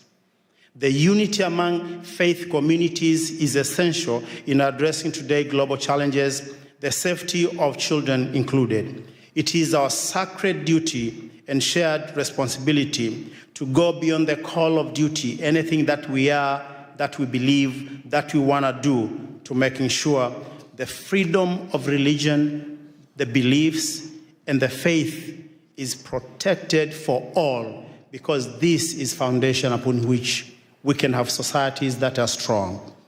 Ladies and gentlemen, whatever that happened now and today, I wish to say that one of the famous things that Nelson Mandela once said was that Africa, as he was looking at the continent, having come out of jail, he said, Africa, the Lord gave you struggles, and struggles made you strong. We are all made strong because of some of the things we go through. And I believe as we continue to stand united, as we continue to work together, the voices of far places like Africa, what we do, what we are achieving should be part of the contribution, positive contribution to this debate in the world, to making our world a better place. And I want to finish by giving you this.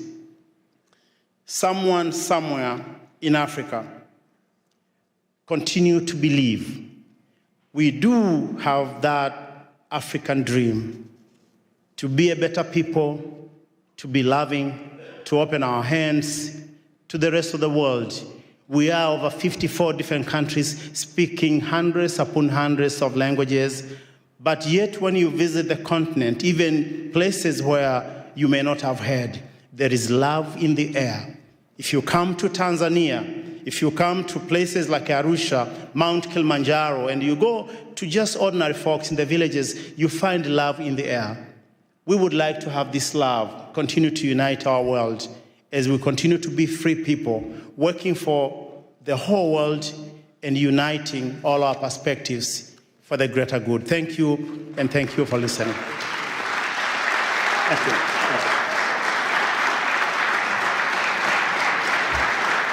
Thank you very much, Your Excellency. Thank you for bringing up the Yakubial case as well, that has allegedly committed the grave crimes against children in Tanzania. That is devastating, and I'm glad you're looking into it. And now it is my pleasure to introduce Congressman Joe Wilson, representing South Carolina's 2nd Congressional District, a long-serving member of the House. He brings extensive experience on national security and foreign affairs, as currently serves as the co-chairman of the U.S. Helsinki Commission, advancing human rights and democratic values around the world. Congressman, it is a pleasure. Thank you. And ladies and gentlemen, and champions, as I look out to see so many champions of religious freedom, I just want to thank you for your success. And indeed, Pastor Dr. Mark Burns has just done such a great job organizing. He also has another identification. He is a friend of somebody named Donald Trump.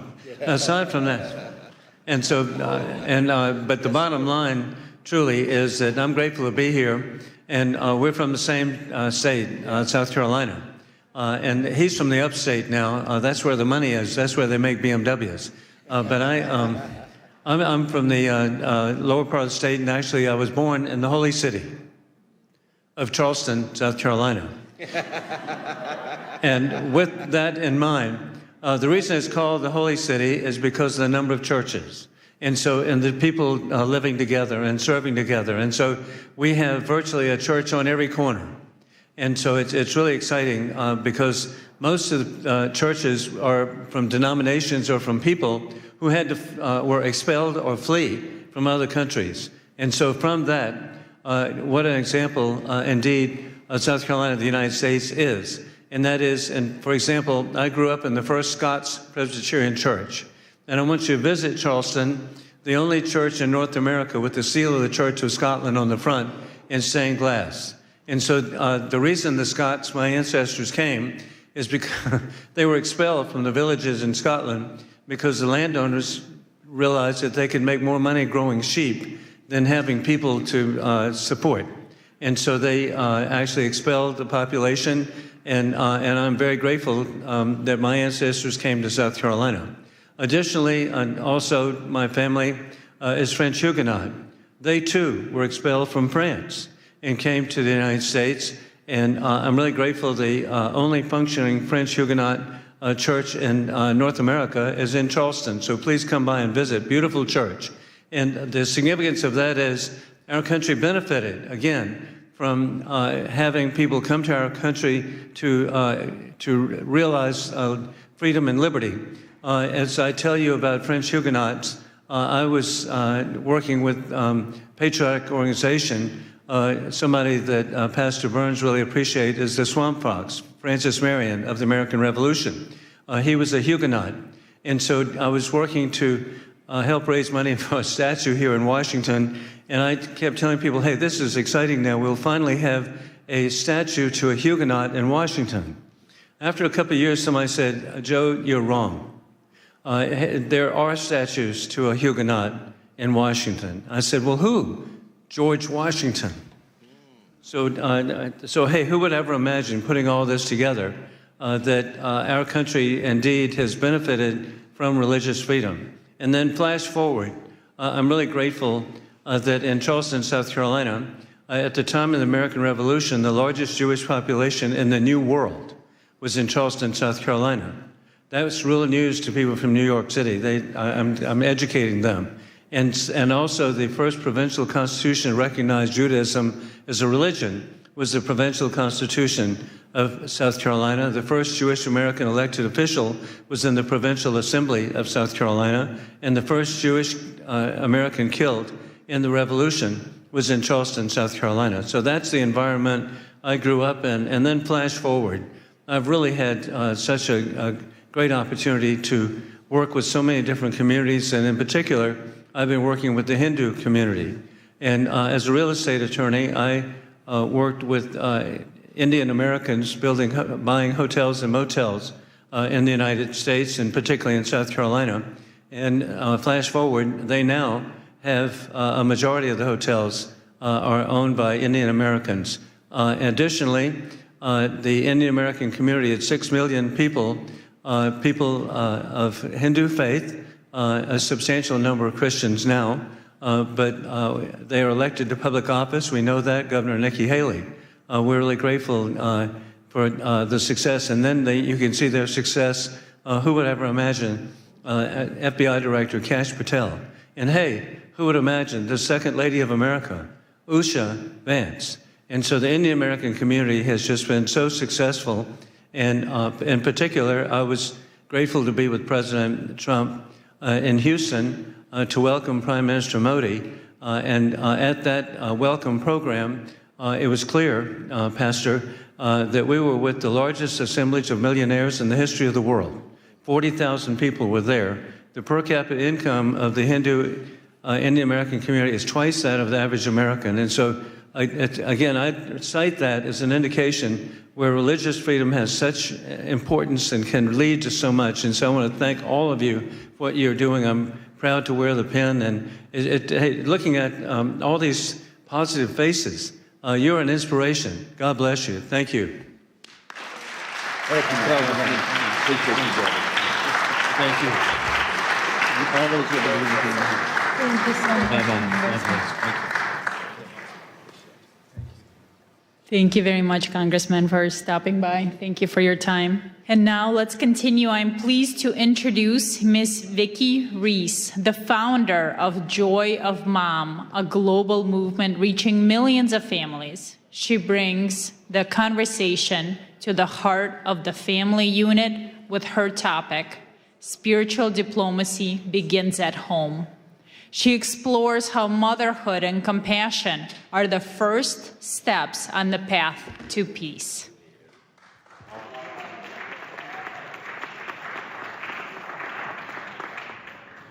Hi, everyone. First of all, thank you, Pastor Mark, and everyone else who's gathered here today. It's incredible to be standing in this room with leaders from so many faiths, cultures, and communities. You are entrusted with the care and soul and protection of our conscience. We are here together as human beings, bound by shared responsibility to protect life, dignity, and the future. And for me, that responsibility begins with motherhood. I'm gonna try not to cry. I won't go down my personal thing. Thanks. Long before a child ever encounters policy, ideology, or power, they encounter a mother or someone who mothers them, someone who teaches them how to calm themselves when they're overwhelmed, how to repair after harm, how to live with honesty and integrity, how to know right from wrong, and how to care for another human being. Mothers are the first spiritual diplomats.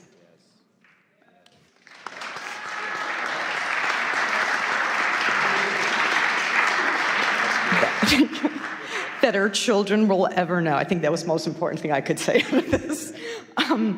In kitchens, in classrooms, in car rides, in quiet moments, mothers teach empathy, accountability, courage, and compassion in action. They are not soft skills. They are the foundational skills of peace. This is why spiritual diplomacy cannot be separated from maternal wisdom. Because peace is not enforced from the top down, it is formed from the inside out. Wow, that's good. When mothers are supported, heard, and connected, families stabilize. When families stabilize, communities heal.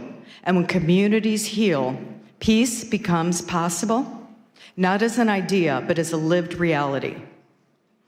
Spiritual diplomacy asks us to lead beyond labels and ideology. Motherhood asks us to lead with responsibility. Both are rooted in the same truth. Love is not passive. Love is protective. Love is courageous. And I'm almost done. We are living in a time of extraordinary division. Fear is amplified, trust is eroded, and too often the burden of holding families and communities together falls quietly on mothers, unseen, unsupported, separated by noise, a lot of noise, that tells us we are more divided than we truly are. But when mothers come together across faiths, across cultures, across borders, something powerful happens. They don't argue ideology. They protect children. They restore dignity. They remodel repair instead of revenge. That is spiritual diplomacy in its most human form. This is not about erasing difference. It's about honoring honesty first. It's about choosing wisdom over outrage, compassion over condemnation, responsibility over indifference. Spiritual diplomacy is not soft. And as we know, motherhood is not weak. And conscience is not optional. These are the strongest forces we have. So my hope, my prayer, is that we leave this gathering committed to elevating maternal wisdom as part of the global peace dialogue, committed to seeing mothers not as a support system, but as a foundation, committed to standing for what is right, even when it is difficult, committed to remembering that every child everywhere deserves to grow up in a world shaped by care, courage, and conscience. Yes. May history say that when the world needed healers, we showed up. May it say that when peace felt fragile, we chose to protect it. And may it say that love, lived boldly and practiced daily, became the bridge that carried us forward. And may mothers stand with you and with one another as partners in this work, bringing conscience, courage, and care to the future we're building together. I have one quick note. Okay? In a few moments, you're about to meet Scarlett Lewis shortly, and you'll hear her incredibly moving story and journey. And as part of today's commitment to peace, we're deeply honored to share the joy Mom will be bringing Choose Love from classrooms into homes and families, embedding peace and choosing love over fear into live daily practice for moms and children. And we're also going to be part of your beautiful ecosystem and help bring this message home everywhere in the world. Thank you and bless you all. That was so good. Oh my God, you did such a wonderful job. Our next speaker has a truly extraordinary background. Please welcome Miss Aliyah Rosa, a former secret agent turned women's empowerment coach. She has risked her life to stop criminal networks. She speaks to us today on the dark reality of child and human trafficking and the fight to save innocent lives. Thank you. Thank you, beautiful souls, spiritual diplomats, and thank you, Pastor Mark Burns, for bringing us all together, for inviting me. I would never imagine being a little girl born in corrupted communism, the country which doesn't exist anymore, thank God, USSR, that one day I'll stand here in front of you in the nation's capital, the symbol of freedom, liberty, unity, hoping for peace, right? We are all ambassadors for the peace, right? And the hope and love. I'm also very happy to see here children. Please raise your hands who are parents and who have children. 99%. Did you know that according to United Nations report, there are over 27 million people are sex trafficked globally? Think about this number, 27 million people. Once I was working as a secret agent in Russia, in FSB, fighting against human and drug trafficking. Together with my team, we saved and rescued over 500 underage children.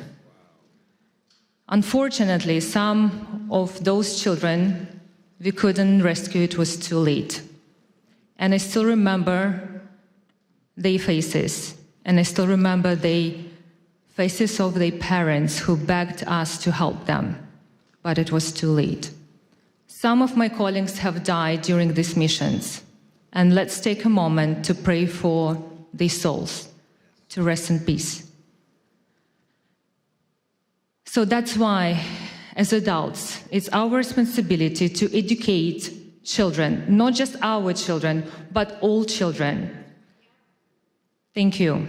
And that's why it's so important for us to speak about these global issues, to check social media of our children, speak with our children's friends, to support and report to adults or authorities if they will see suspicious behaviors.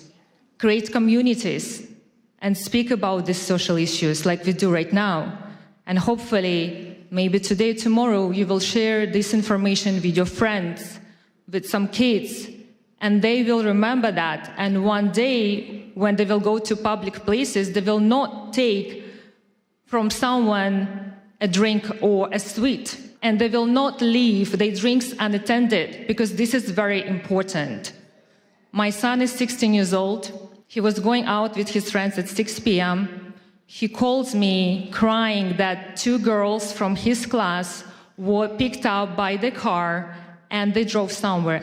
Thank God in Snapchat they have the location. So I pick up my car, my son, I pick up my car, and we drove there to find them. They were picked up by 2 men, 40 years old about. We reported that issue.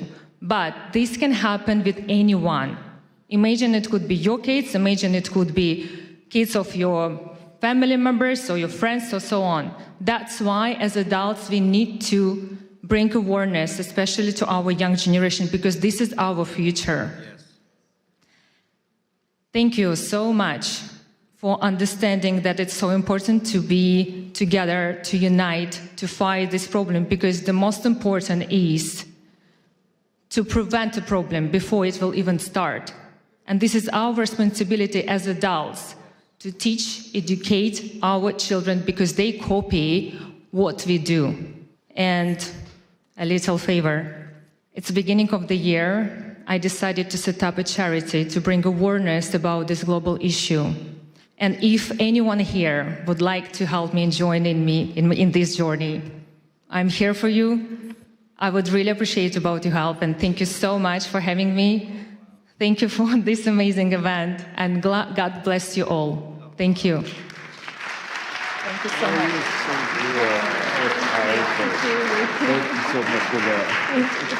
Thank you so much. Now, returning to the stage, our distinguished Indigenous leaders, Chief Joseph and Ambassador Lara Lynn Riverwind, co-founders of Firekeepers International. They address a crisis touching every community, from silence to sacred care. They will share how faith leaders must respond to the youth mental health crisis. I knew you were going to make us follow either Dr. Burns or the secret agent. Thank you for Pastor Burns for bringing a microphone to the Indigenous voice. It's an honor and blessing. Thank you. She sits on her bed behind a locked door in a dark room. Mascara-stained tears streak her cheeks as she watches blood drip from her arm. This self-inflicted wound, vying for space among many others. Next time it will be deeper. She says. Next time I'll go all the way. And just like that, ideation becomes a painful plan. Statistically, before this gathering ends, a depressed and hopeless Native American will take his or her life. But God. Taigwe, Oma Bahari, Dakakasike Guazabara Mahura, Takatais Boriken Ota Danaboria Yaya Ota Kasike Bosibakan. Good day with respect and honor to all the dignitaries that are here. I am Chief Joseph Riverwind, War Chief of the Arawak Taino tribe of Puerto Rico, the tribe of first contact. I'm also a servant of Yahweh, the supreme spirit of all spirits and a disciple of the great chief cornerstone, aka Rabbi Yeshua. Shio, ganik di layelene ekwani unole dakudoa, chijalagi kenuseda, dohi gesesti. Hello, I am Dr. Larlin Riverwind, the ambassador of the Georgia tribe of Eastern Cherokee. I serve Creator Yahweh, and I walk the white path of Yeshua, Jesus, whom my people have an ancient story about. For generations, Native people have lived with intergenerational trauma. Depression, identity crisis, and suicidal ideation are often lifetime struggles rather than temporary obstacles. As a result, American Indians and Alaskan Natives face suicide rates 91% higher than the general population and lead in depression, anxiety, PTSD, and substance use disorders. We can name the contributors of forced assimilation, racism, socioeconomic disparity, cultural incongruence, generational trauma. These matter. And in our tradition, we make our decisions based on 7 generations ahead. And these issues are not exclusive to the indigenous population of America. I have seen them abroad in the indigenous population of the Republic of the Marshall Islands, where I lived during my youth. But personal reasons often boil down to relationship problems, violence, and lack of access to care. Yet each of us must make and take the responsibility for our own mental health. Healing is not accidental. It takes time, faith, hard inner work, wise counsel, humor, and miracles. Humor is a core Native tradition, so we'd be remiss if we didn't ask you, how many psychiatrists does it take to change a light bulb? 1, but the light bulb has to want to change. And speaking of change, did you know that Native Americans will be the first ones in heaven? We have reservations. There you are. Jeremiah 29:11 declares, "For I know the plans I have for you," says Yahweh, "plans to prosper you and not to harm you, plans to give you hope and a future." We must help people envision a future worth living for.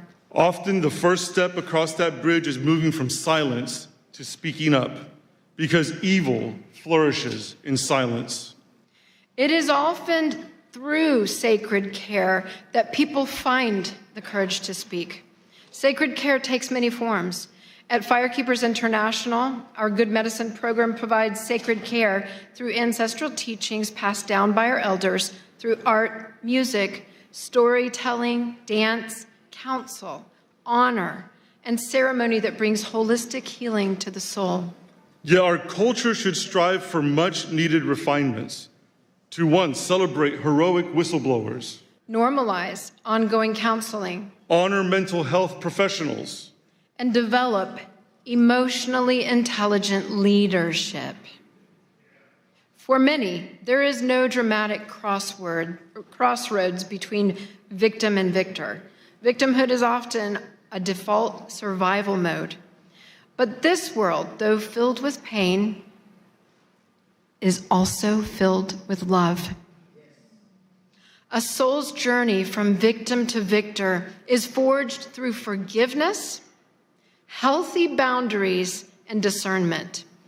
It is our sacred duty as faith leaders to teach and model healthy, holy, enforced boundaries.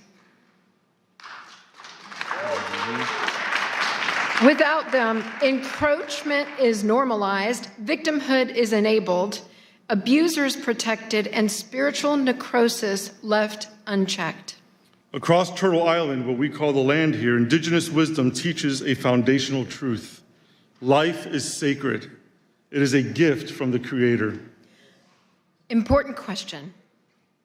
So where does spiritual diplomacy end and sacred heroism begin? When there are mobs of serial murderers currently slaughtering Christians, Jews, Druze, Alawites, Kurds, Yazidis, Persians, Syrians, Hindus, Nigerians, Masalit, Hutus, Tutsis, and moderate Muslims, we must speak up. As faith leaders, we must break our cultural taboos surrounding violence, sexual, physical, emotional, and spiritual abuse. Silence is compliance. Silence is condoning. Silence is abetting. We cannot teach tolerance of violence or endorse violence as resistance. We must model the sacred care of speaking up and breaking the silence, and we will now. This great nation protects freedom of religion, our right to serve any God or none. But liberty demands responsibility.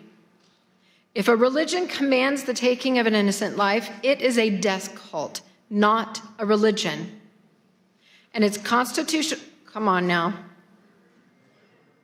It is a death cult, not a religion, if it says, take innocent life. Got a few of you. And its constitutional protections then are null. Speech defining holy versus profane is protected, but breaching physical boundaries to commit violence is not. As indigenous spiritual authorities from these ancient lands of Turtle Island, we want to make a clear declaration. Radical Islam, death cults, anti-Semitism, and enslaving ideologies disregarding the sacredness of life and liberty are not welcome on Turtle Island. We must become divine interruptions on someone else's path to destruction. And let me just say this. It's a big deal to have somebody with spiritual authority of indigenous people to say what is and is not welcome in their land. Meditate on it. As we leave today, return with me to that dark room and that bleeding girl. She was not unseen. Her faith leader knew. He knew intervention was needed. He knew there were options. Now the only question left is this. What is he going to do about it?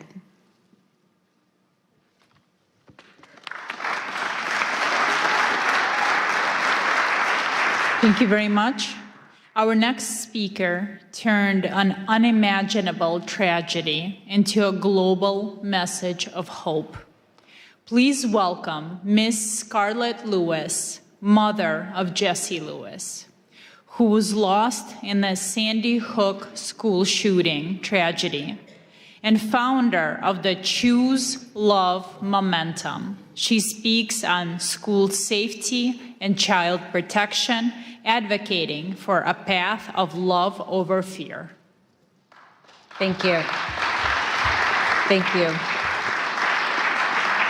I want to thank everyone for showing up today as boots on the ground soldiers, capital S-O-U-L,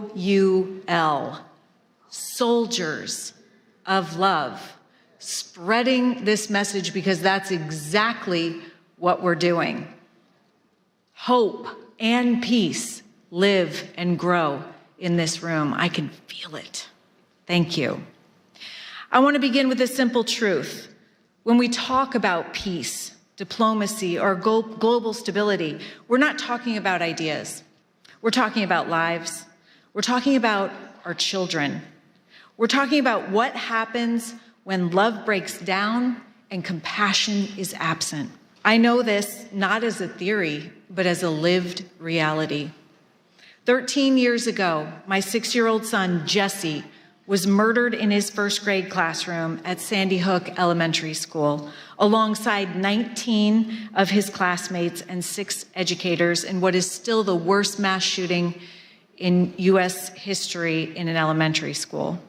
That morning, he walked into school like millions of other children do every day, trusting the adults in his life would keep him safe. What happened next is difficult to hear, but important to say out loud.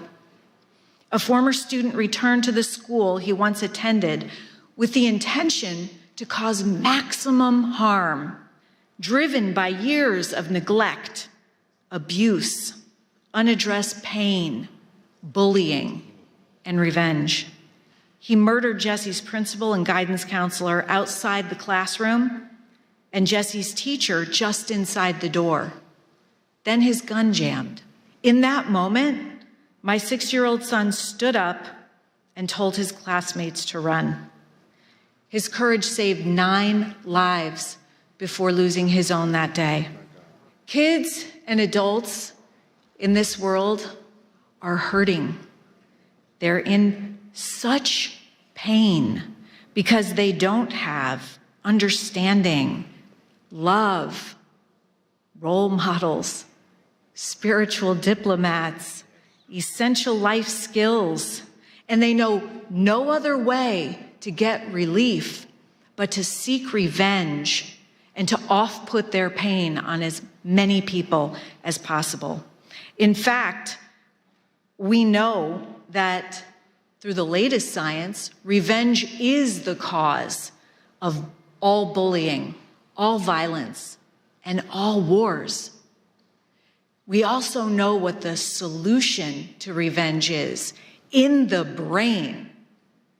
What stops the pain and the hurt is forgiveness. And we know we can teach forgiveness as a skill.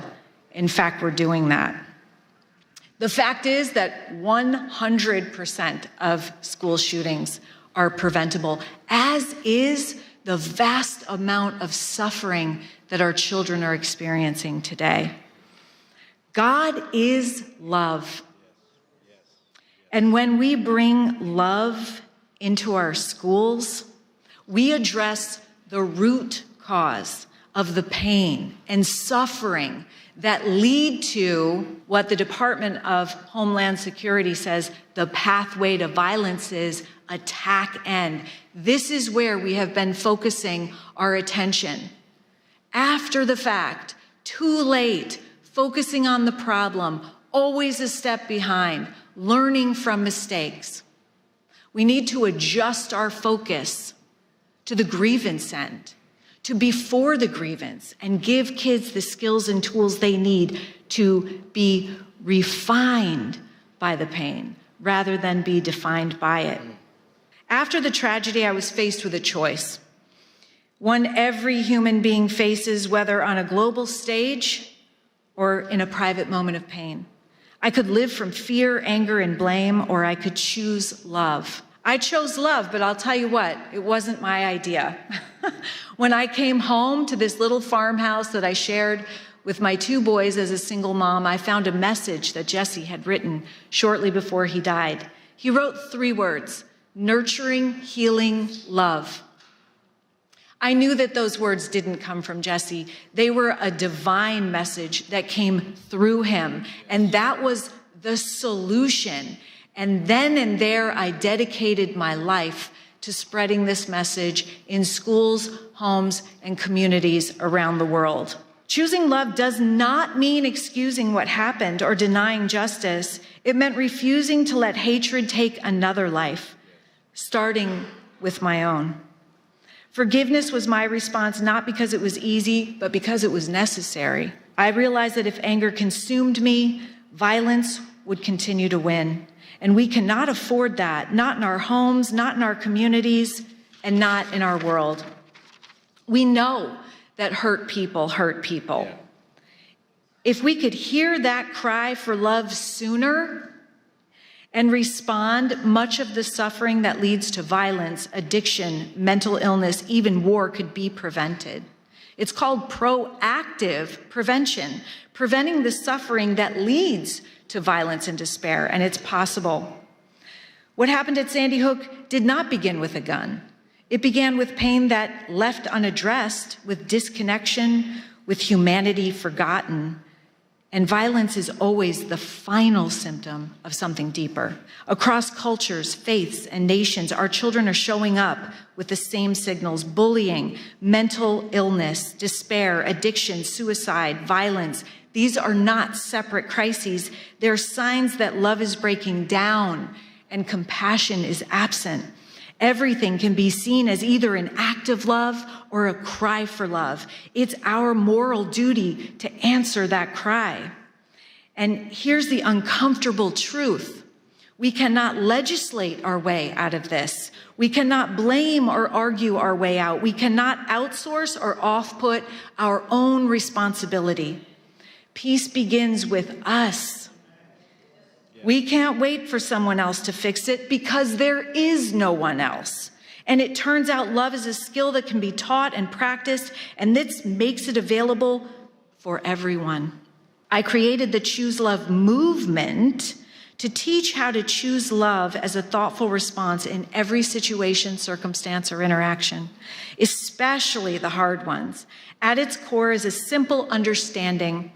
Every day we choose love or fear, and the outcomes of these decisions look dramatically different. We were created in love, but our brains are wired to defend us and thus attuned to fear. Having these essential life skills enables us to have the courage to face pain, grow, and be strengthened by it, and not pass it on. And as Vicki from Joy of Mom mentioned, our work doesn't stop there. We're honored to bring Choose Love from classrooms into homes and families with Joy of Mom, because the home is where peace is practiced and the next generation is shaped.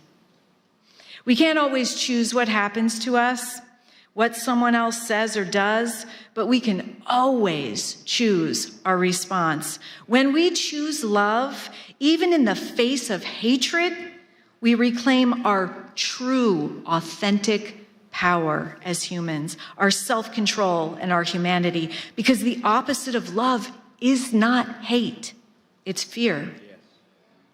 When we understand this, we can look upon hate as suffering and with compassion. This is the work of spiritual diplomacy. It's choosing to see people not as enemies, but as human beings. It's responding to fear with courage, the same courage Jesse showed that lives inside every single one of us. It's replacing judgment with compassion and hearing the cries for loving action all around us. It's understanding that every thoughtful response rooted in love creates safety, locally and globally. Our children are learning how to respond to conflict by watching how we do it. They need leaders, spiritual diplomats, who understand that peace is not passive. It is active, it is courageous, and it is a choice. Spiritual diplomats must exist because the world is aching for moral clarity. When humanity disconnects, our children suffer. And every act of love, no matter how small, restores hope and reduces fear. The courage to spread nurturing, healing love is why we're here today. This is why spiritual diplomacy matters, to teach our children to be spiritual diplomats. And this is why the work you're doing and we're doing together is so urgently needed today. Thank you for choosing love. This is Jesse's favorite tale. Thank you so much. Oh my God, that was so beautiful. I love you too. You're so good. Seriously. Thanks for giving us courage. And now we are honored to receive a special address from His Excellency Caleb Mutfeng, the Executive Governor of Plateau State, Nigeria. Through his video address, he speaks to us today on promoting peace and liberty amidst global challenges, sharing a governance vision anchored in justice, mercy, and the sanctity of human life. distinguished faith leaders, policymakers, members of the United States Congress, diplomats, and esteemed guests from all around the world, I bring you warm greetings on behalf of the good people and government of Plateau State, Nigeria. I'm deeply honored by the gracious invitation extended to me to participate in this important International Interfaith Conference with the theme, United in Liberty, the Rise of Spiritual Diplomats. It is with all sense of responsibility that I regret my inability to be physically present at this time due to exigencies and demands of the office. However, I am ably represented by my advisor on development partnerships and strategic linkages, as well as diaspora engagements, Mr. Manji Wilson, who would deliver a presentation on my behalf. I want to specially commend Pastor Dr. Mark Burns and the conference conveners for creating such a global platform that recognizes the vital role of faith, conscience, and moral leadership in diplomacy and peace building. At a time when divisions, that is religious, ethnic, and political, are being exploited across the world, this gathering affirms that liberty of belief and mutual respect remain foundational to human dignity and sustainable peace. For those of you that may not be familiar with Plateau State is Nigeria's 12th largest state, centrally located in the Middle Belt, with an area of about 26,899 square kilometers and a population of roughly 5 million people. Its capital is Jos, and the state is popularly known as the home of peace and tourism. Despite being in the tropical zone, Plateau State enjoys a near-temperate climate due to its high altitude, with average temperatures ranging between 18 degrees centigrade and 22 degrees centigrade. The coldest period occurs during the Harmattan season, which lasts between December and February, while the hottest months are March and April. Additionally, Plateau State serves as a major watershed and source of several important rivers in northern Nigeria. Now back to the reason we're here. The prophet Micah raises a pertinent question and immediately provides an answer, as recorded in Micah chapter 6 and verse 8, which reads, "What does the Lord require of you?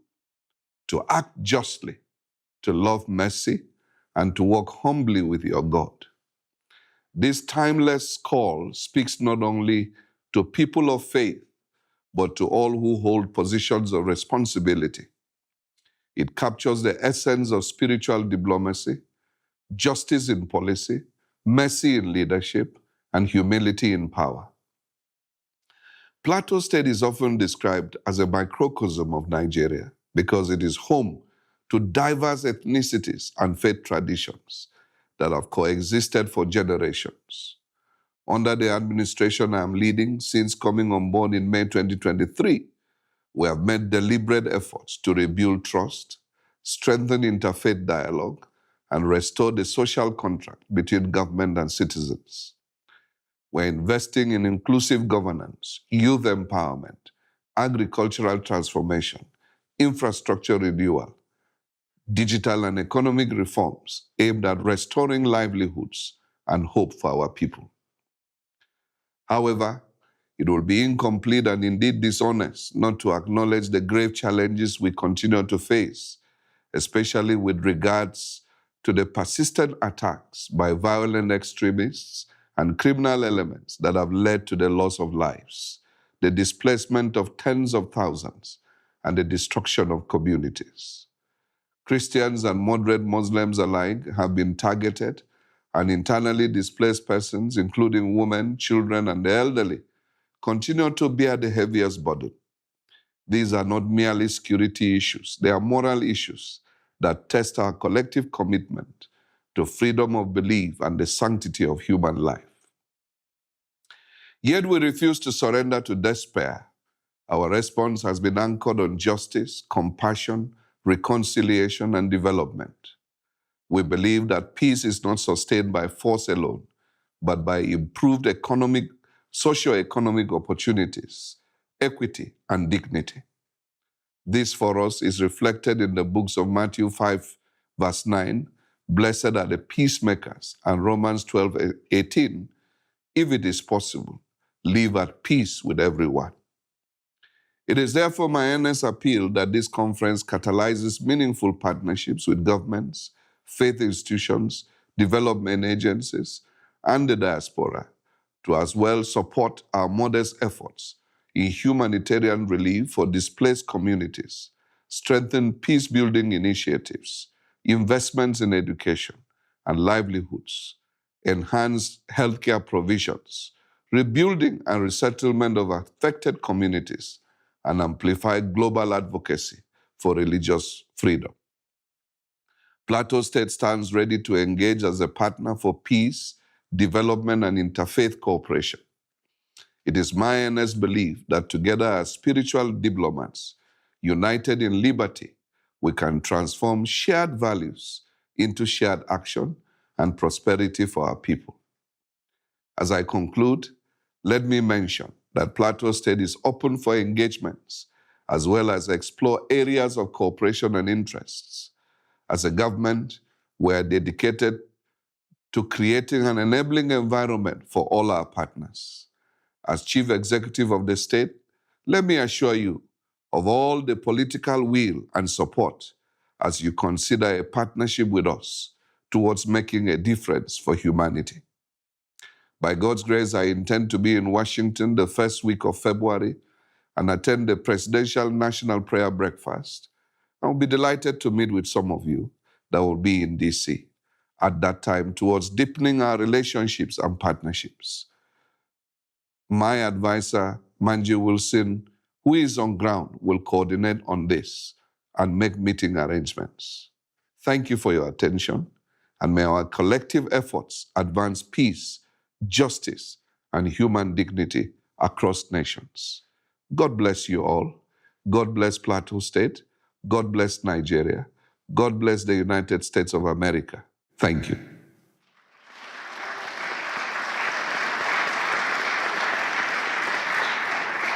And now we would like to invite His Excellency Manji Wilson to the stage, Chief Technical Advisor on Development Partnership, Strategic Linkages, and Diaspora Engagement to the Plateau State Governor, Nigeria.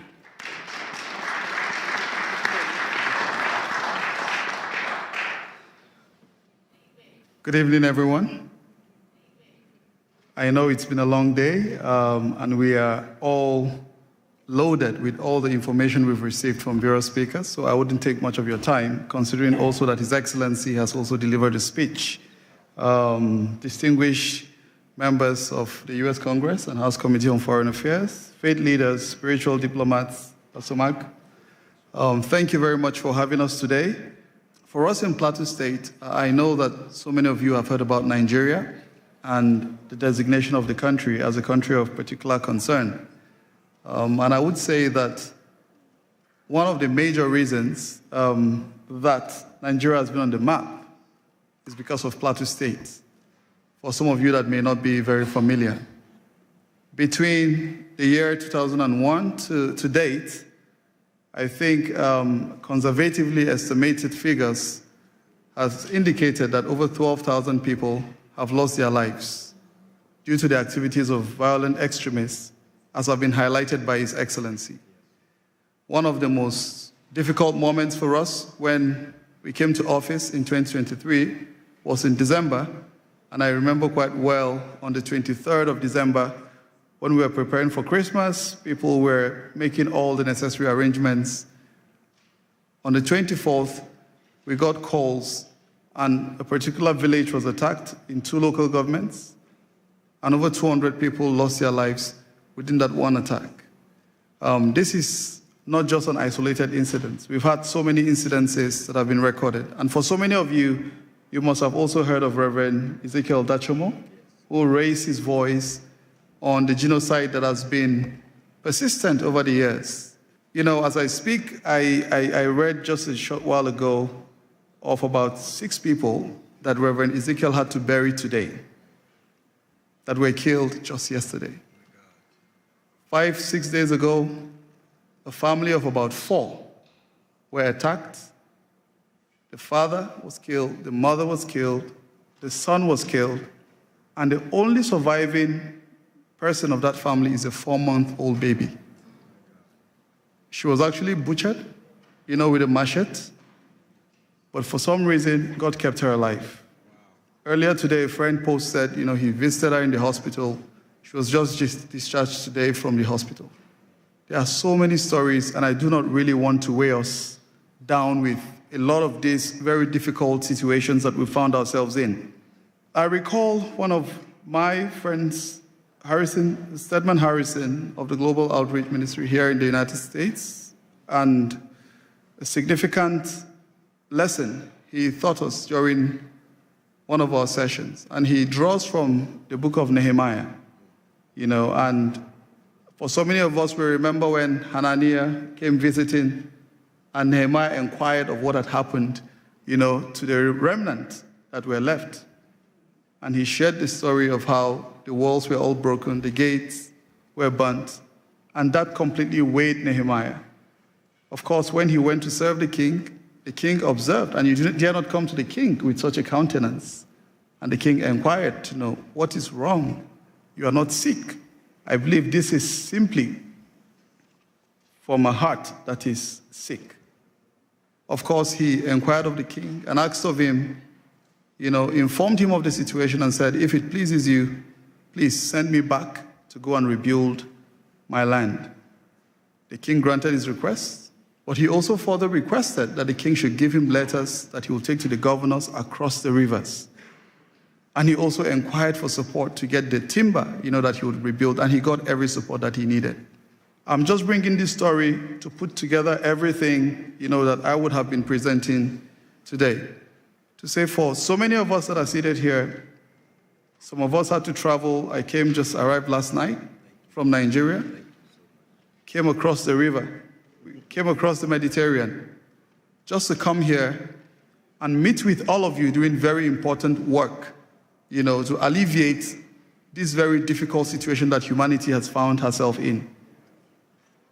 We are looking forward to seeing how we can join hands together like Nehemiah, because for such a time as this, God has called us to rise up and to serve as leaders that will transform nations and communities even beyond the shores of our immediate environments. The capital of Plateau State is known as Jos. It has a fantastic synonym, and we call it Jesus, our Savior, because Jos is in the central part of Nigeria, blessed with abundant natural resources, and it's known as one of the cities that hosts everyone, irrespective of ethnicity or religion. Very accommodating set of people that have kept Nigeria, up till this moment. Plateau State is a city upon a hill, and her light will continue to shine.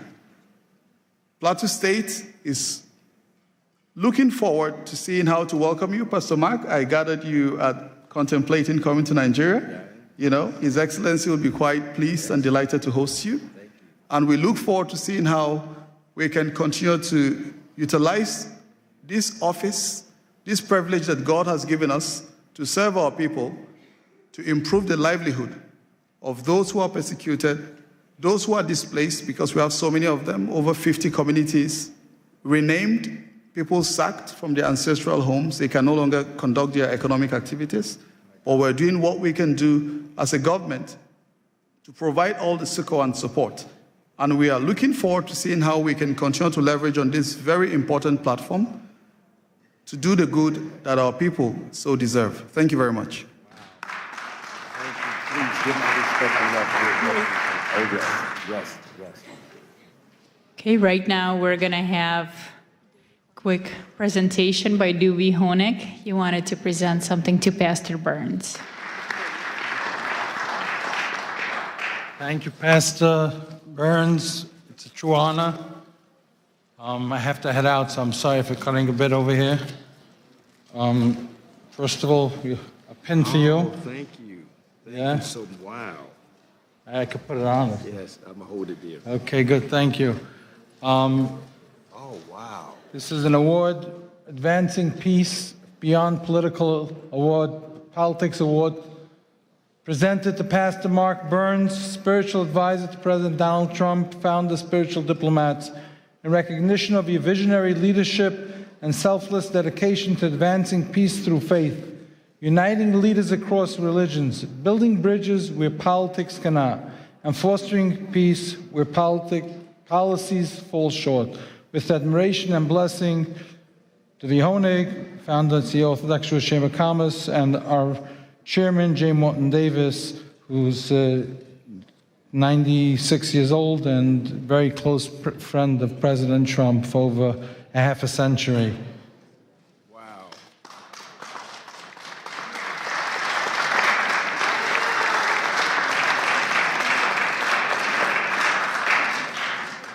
What an honor, what an honor. Thank you. What an honor.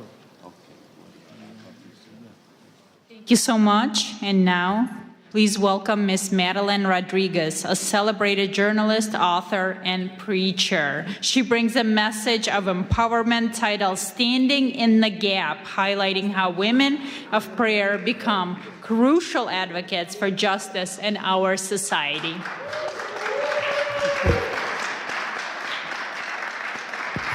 Thank you so much. I want to start off by saying my sincere thanks to Pastor Mark Burns for bringing together faith leaders from around the world for this important conference. Let's give him a hand. Through his leadership, he has created a space where faith and civic responsibility meet in service of justice and human dignity. Thank you for the opportunity to speak in this historic place where laws are debated, policies are shaped, and the future of millions is influenced. Honorable leaders, distinguished guests, and faith representatives, today I will talk about standing in the gap, how women of prayer become advocates for justice, and how prayer moves from the secret place into courageous action. I am the founder of Women with Purpose, a global movement of women who gather daily across nations and time zones through Zoom to pray. These women come from every background, culture, and life experience, yet they are united by one conviction, that prayer must move us to action and faith must compel us to pursue justice. For our God is a God of both mercy and righteousness. Prayer is so important that it moves heaven, transforms lives, and brings freedom, hope, and healing to the body, soul, spirit, and mind. Prayer is not just words. It is power. It is life flowing from heaven to earth. When we pray, what happens? What was lifeless begins to breathe again. What was broken starts to be restored. What was chained is set free. What was dark is filled with light. And what seemed impossible becomes possible. The word of God says in Psalm 34:4, I prayed to the Lord, and he answered me. He freed me from all of my fears. I also serve as chairwoman of the Faith Advisory Board for the United Nations Association of El Salvador. In this role, alongside the president of the organization, we are committed to cultivating and sustaining a prayer-rooted presence at the UN, at the United Nations.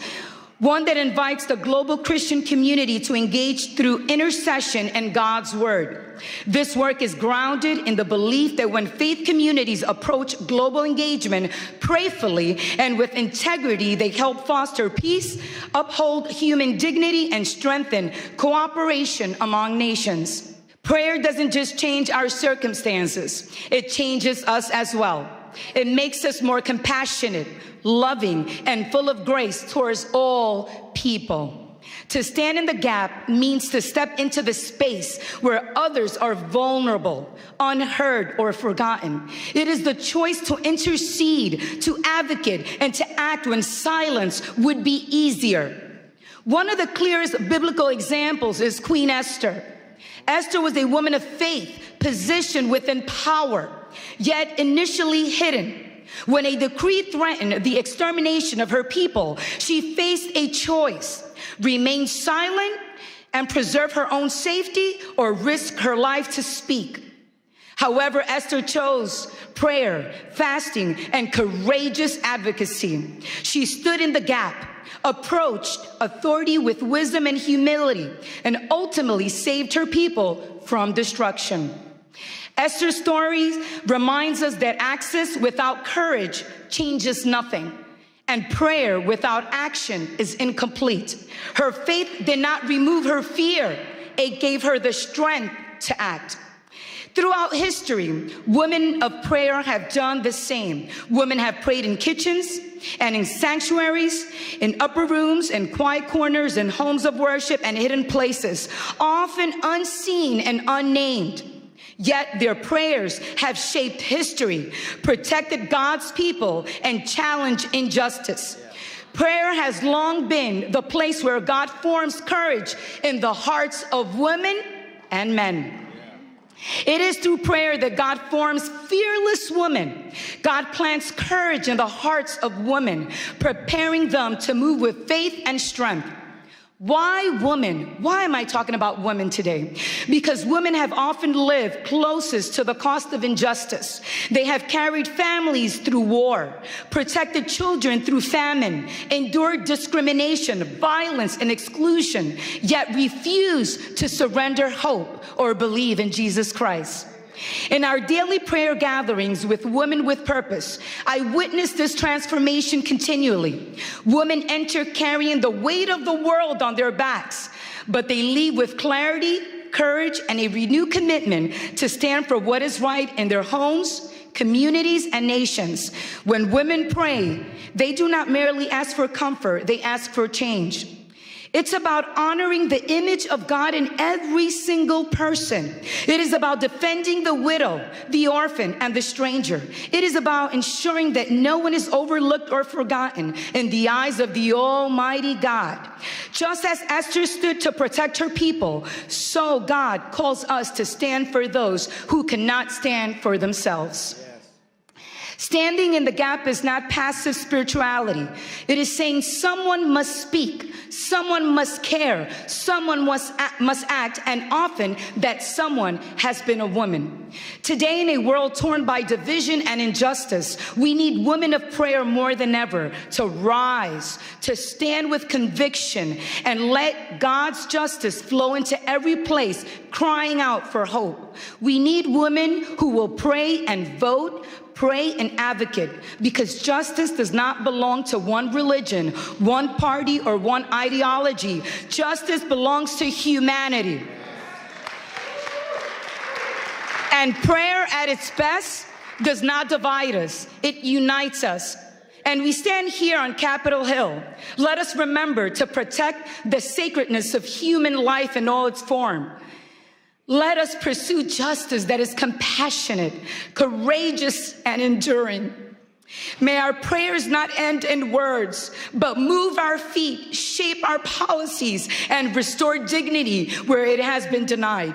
When women of prayer stand in the gap, justice does not remain an idea. It becomes a lived reality. Thank you and have a blessed day. In Jesus' mighty name.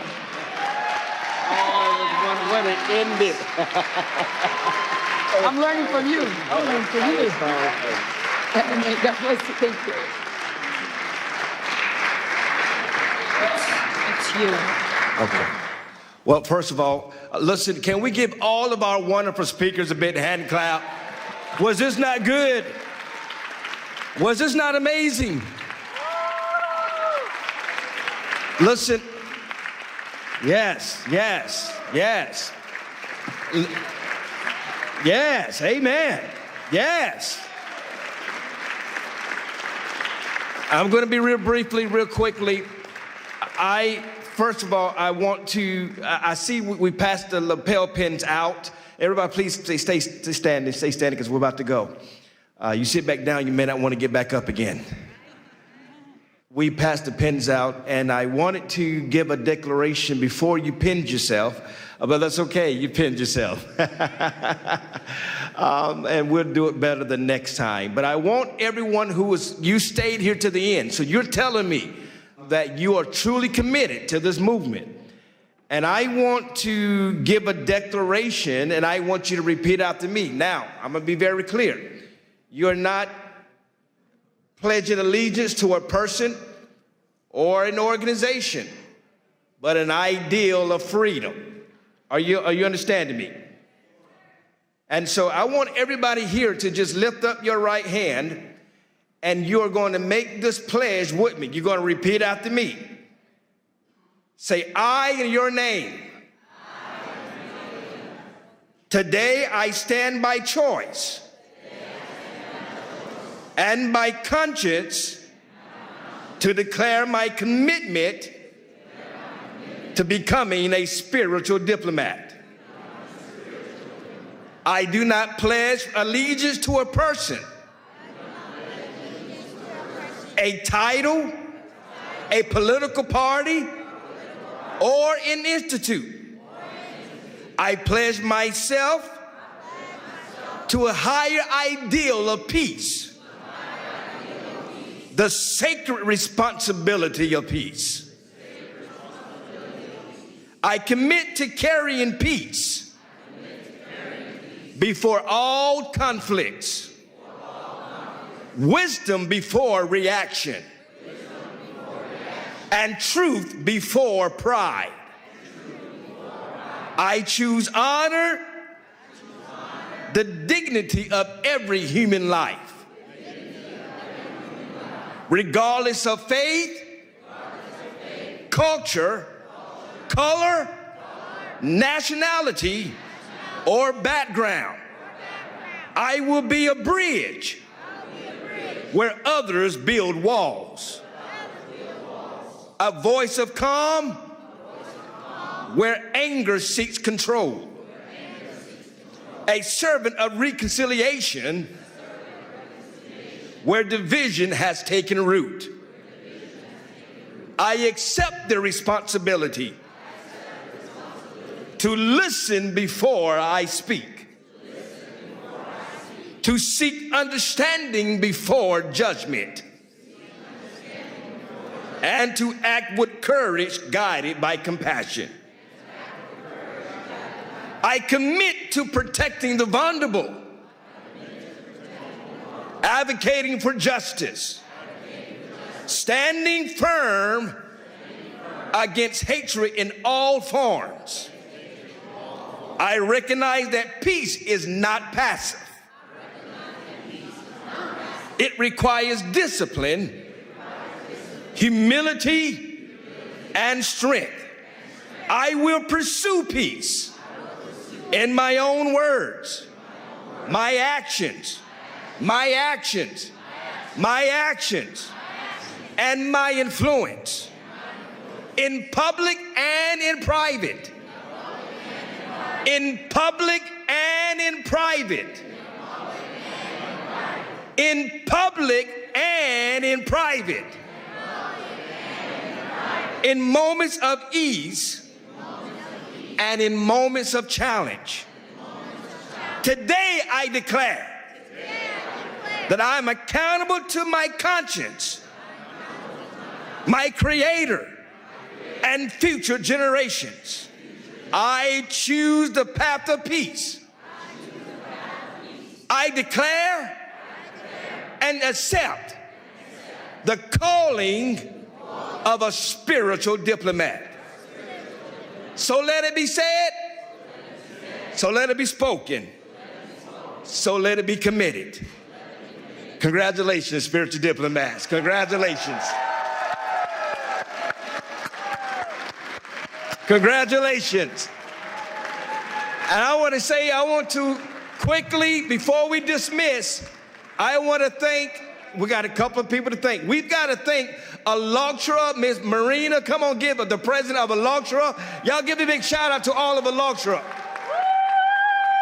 Where's Miss Valerie at? Where's she at? She's running around here somewhere. Where's Valerie at? Valerie's so busy, she can't even tell that I'm calling her name out. Valerie, thank you. Y'all give Valerie a big hand clap, who's so hard. Miss Olga from the president of Creative Society. Y'all give a big shout out to Olga. And to every spiritual diplomat that helped make this happen, God bless you all. Many thanks to you all. And don't forget, in February the 5th, we're coming right back here during Ukrainian Week to have our Ukrainian conference. It is called Freedom Has a Name, and it's called Ukraine. You don't want to miss it. Be right here. And also, in 6 months, June of 2026, we're doing this again, but we're doing it at Mar-a-Lago in Palm Beach, Florida. And then in December, we're taking over the G20, and we're doing it again in Miami, Florida for G20. God bless you all. Thank you all.